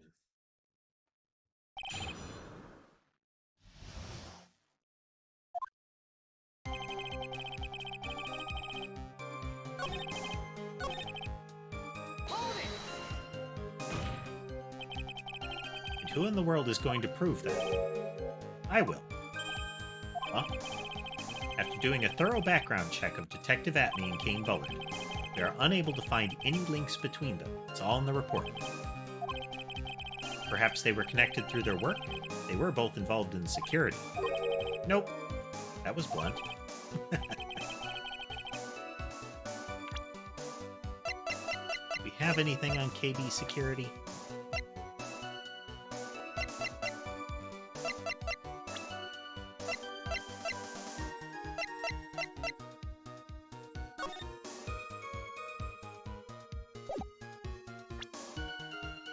So the first case is a potential linkage.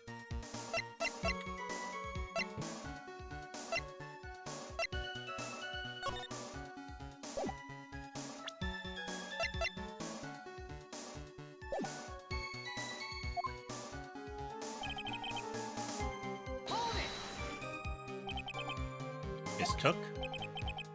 That's right, mistook. From the Old Norse mistaka, meaning to take an air. I wonder if that's true. So who did the victim mistake Mask to Mask to be? Why, the answer is obvious. Ron Delight, of course. I'd like to wipe that smug look off this guy's face. Hello, sure. Hello. Why would the victim mistake the defendant for Mask to Mask? Don't you already know that? Take a look at this newspaper. That's the famous Tear of Emanon, a magnificent jewel. That photo shows a magnificent detective as well, does it not? Furthermore, it also shows an ugly guard, namely the defendant. The defendant? The victim clearly misread this article, and he got the wrong impression. The impression that this ugly security guard was in fact Mask to Mask. I see. It's an unusually reasonable deduction. It's Bullard who wrote the blackmail letter and sent it. I mean, this blackmail letter right here. It says, bring $50,000. And the handwriting is, without a doubt, the victim's. There's no mistake. We have an official report to prove it. I don't see an addressee on this letter anywhere. Address an addressee. This letter was discovered in Ron Delight's apartment, and Mr. Delight did show up at the designated place and time. The fact that there's no addressee is irrelevant. I wonder. What's up, Nick? I just had a thought.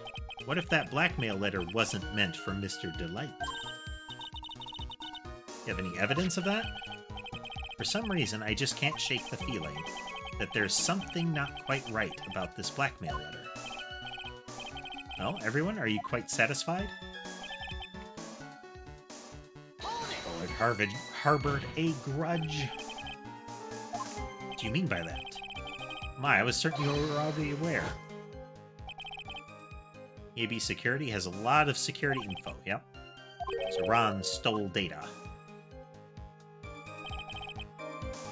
Bullard had yet to forgive young Mr. Delight, which is why he sent him that letter upon mistakenly believing he was the thief. There's a file that we discovered in Mr. Bullard's office, evidence that Mr. Bullard was receiving money through blackmail. However, isn't this a bit odd? Why did the defendant pay Mr. Bullard the money, even though he wasn't actually Mask to Mask? On that point, there was an unfortunate bit of chance.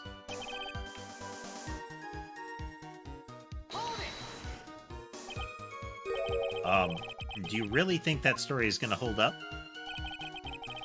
That assertion is not merely my own, I'm afraid. What do you mean? I've here a memo from Ron Delight's wife, Desiree Delight.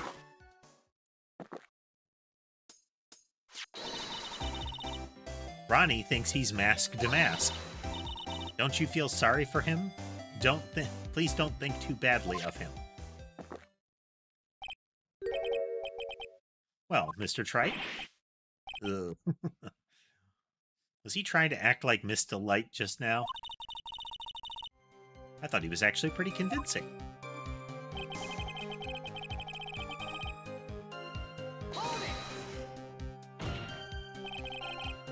That's just your imagination talking. Come now, Sir Lawyer. I'm afraid imagination isn't the right word for it. This is a deduction, the result of carefully applied reasoning. Can we hear that careful reasoning for ourselves? It's a long story and better saved for another time. No. Very well, another time. But you promise... Those so-called long stories aren't usually all that long. At least not in my experience. So you're trying to connect Detective Atney to Mr. Bullard, right? That's right. Hopefully it won't require surgery either.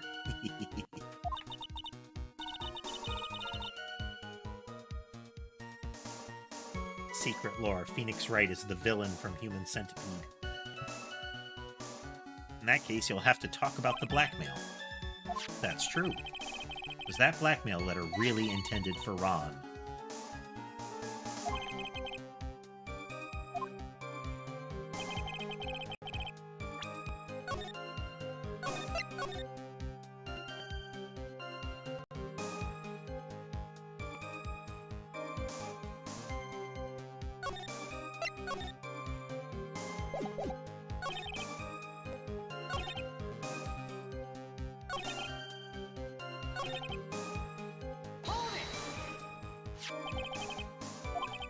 This blackmail letter. It says bring 50K, no dump the victims. Yep, it's written by him. Have an addressee. Nope. Nope, nope, nope, nope, nope, nope.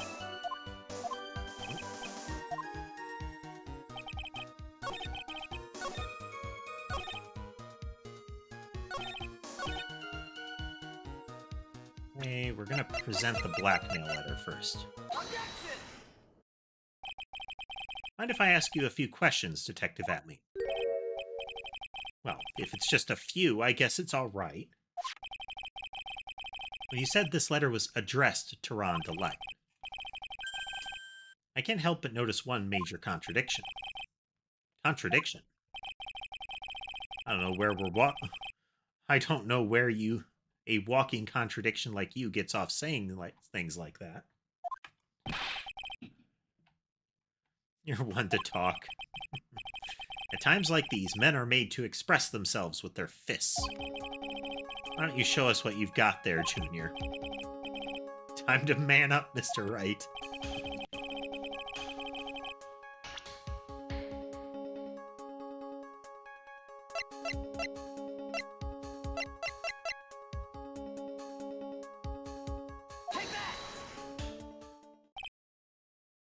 Ha! Little 2-1 punch like that wouldn't even faze me. I think you mean 1-2 punch. Mr. Wright. Okay.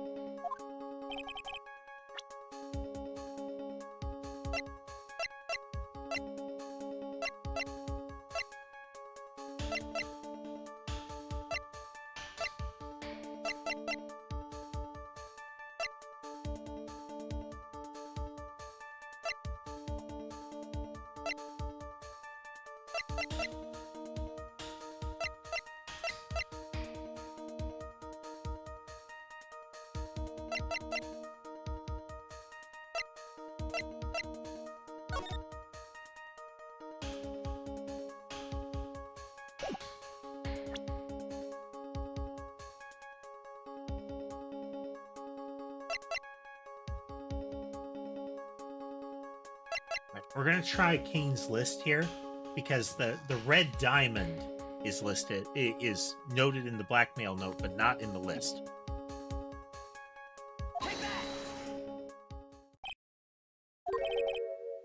Nope.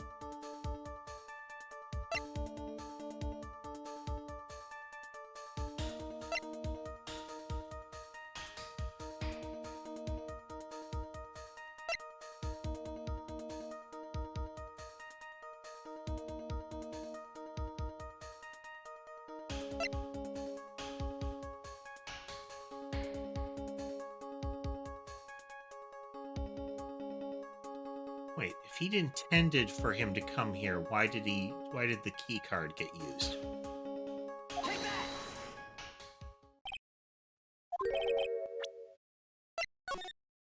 Nope.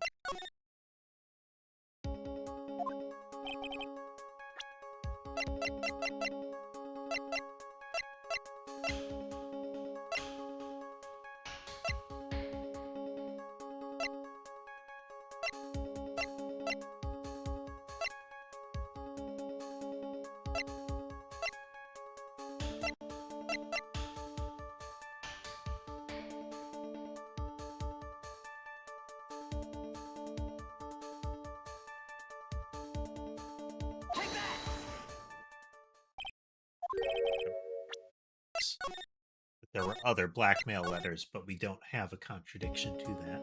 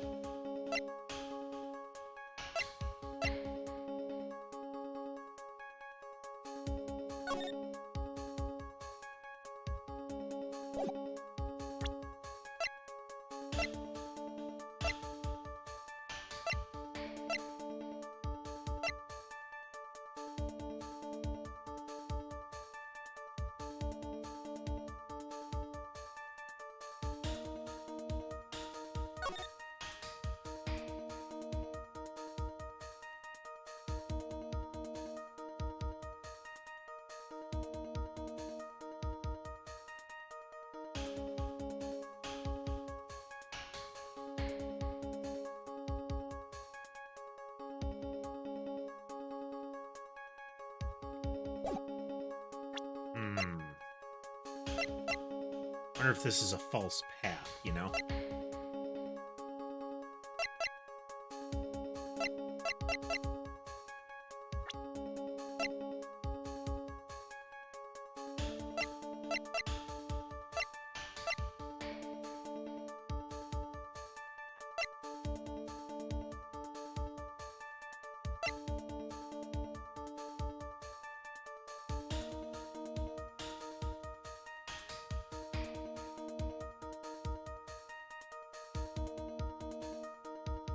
Hey there, Elite. Welcome. I find these moments in Phoenix Wright somewhat frustrating because it feels like you should have the right thing, but you don't quite. And at that point, it's just like emptying your pockets and winging them at the screen. But welcome. Welcome.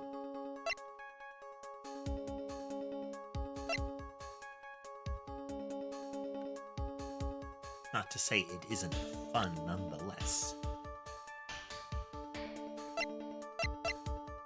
Do we have...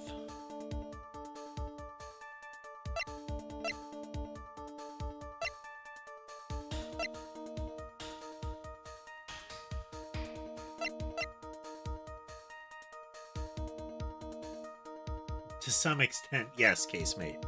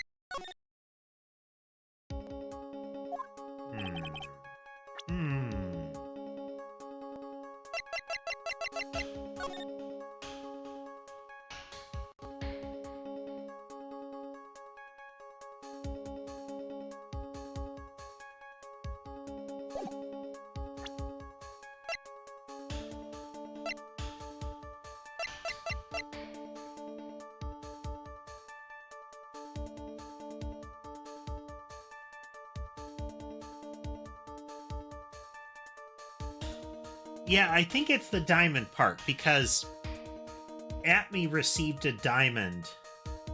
Oh.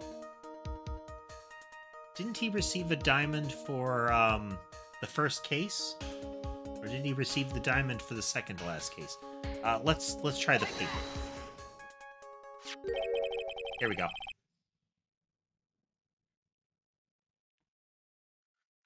Yes. Atme received a diamond for his work, a red diamond.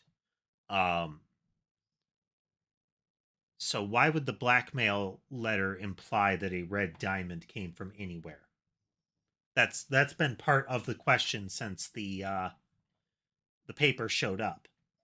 And once we got a look at the tier of Eminon or whatever, the fact that it was a blue gem emphasized, like, well, it can't be mass to mass that it was sent to, right? But what does this tell us here? Because, like, I get that the game reacted to it.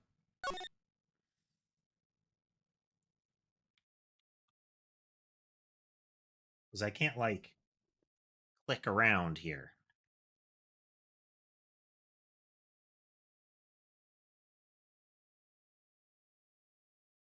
Because we know Ron is here. Okay. Tell me your reasoning, game. Make it good. It contains a picture of the tier of Eminon, the stolen jewel. What about it? Problem is the jewel's color. Color? Okay, so the inference, or at least the thing that the writing is basing this on, is that the blackmail letter is implying you could give me the what's it of Eminon, the blue gem, but it calls it red. So the assumption is that the blackmail letter is saying you could give me that gemstone you stole in the first heist. But if it's that gemstone that it's referring to, then the color is wrong. You have to make the leap that the blackmail letter is talking about the item in the first heist, not anything recent to the blackmail letter. Okay. I get it. According to the clipping, the color of the stolen jewel was blue. I just find it odd that it's the blackmail letter says the other day as opposed to some non-trivial time ago during your first heist, you know?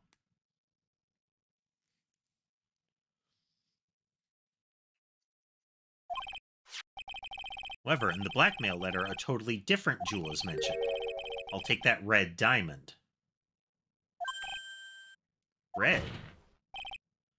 Which means the red diamond described in the blackmail letter is not the tier of Eminon that Mass to Mass stole at all. I get that they were what they were going for, you know. It does not strike me as one of those, oh, aha kind of moments, unfortunately.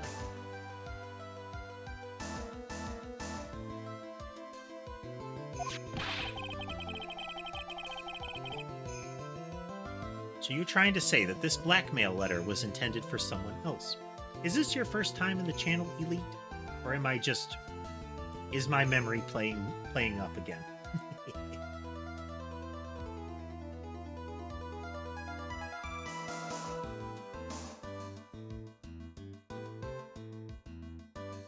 I mean, my assumption is that it's the amazingly prominent giant red ring that Atme has been, you know, flaunting and mentioned that he received. But we're going to see how long it takes them to say, like, to let us make that point. I'm trying to say that this blackmail letter was intended for someone else. That is what you're trying to say, right, Trite? That is what you're trying to say, right, Mr. Wright? Well, is that what you're trying to say, right, Nick? Yes. It is one of my favorite poses, Nick doing this right now and just saying something like, yes.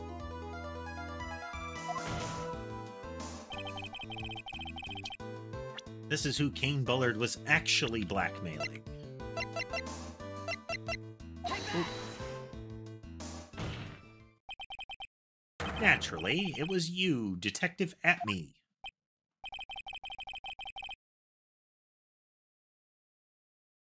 Oh, here's another one. You see, this pose, it's on his left hand. Now, if we look at the newspaper clipping, left hand, no gigantic gaudy red ring.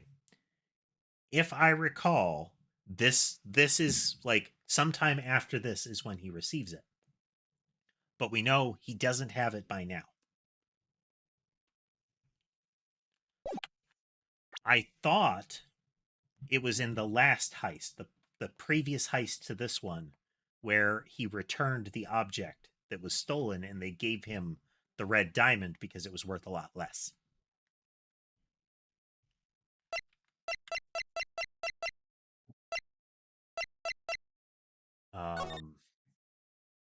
Yeah, the portrait was very expensive. And the blackmailer was willing to say the red diamond or 50,000. So, you know, the museum was just kind of like, here you go. You have any sort of basis for this claim? You've been personally involved in every single mask to mask case. And in the last case, you recovered what was stolen. Yep, and received a jewel as your reward. Uh-oh. Okay. Sherbet was noticing the text writing and was making movements towards the screen. A jewel? Probably the one wrapped conspicuously around your finger. That red diamond ring. That is the diamond referred to in the letter. Which means that Kane Bullard wrote that letter in order to blackmail you.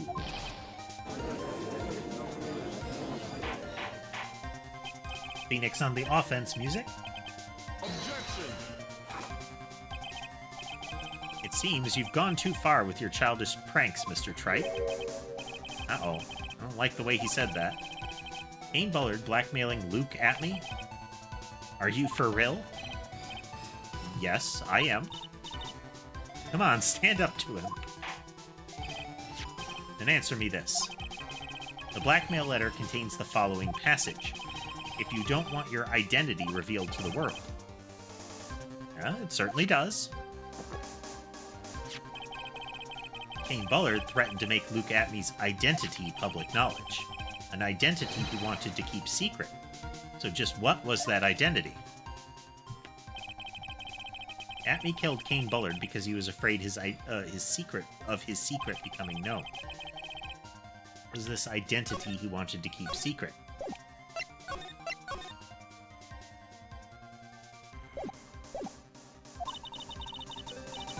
What it all comes down to, Nick.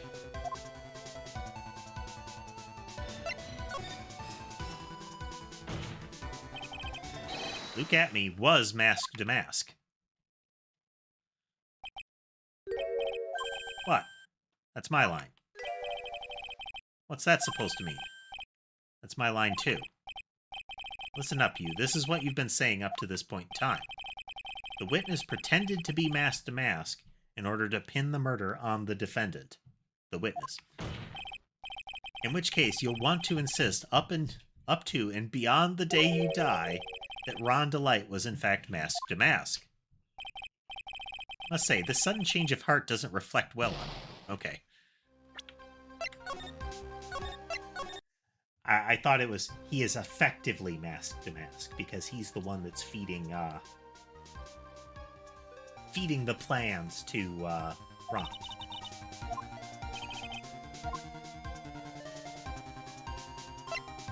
So he's a blackmailer.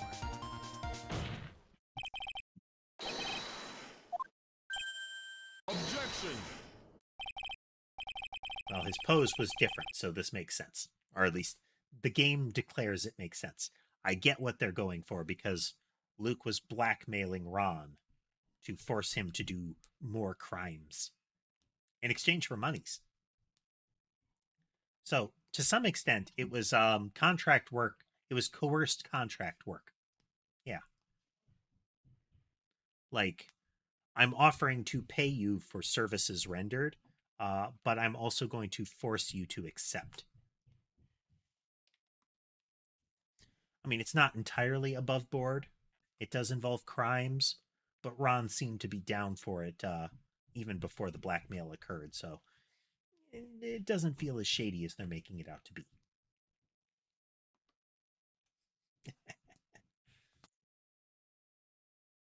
Now, isn't that a little different from what you've been saying? You said that Kane Bullard was the one blackmailing Luke Atmey. Are you saying that Atmey was blackmailing someone else on top of that? I have to admit, that does sound a little odd. It's not odd. It's the only thing that makes sense.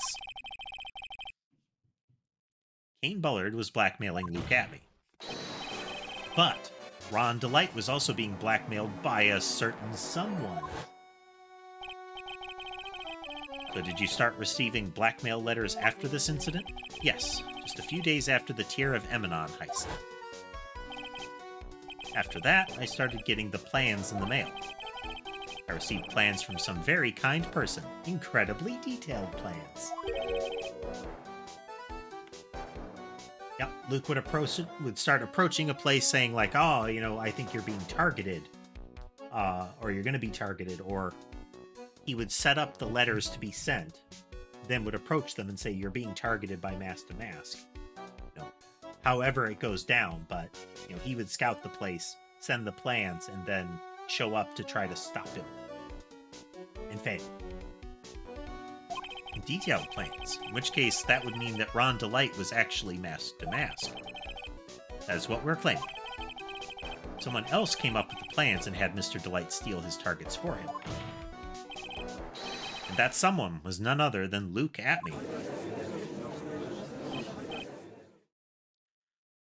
Silence. Laugh. Now I see it's all becoming clear. When you were in grade school, you received the same report card every year. Careless, with a tendency to jump to conclusions. Am I wrong? How did you know? You say that I, Luke Atmey, was blackmailing Ron Delight, in which case I would naturally know all about his relation to Mask to Mask. Well, yes. Ron Delight started receiving plans from his second crime onward, correct? Which means I learned of his identity when he committed that first crime. Good point. You certainly couldn't have been blackmailing him otherwise. In that case, let's see some hot, bitter evidence.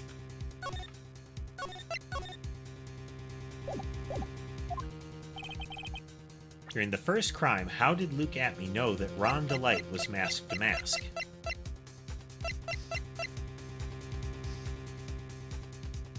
There's the newspaper clipping, right?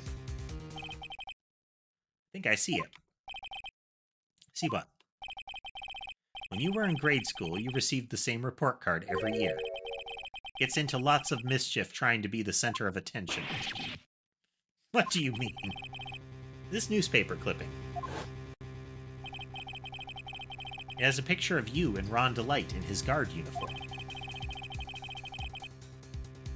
It seems that Mask to Mask didn't just disappear into thin air. He took off his outfit and hid it in a bucket. I presume they mean the garbage can behind him. That sounds far too stupid to be true. Correct. With tricks like that, he couldn't fool a baby, let alone an ace detective. And that's when you figured it out, Mr. Atney. That's when you learned that under his mask, Mask to Mask was really Ron Delight. Mutter, mutter, mutter, mutter, mutter, mutter, mutter, mutter. Just a slimy blackmailer. What a fraud. How dare you expose me like that? I mean, I never blackmailed anyone in my life. I'm a famous and proud ace detective, and also Masked Mask. Why can't you understand that? Afraid you are neither a proud thief nor an ace detective. You're a blackmailer and a murderer. That is your true identity. We're gonna get a full freak out? Oh, yep, any moment now.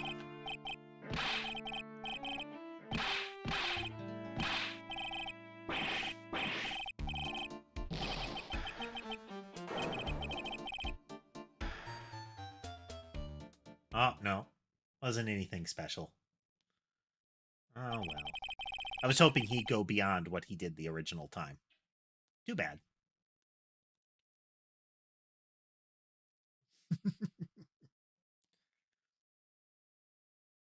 Be like the pretentious college student, how he would periodically, like, briefly strangle himself with the with his scarf when he was shocked.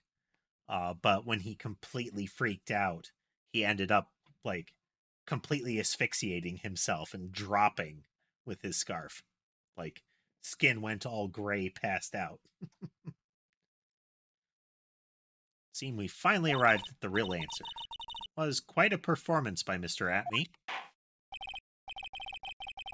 Bailiff, please prepare a cell for Mr. Atney. Objection!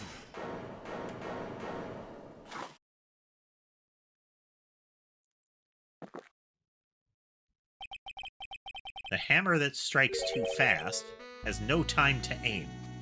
Okay. I think this is a rational one from Godot. This makes sense.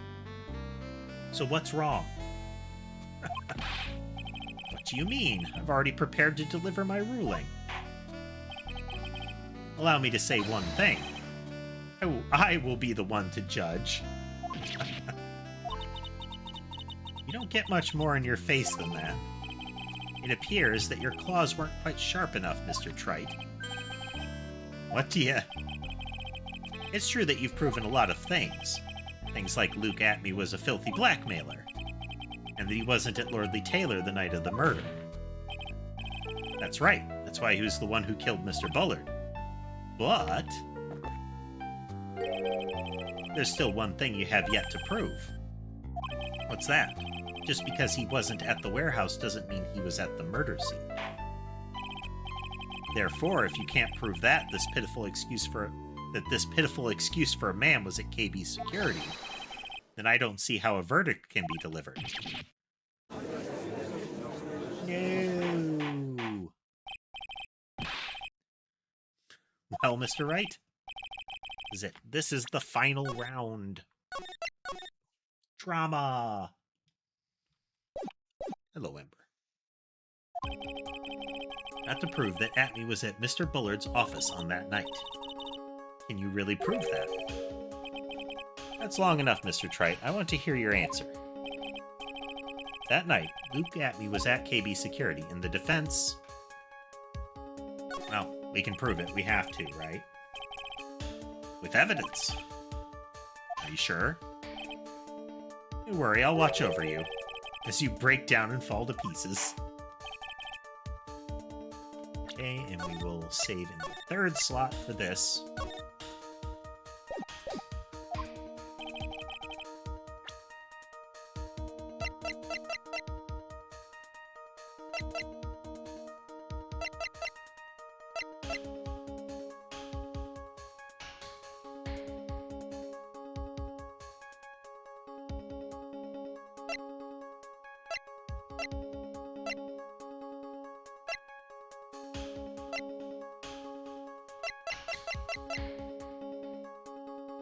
Is it this? Let's think that it's this. This is the proof. Nope.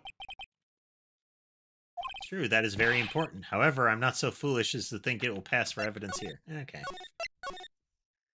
Maybe that he took it from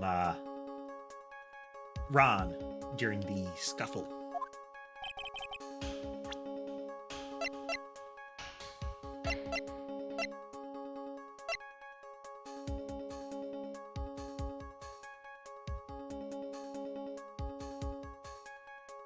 Oh. Is it this? Are they gonna say that this because he knocked out Ron? Let's try. Nope.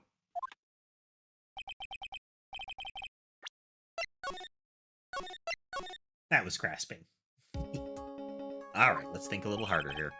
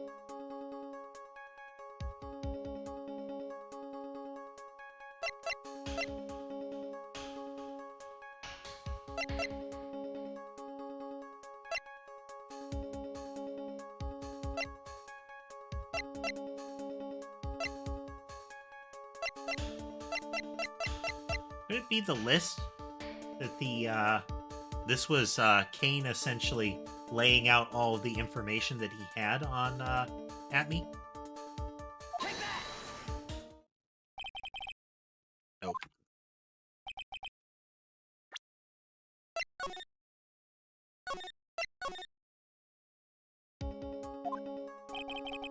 Possible that we don't have proof, but I feel like that's going to be just a game over choice.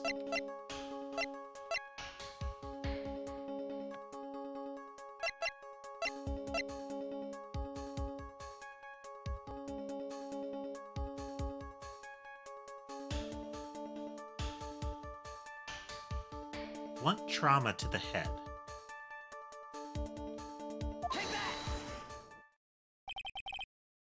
Nope. Oh.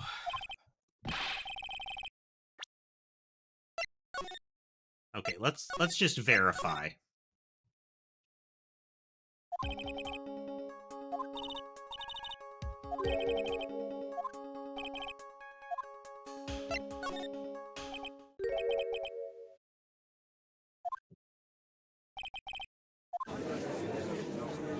I wanted to verify, but this will be a... Objection! Yeah. If we can hear more of his testimony. As far as you go. I won't allow for any more testimony. That's what I mean. What? You've forgotten? Luke at me here is here after we interrupted his own trial. He failed to prove that he committed murder. Yep. Now let's... and face his guilty verdict is mask to mask. Well now, Sir Lawyer, it seems that love wins out in the end after all. I'm the ace detective as well as mask to mask. My verdict will verify that. Just as Ron Delights will verify that he is the true murderer.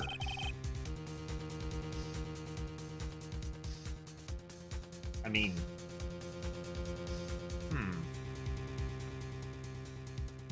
Yep, that makes sense.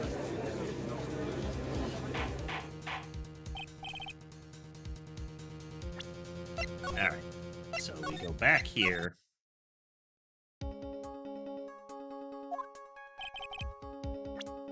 Proof that he was at that place.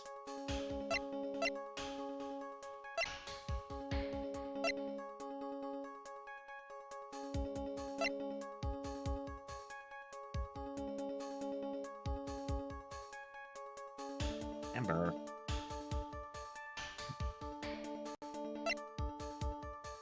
I want to see if we can wrap up this case tonight.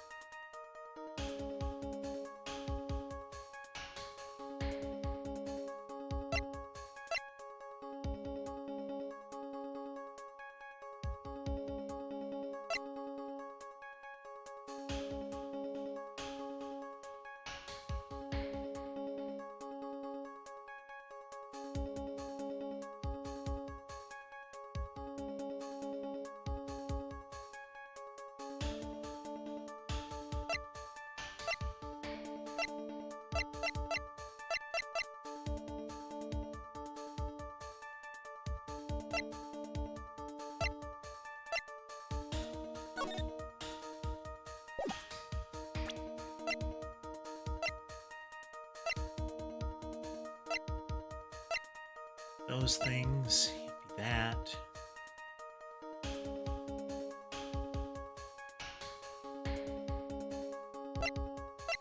This was supposedly sent with the blackmail letter.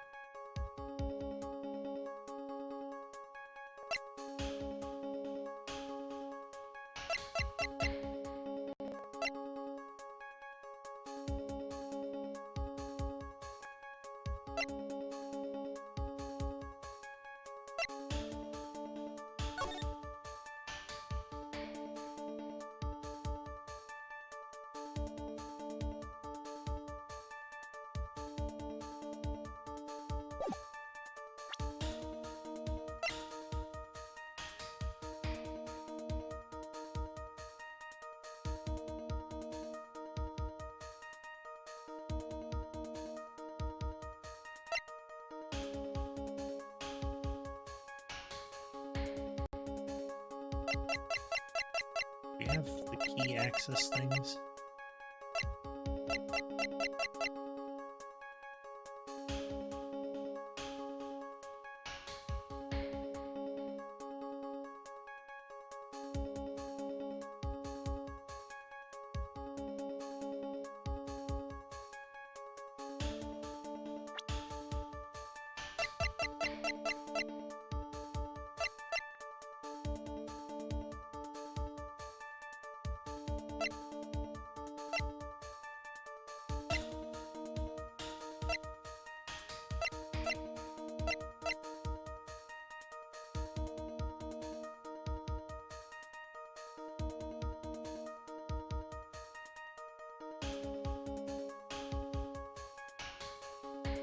I know Ron was definitely there because he had the key card.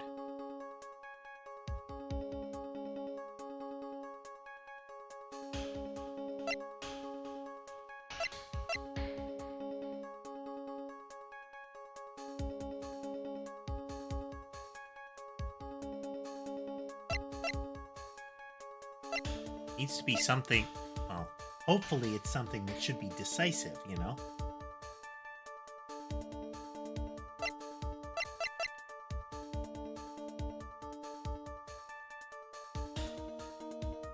Okay, let's let that play out entirely then.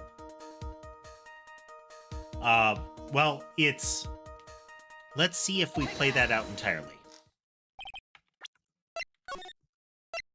Because it seemed like we were going for a game over, but I didn't let it get that far, so maybe...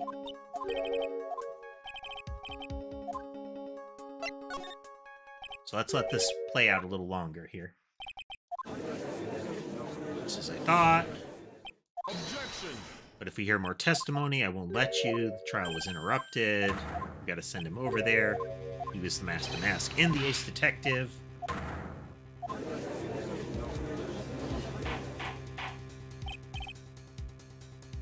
That's enough deliberation. At this rate, don't give up now. We still have tomorrow. We can look for more evidence. Then it'll be too late. Okay. Double jeopardy. One of the basic rules of any court of law. Should a defendant be tried and found innocent in court, that defendant not be tried again for the same crime. It's a fundamental rule of all courts. It applies to this witness as much as it applies to anyone else. Mr. Atme will be found guilty in a few minutes. Guilty as mask to mask, which means he will be innocent as far as the murder of Kane Bullard is concerned.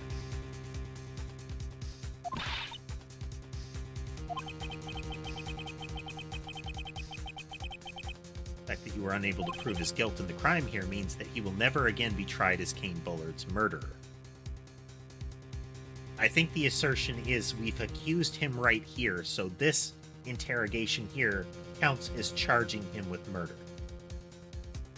Which doesn't really scan.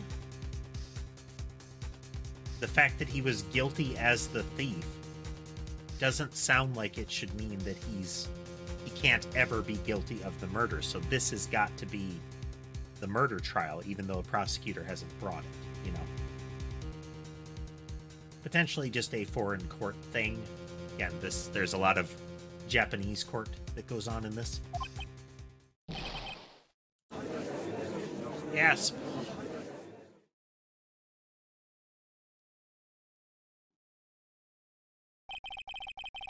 There's nothing I can possibly do to win. Even if Ron is proclaimed to be innocent, the real killer, Luke Atme, will go free.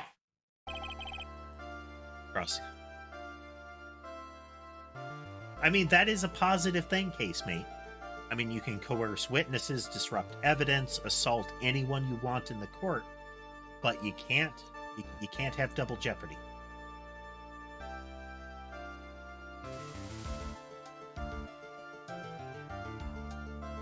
I mean, if he's guilty as the thief, it should imply that he wasn't there at the murder, but it's possible that the prior conviction was wrong. Like, they've asserted that prior things can be incorrect in these. Like, we found those subsequently, and it's not like future instances are disregarded because the prior conviction, you know, held up at the time.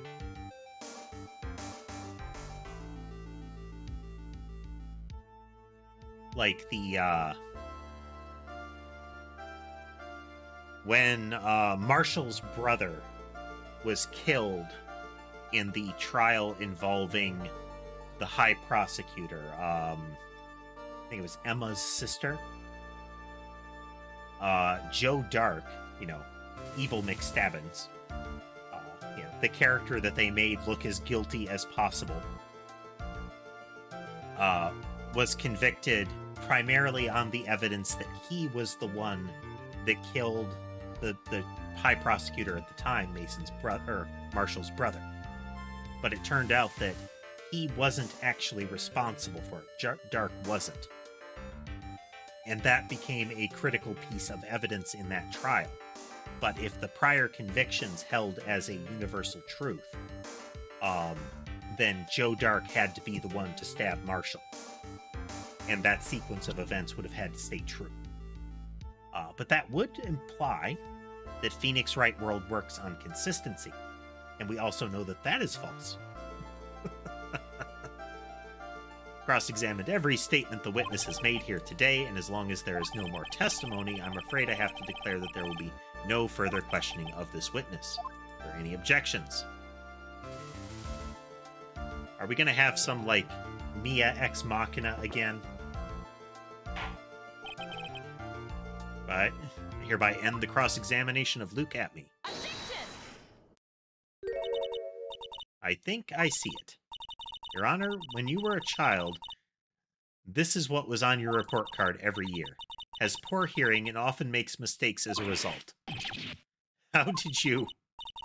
Phoenix, raise your head up high. Ah, it's Mia Ex Machina again, isn't it? Have you forgotten what I used to tell you? A lawyer is someone who smiles no matter how bad it gets. That voice. No way. Yep. To some extent, this is disappointing when they use it.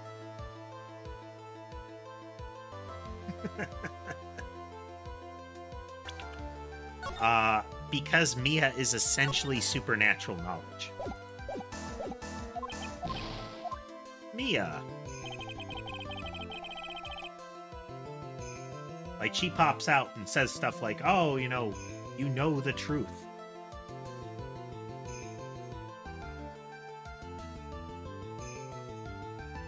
Yeah, Casemate, this is kind of like the floating robot from Murder by Numbers. It's... Nobody seems to... The whole concept of spirit channeling as a true thing would completely flip the legal system on its head.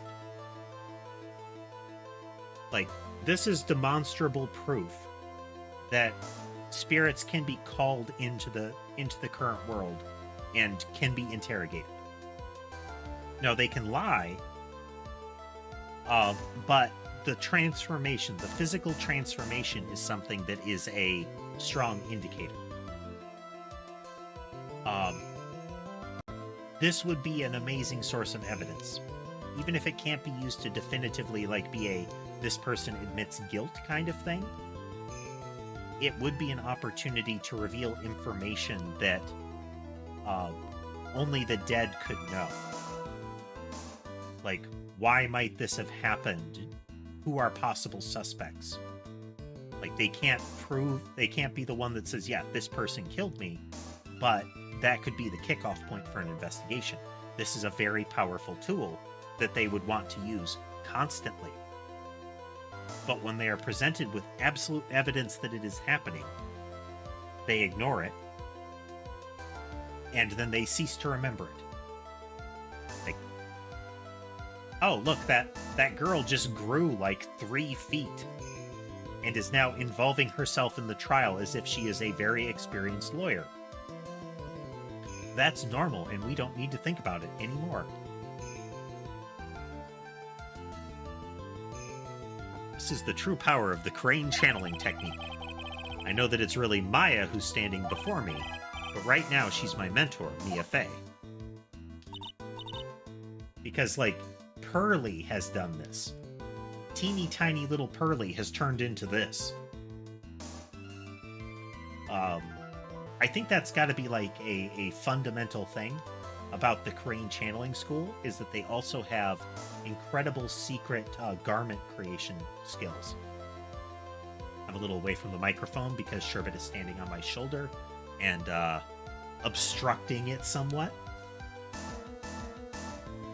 But again, Maya's like a good foot shorter than this minimum, and she's substantially less endowed.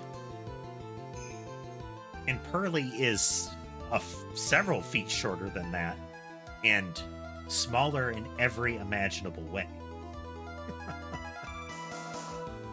And both of them, their clothing seems to morph to go with it. But yeah, this is... Everybody looks at this and they're like, no, this is a normal everyday thing, and we need not look into it any further. There's nothing more we can do, Mia. Without any more testimony, I can't cross-examine. Not yet. The testimony's not over yet. What do you mean? Your Honor, just now you said something very interesting. You have cross-examined every statement the witness has made here today. Yes, that's true, but... Unfortunately, Your Honor, you're forgetting something. Earlier, after cross-examination, the witness made a number of remarks.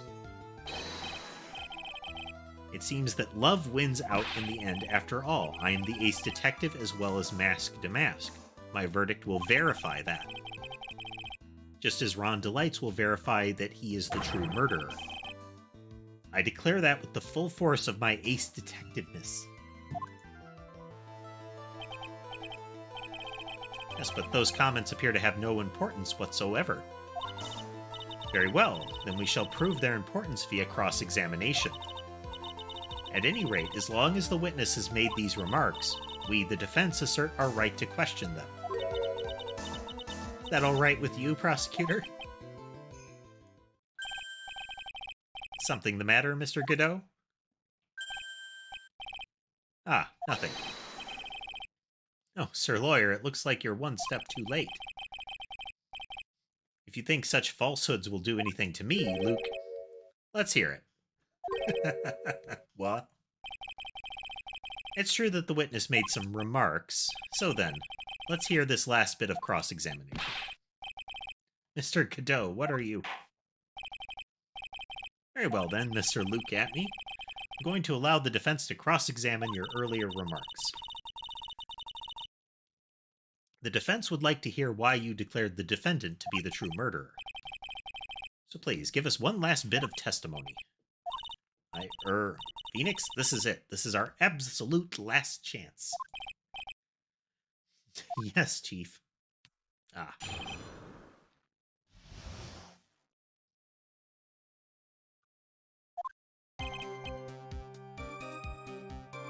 It's true that I was not at Lordly Taylor.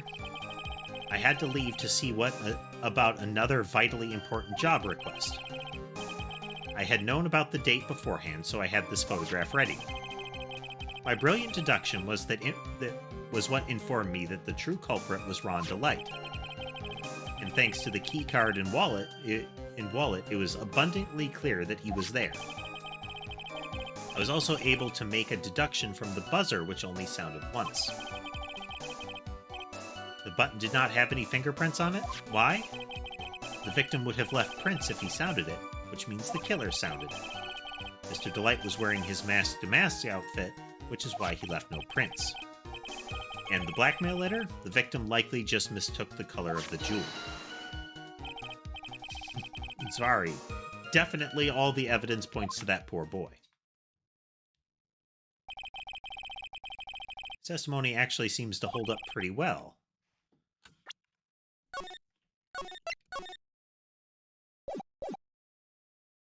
Well, every now and then Phoenix Wright does the weird false choice path where it presents you with a, hey, can you solve this? And it looks like you can. Like, it really does look like you can, but they shoot down anything that you try. And if you fail, it presents you with what amounts to the false choice again. Do you want to try again? And it's sort of like, hey, we're going to give you this choice and we're going to make it seem like you have to. Like, you definitely need to try this because the alternative sounds like an immediate game over. And it's not like they don't do that a lot. Like, can you prove it? And you say no, and they're like, oh, well, you're guilty then. Game over. Reload, try again. But no, we're going to continue. We're going to try to solve this. Witness's earlier remarks do not appear to have been hastily prepared. All of his points have been explained, and none of them appear to contradict anything. But, of course. But, how did you know about the emergency buzzer? The police investigation documents went directly through me. And I always look over all the documents. It's elementary, Sir Lawyer. Are you going to make even more trouble for us now, Sir Lawyer? Will not allow any of your usual shenanigans, Mr. Wright. Yes, Your Honor. We cannot postpone Luke Atmey's trial any longer. This is your last chance. Hang on a second. Just one chance? It seems that the party's about to begin. Well, Phoenix, there isn't any evidence that contradicts with that testimony. So it would seem. What do you mean, so it would seem?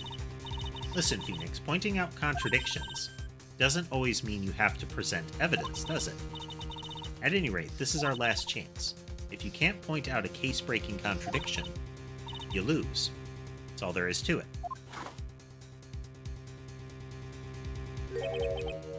Cup number 17, the last cup.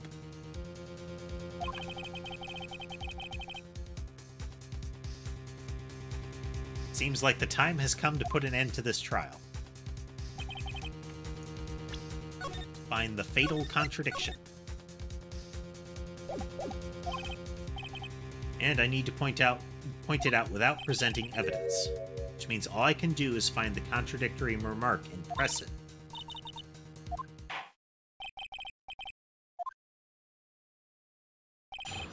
So we can only press one thing.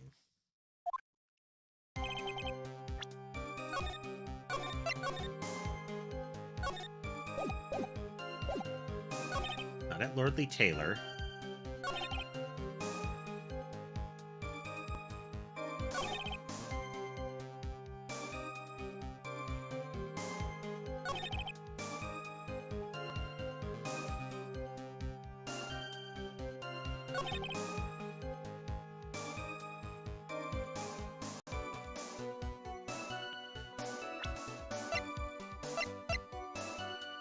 Okay, none of the evidence contradicts anything.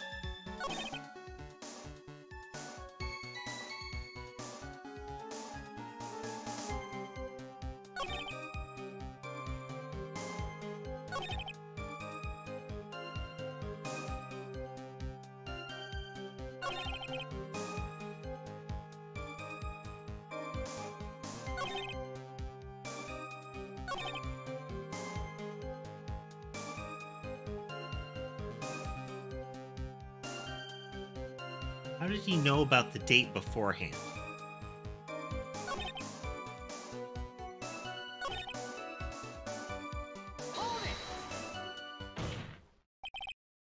Sir at me about this last remark.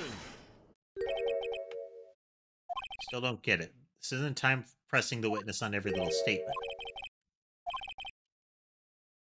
Still, one thing you haven't proven. That this scum was in Kane Bullard's office that night. And now it's time for me to drink the last cup. Yeah. Yeah.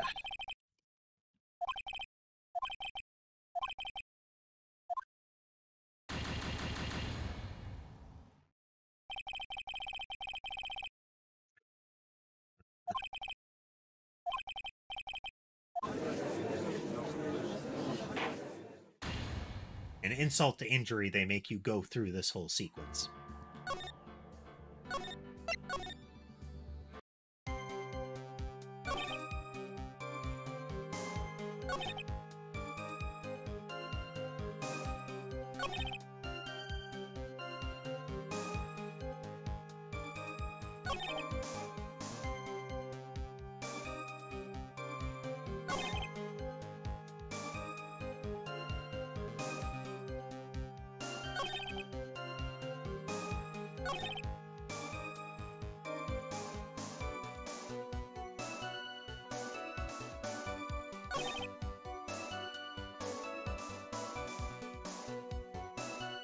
Wait. I don't think this has been entered into evidence.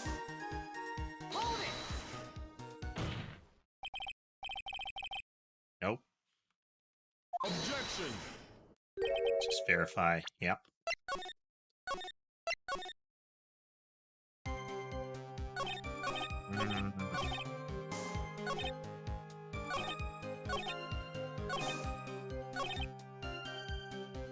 He knows about it because he's calling it out.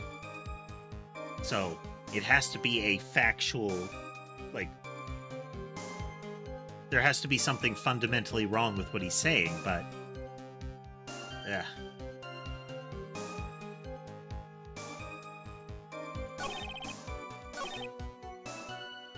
But we have to put him there.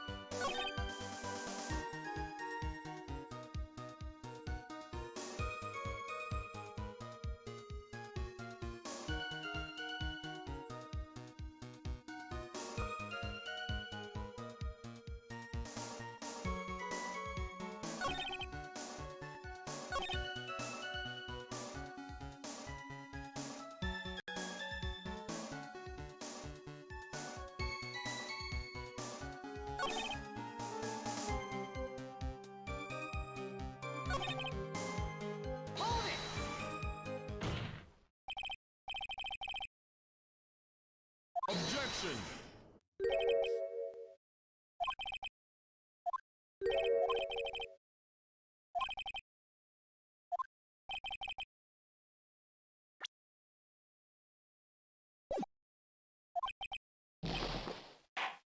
Nope. Ah.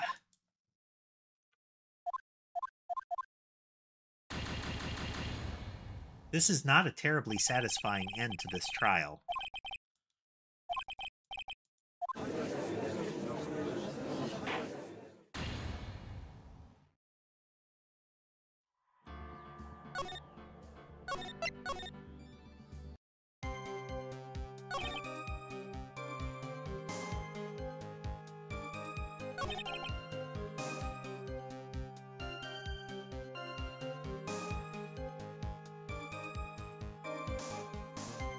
He's saying that he knew about the date because he had a job request.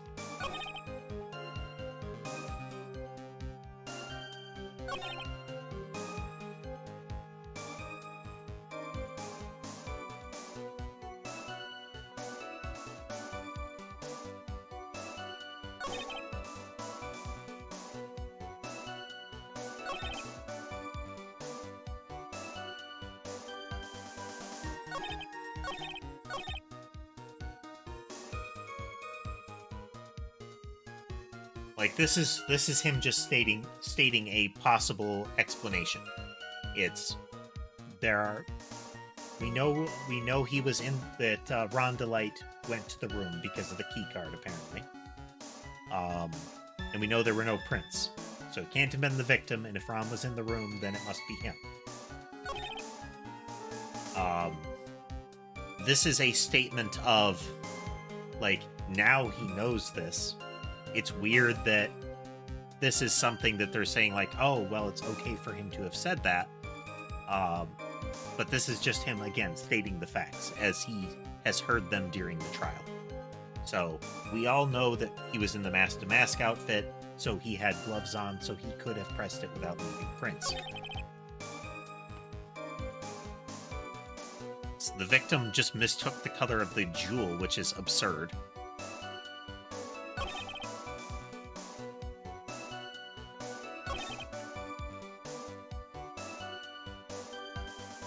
The fact that they don't consider this contradictory.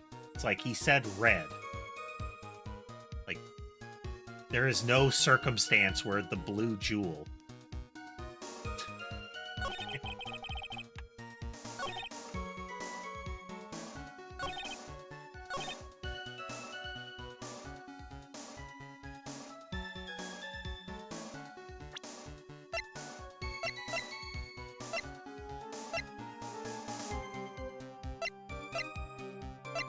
Fingerprints.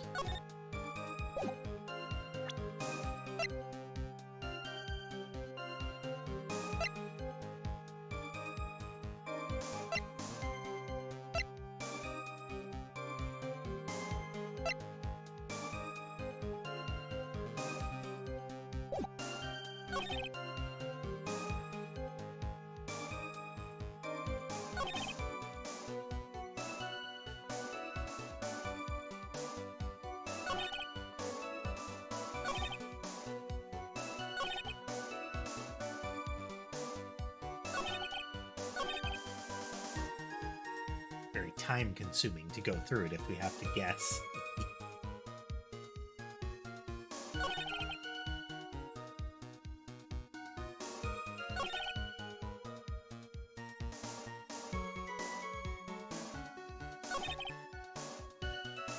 So this is him stating that Ron was there.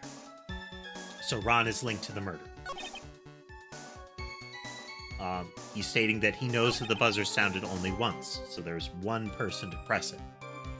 No fingerprints on it. That is also just a fact based on the evidence. He's explaining that the victim couldn't have pressed it, but because Ron was there, he could have pressed it without leaving prints. Because he's wearing the outfit.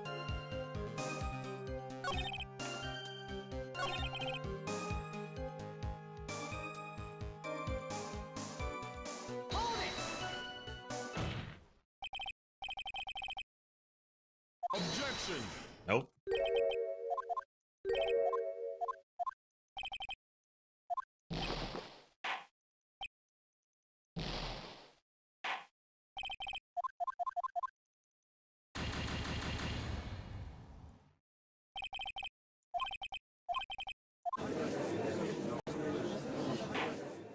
I'm hoping that this turns into an aha moment, where upon picking the one, they'll explain it and it'll be like, oh, okay. But just like the last time, it's, wait a minute. Why would we make this connection, you know? Like, why would I connect the letter that is for the fifth heist to somebody saying, that red jewel you got the other day, them pointing back, you know, more than a month ago to the blue jewel and saying like, oh, you know, that's clearly what they were talking about. That's what contradicts them. No, it doesn't.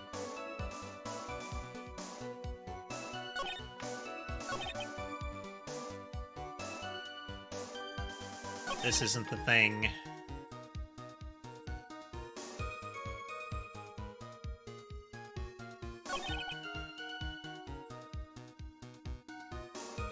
The key card and the wallet were present. Like, the wallet is there, and the key card was in it.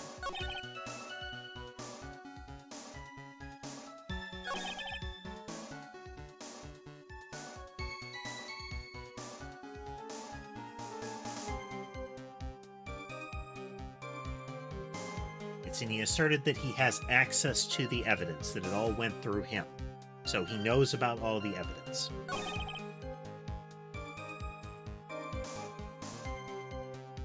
Which is weird, but, you know, let's...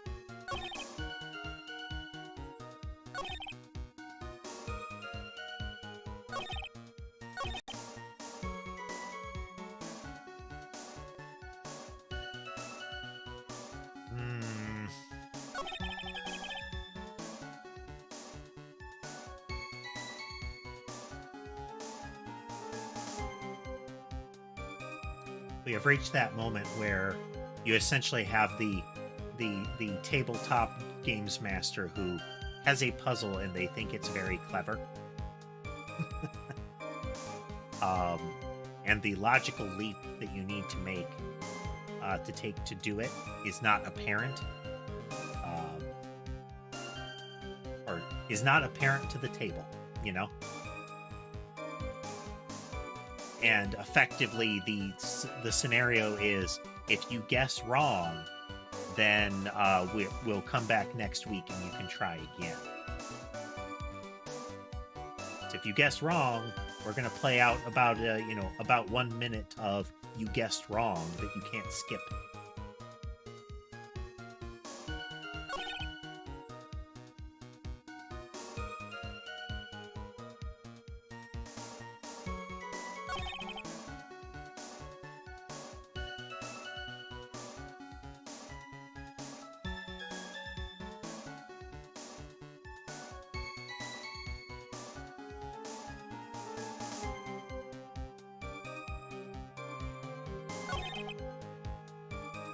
I mean, I would actually feel less bad about this sequence if when you guessed wrong, they told you why you guessed wrong.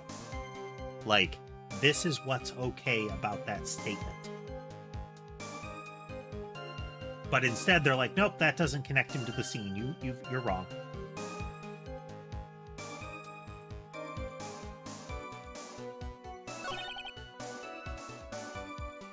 Blackmail letter wouldn't matter in this case. Blackmail letter just implicates that he was involved in the incident, not that he went there. The ending statement is just a statement.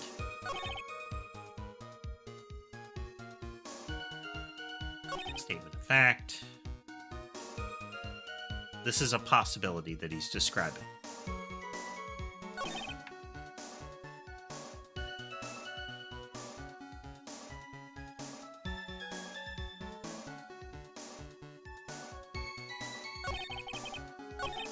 This is him asking a question.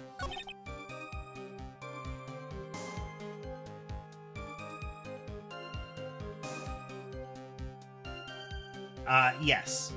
At the moment, that's how it's feeling, casemate, is, this is a, oh, try this item. Nope. A creature swoops out and kills you. Oh, okay. Try this item. Oh, you fall in a hole. Oh, okay. At least one of the things that I do appreciate about Phoenix Wright is that they don't give you items that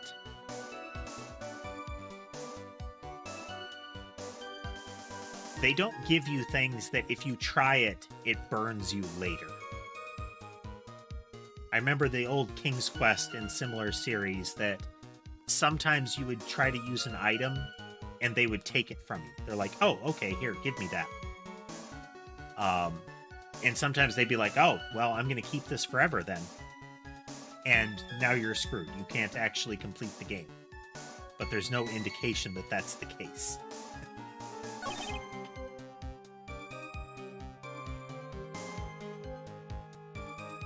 He was, like, because the wallet was there and the key card was there.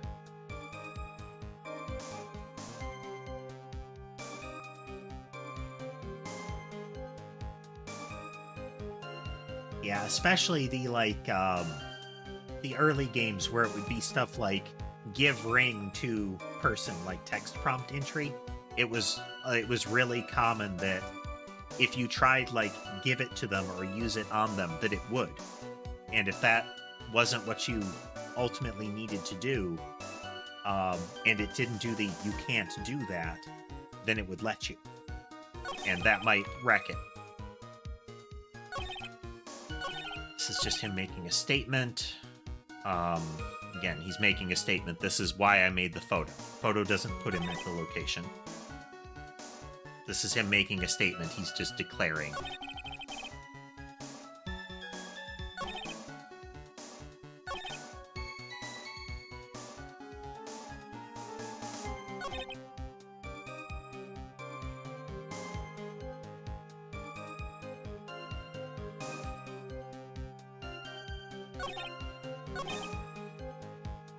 I'm gonna guess. Buzzer sounded only once. Nope. Objection.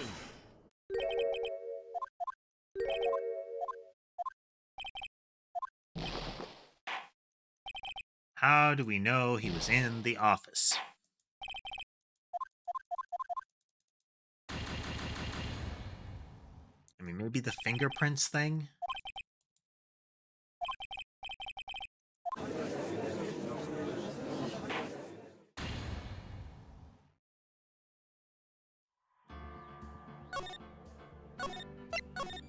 And the fingerprints thing is a possibility.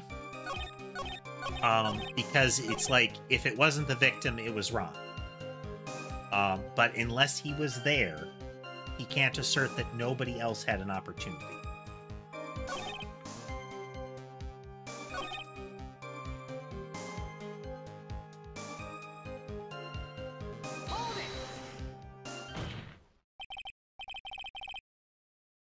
Nope. Objection.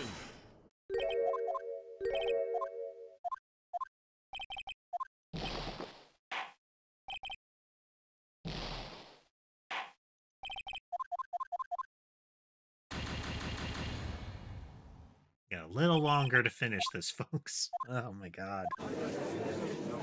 Oh. It's like Unusual Findings all over again.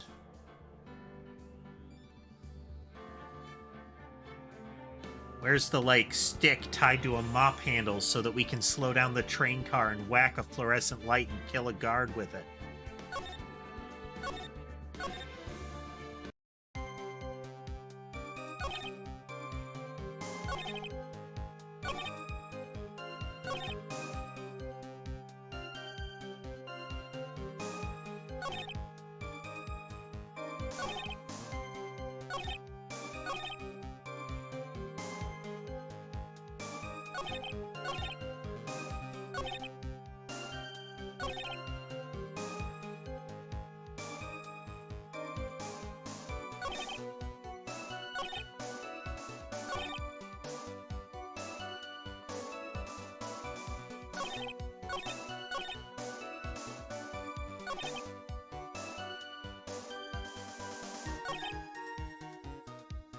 E-card. Objection. Nope.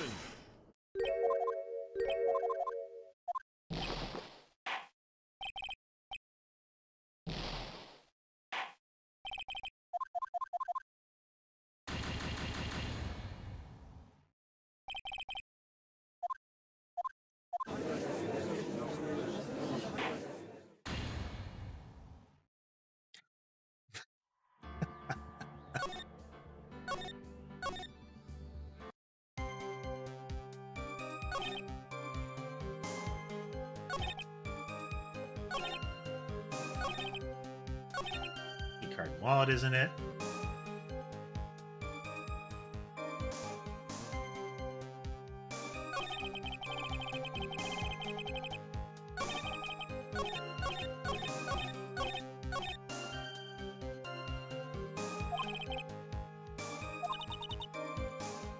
There's no evidence that contradicts his testimony.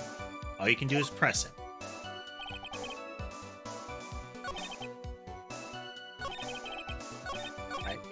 I think you're right. It's the, him making a conclusion doesn't help.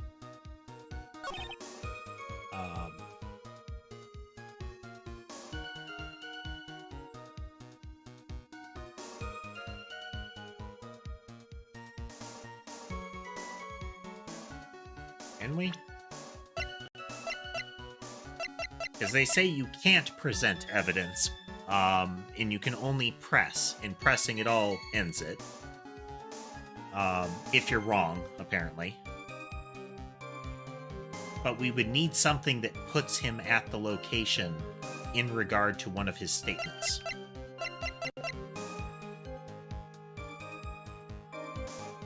For that to be the case.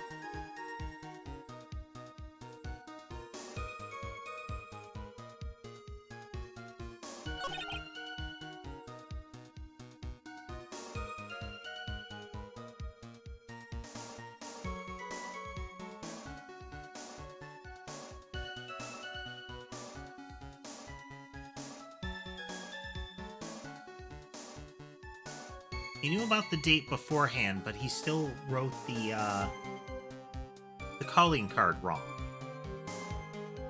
But that doesn't put him at the office.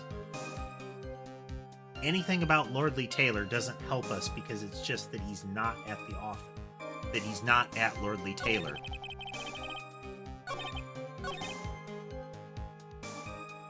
We need something based on one of these statements that says he was definitely there.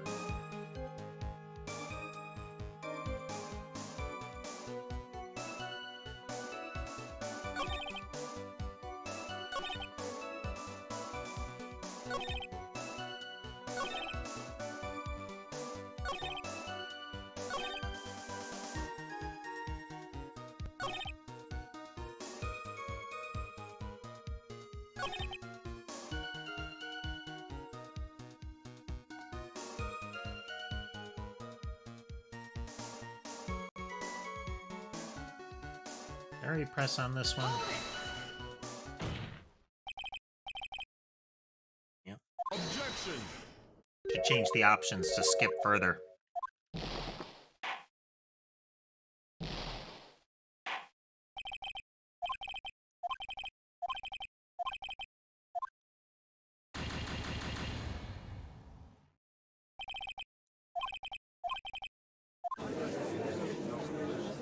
Okay, we're going to change the option so it skips further so that...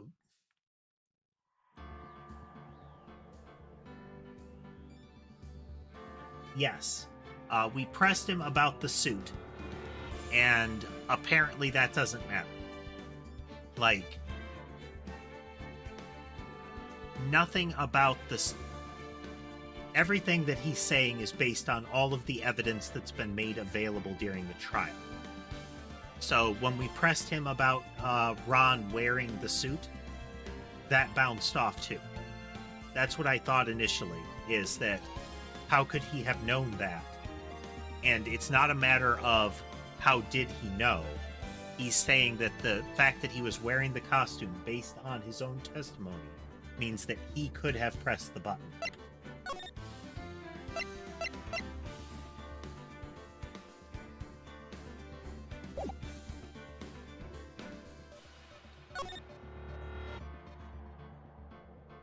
So there's got to be something about what he's saying that puts him at the office. If we can put him at the office, then that's what we need to do. We need to press on a statement that puts him there. If it's like, if there's an inaccuracy. Like, he has to contradict himself.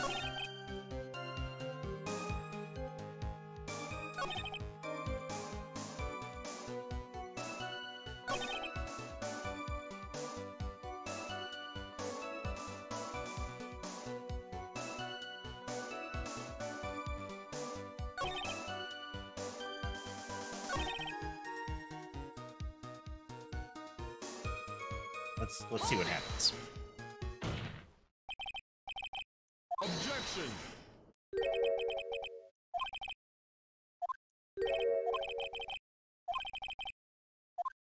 Yeah.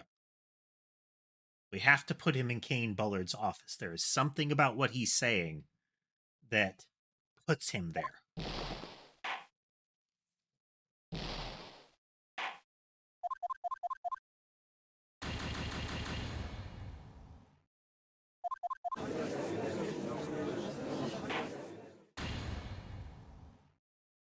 Now, this could also be a misdirect, in that you're supposed to present evidence, despite the fact that the game is telling you explicitly not to, which would be irritating.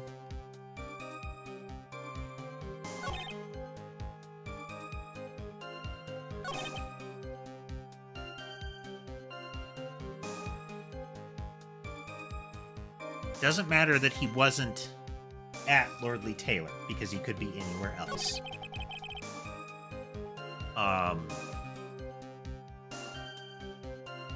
You know, vitally important job request could be anything. The game did not care that we pressed on this. I had known about the date beforehand. Like, how would he have known about the date beforehand? It's also clear he didn't based on the note that he sent. Because he sent the wrong information on the note. Why did he send it then? None of that seems to matter. This doesn't matter. Keycard and wallet doesn't matter. Buzzer sounding once didn't matter. Fingerprints don't matter. This doesn't matter. This doesn't matter. I think this didn't matter. Did we press on this one?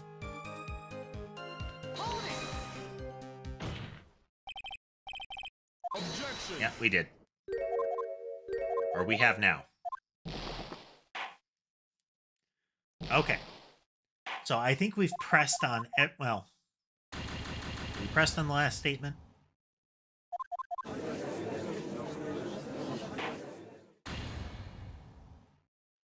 Is there a piece of evidence that actually contradicts something and they're just, like, completely faking us out? Because if I go to the end here...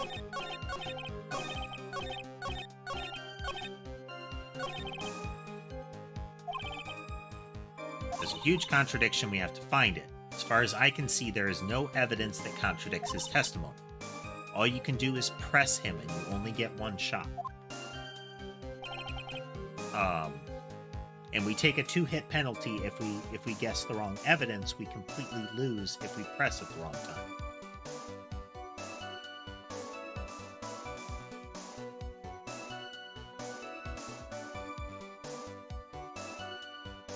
This is him accepting that he wasn't at Lordly Taylor.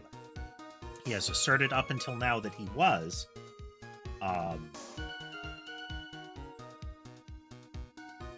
And that's why he couldn't have been at the scene. But he's saying that, well, I had to go somewhere else. I knew about it, so I prepared the photo. But that doesn't mean that he had to be there. Is there anything in here that says he would have been there?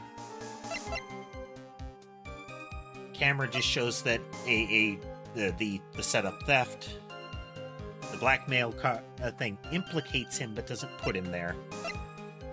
The wallet in the card only put Ron there. This is a photo.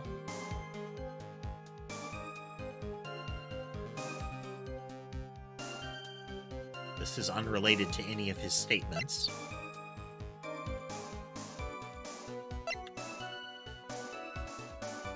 They didn't seem to care about this in relation to the color.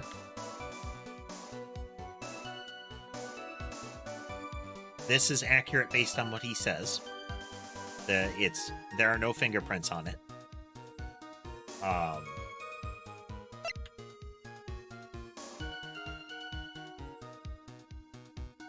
Wait. Can we present Kane's list at the end?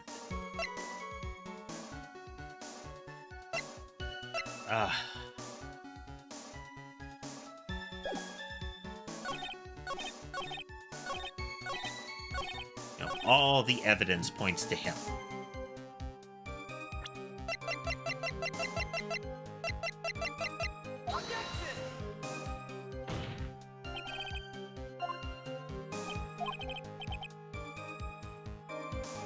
All right.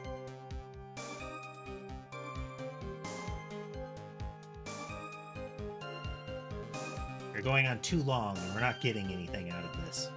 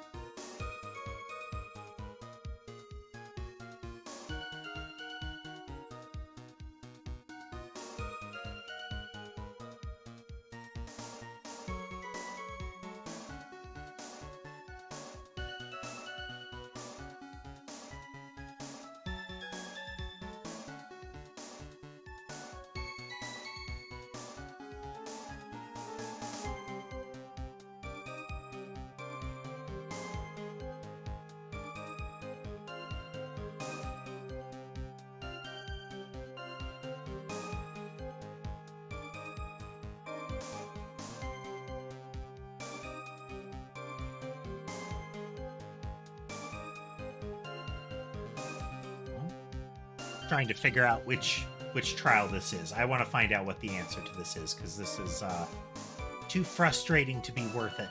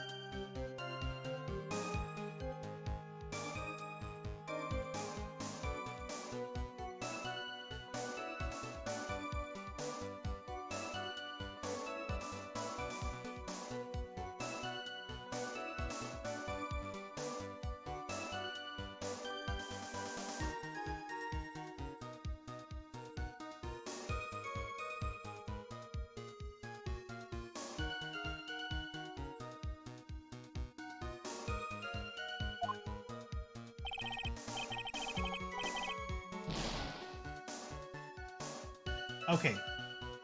We pressed this.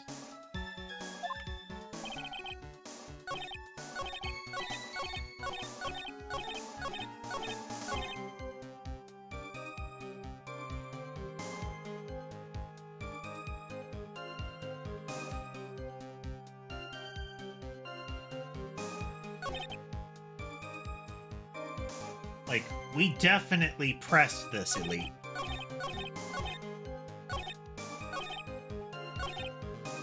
Like,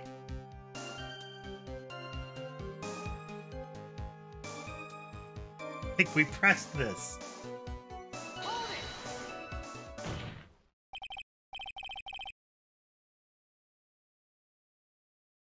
Wait a minute. Oh, wait a minute. Objection.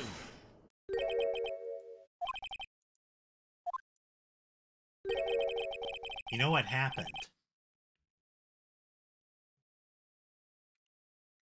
You know what happened?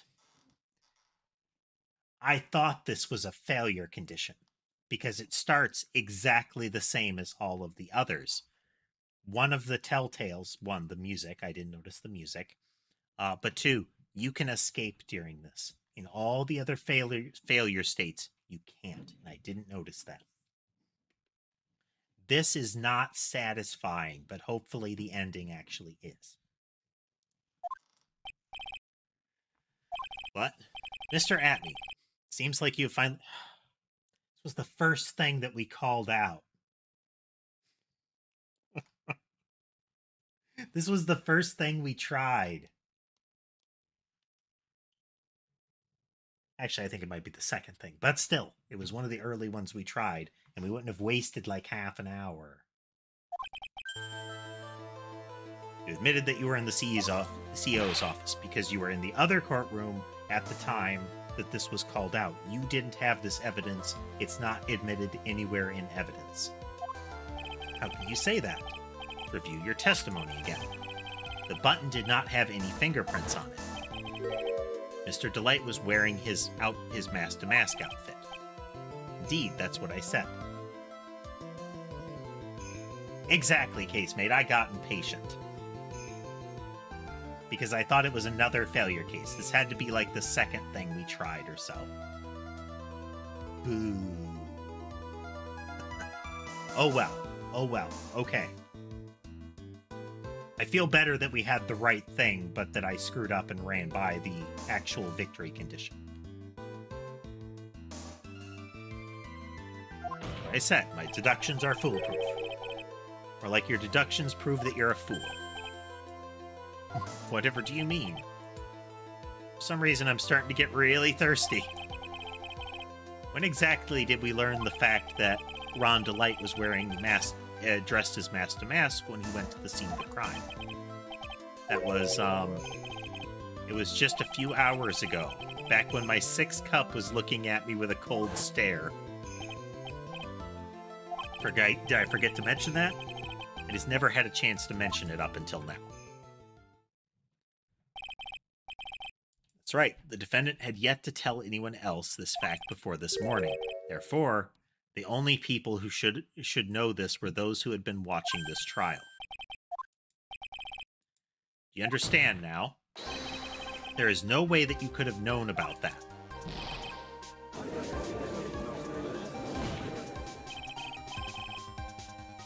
You were in the next courtroom being tried as Mask to Mask, so then enlighten us. Just how did you know about that piece of information? Well, come on, this detective must have known about it. He probably had plenty of chances to find out beforehand. And it's those chances that I want to discuss next. That night, Mr. DeLight was wearing his Mask to Mask outfit. There is one and only one way for Detective Atmey to have found that out. Only one way, you say? Please recall, if you will, Mr. DeLight's testimony. When I entered the office, there was a suspicious shadow there. For a second, my client witnessed the real killer. But Mr. DeLight never saw his attacker, so there's no way to tell whether or not the real killer was Luke Atmey. It's with that statement that I'll turn this case on its head. What are you implying? Mr. DeLight saw the real killer, correct? Now, if you turn that statement around, it stands to reason that the real killer had also seen Ron DeLight. Impossible.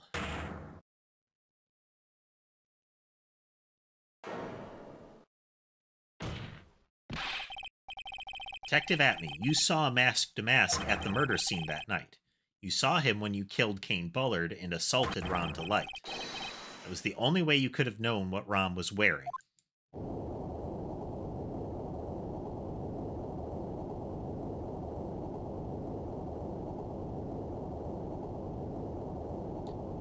Wow.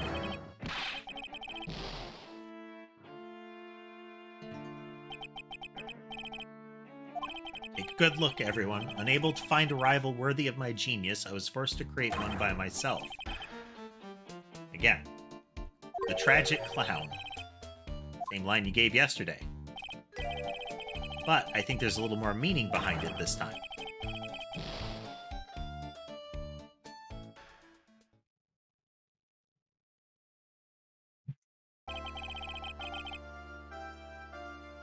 Okay. At least it was a good one. Like, the reasoning was good. The mechanism for reaching it was painful and silly. Like, the fact that it makes you play out the entire ending sequence in one long spiel, if you get a single, like, you have one chance to answer the question, and it is a 10-option question. That's kind of frustrating. But at least the answer makes sense. Like, it is a aha kind of thing. Awfully complicated incident. Kane Bullard was blackmailing Luke Atmey, who was in turn blackmailing Ron DeLight. And upon killing his blackmailer, Luke Atmey tried to frame Ron DeLight. He then claimed to be guilty as Mask to Mask in order to escape his true crime. And to that end, he came up with this plan, to use the double jeopardy rule when making his alibi. At any rate, it would seem we finally found the truth. Excuse me, came perilously close to besmirching the record of an innocent young man. He has used this each time. Besmirching him with the title of murderer. Don't ignore me. Oh, I didn't realize you were there. Why wouldn't he be? About the verdict. I know. You never committed any murder. That's right. I'm so glad you understand that, but I really am mask to mask. Huh? So thanks to that trial yesterday, I'm innocent now, right? What was it you said? Double jeopardy? Now that you mention it, I've been careless. Careless? What do you think, Mia? As the defendant says, the rule of double jeopardy is absolute. He was innocent of being masked to mask. In that, so he can't possibly have been masked to mask any time prior than this, based on the rules the way they claimed it. A defendant can never be tried twice for a crime in which he was found innocent. Then mask to mask is really innocent. It would seem so. For now. For now. Now then, this court finds the defendant not guilty.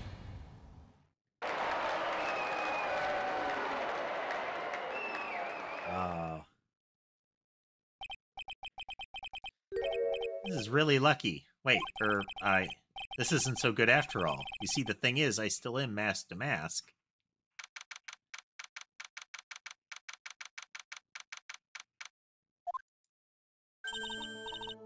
You did it, Phoenix. So, I don't like their ending mechanic in this particular trial. And I don't like that they pulled the Mia possessing Maya card again. Like, Mia not doing this anymore was twofold good. Is it removed a Deus Ex Machina from the tool bag.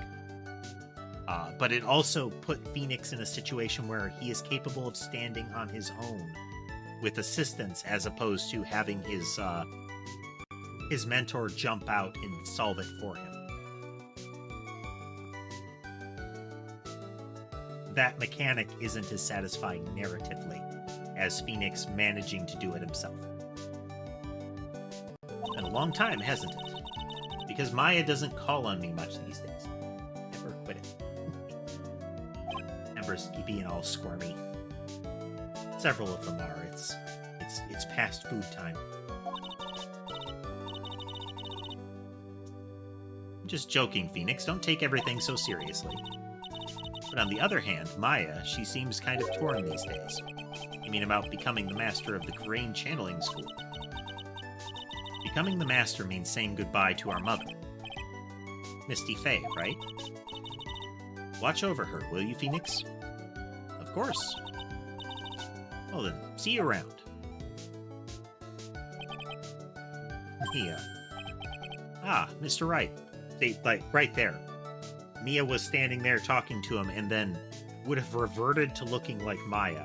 And Ron's like, oh, hey, let me talk to you about this and ignore that transmogrification that just happened. I don't know what to say. Congratulations, Mr. Delight. Thank you so much. No, wait. Nothing really matters anymore, though. Now, come on, just be happy. Maya, you've been cleared of the murder charges and got off as mask to mask to boot. But in exchange, I lost everything. Huh? What do you mean? Stealing security information from KB Security, becoming mask to mask. I did it all for one reason. For her. You mean your wife, Desiree?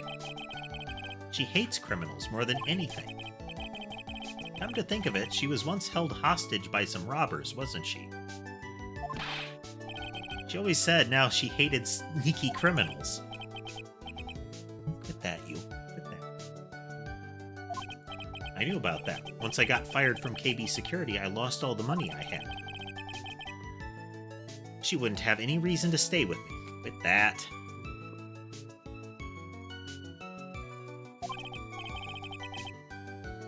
I thought she would leave me for sure. So that's why you became mask to mask. Yes, but it's all over now. A broken bowl can never be put back together. That's not true, right, Nick? Right. Really? Can we go back to the way things were? You'll be fine. Nick can prove it. I can. I kind of wish you would check with me first. Mr. Delight, even if a bowl is broken, there's always a way to put it back together. Here, take a look at this jar. The sacred urn? Bessie was the one who found this. Desiree, your wife. She always believed in you, Ron. That's why you'll be fine. You don't have to worry about anything. Pretty much, casemate. Oh. So, Miss Delight. You did it, Ronnie. You're innocent. I'm so happy. Thank you. I appreciate that, but, I suppose you don't want anything more to do with me, do you? Ronnie, why didn't you talk to me about what was going on? I had no idea you'd quit KB Security. Never imagined that you were really masked to mask, either. Mrs. Delight, what are you going to do now that you know? You're not going to really leave him, are you? Come on, it's obvious, isn't it? How could I ever let a wonderful man like him get away? After all, my bike's really fast. So fast there's no way he could ever get away. If he tried, I would run him down. But didn't you say that you hated criminals? Oh. I only hate people who act all cowardly and sneaky. Like that detective. I see. My Ronnie went and declared his crimes before he committed them. Like a man.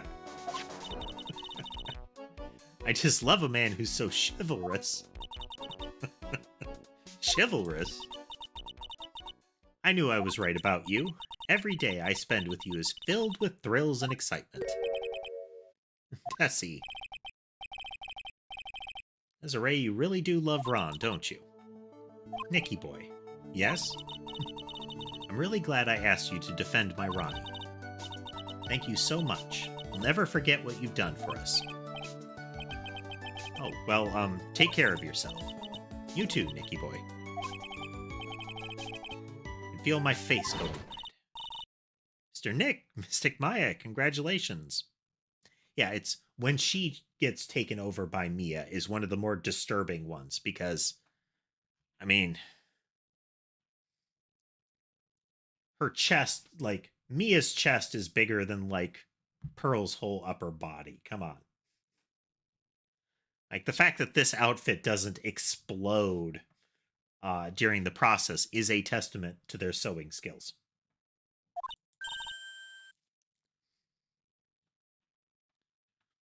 Be like an M-rated Hulk, you know? Talk about bad timing. Mr. Nick, how could you, with another man's wife, in front of Mystic Maya? Pearls begins to wail upon Phoenix. So just as the case came to a close, so too did my consciousness.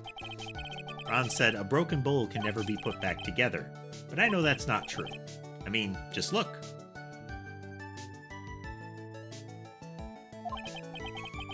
Here's a perfect example of one that was put back together even better than before. Yay! Ugh.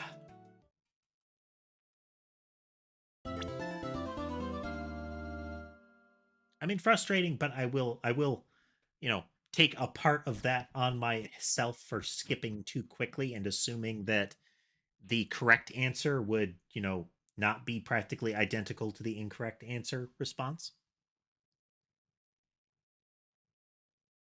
At least it was a rational, like, the reasoning lined up.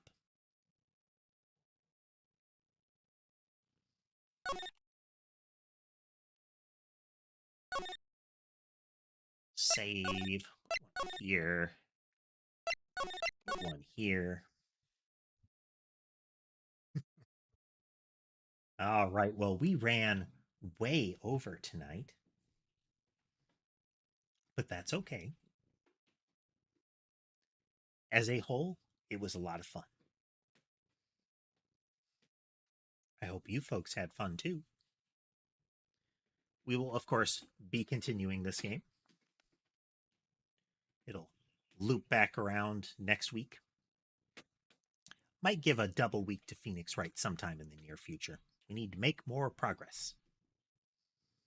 because we've still got the rest of Trials and Tribulations, and then we've got the Great Attorney Chronicles, or whatever they are, the latest 2 games or so. Still got those to get through. So yeah, lots of ground to cover. Maybe I'll use Monday next week for it too. We'll see. Well, if you folks have any thoughts on games we should play, or just want to chat with folks, maybe look at some pet pictures, feel free to swing on by the Discord. The link is in the description of the videos. Yeah. If you want to see anything else this week, we will be returning on Thursday with some Judgment, more action brawler detective game. And then Friday and Saturday will be Danganronpa. We do have the schedule posted in Twitter, on Twitter and the YouTube posts, as well as in the Discord server's stream listings. So swing on by if you'd like to watch anything or just hang out and chat with folks.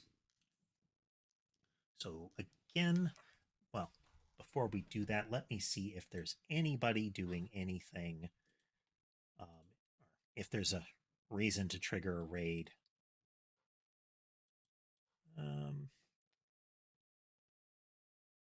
Looks like not. So we're going to wrap up for the evening here, folks. Again, thanks for watching. I hope the rest of your evening is good too.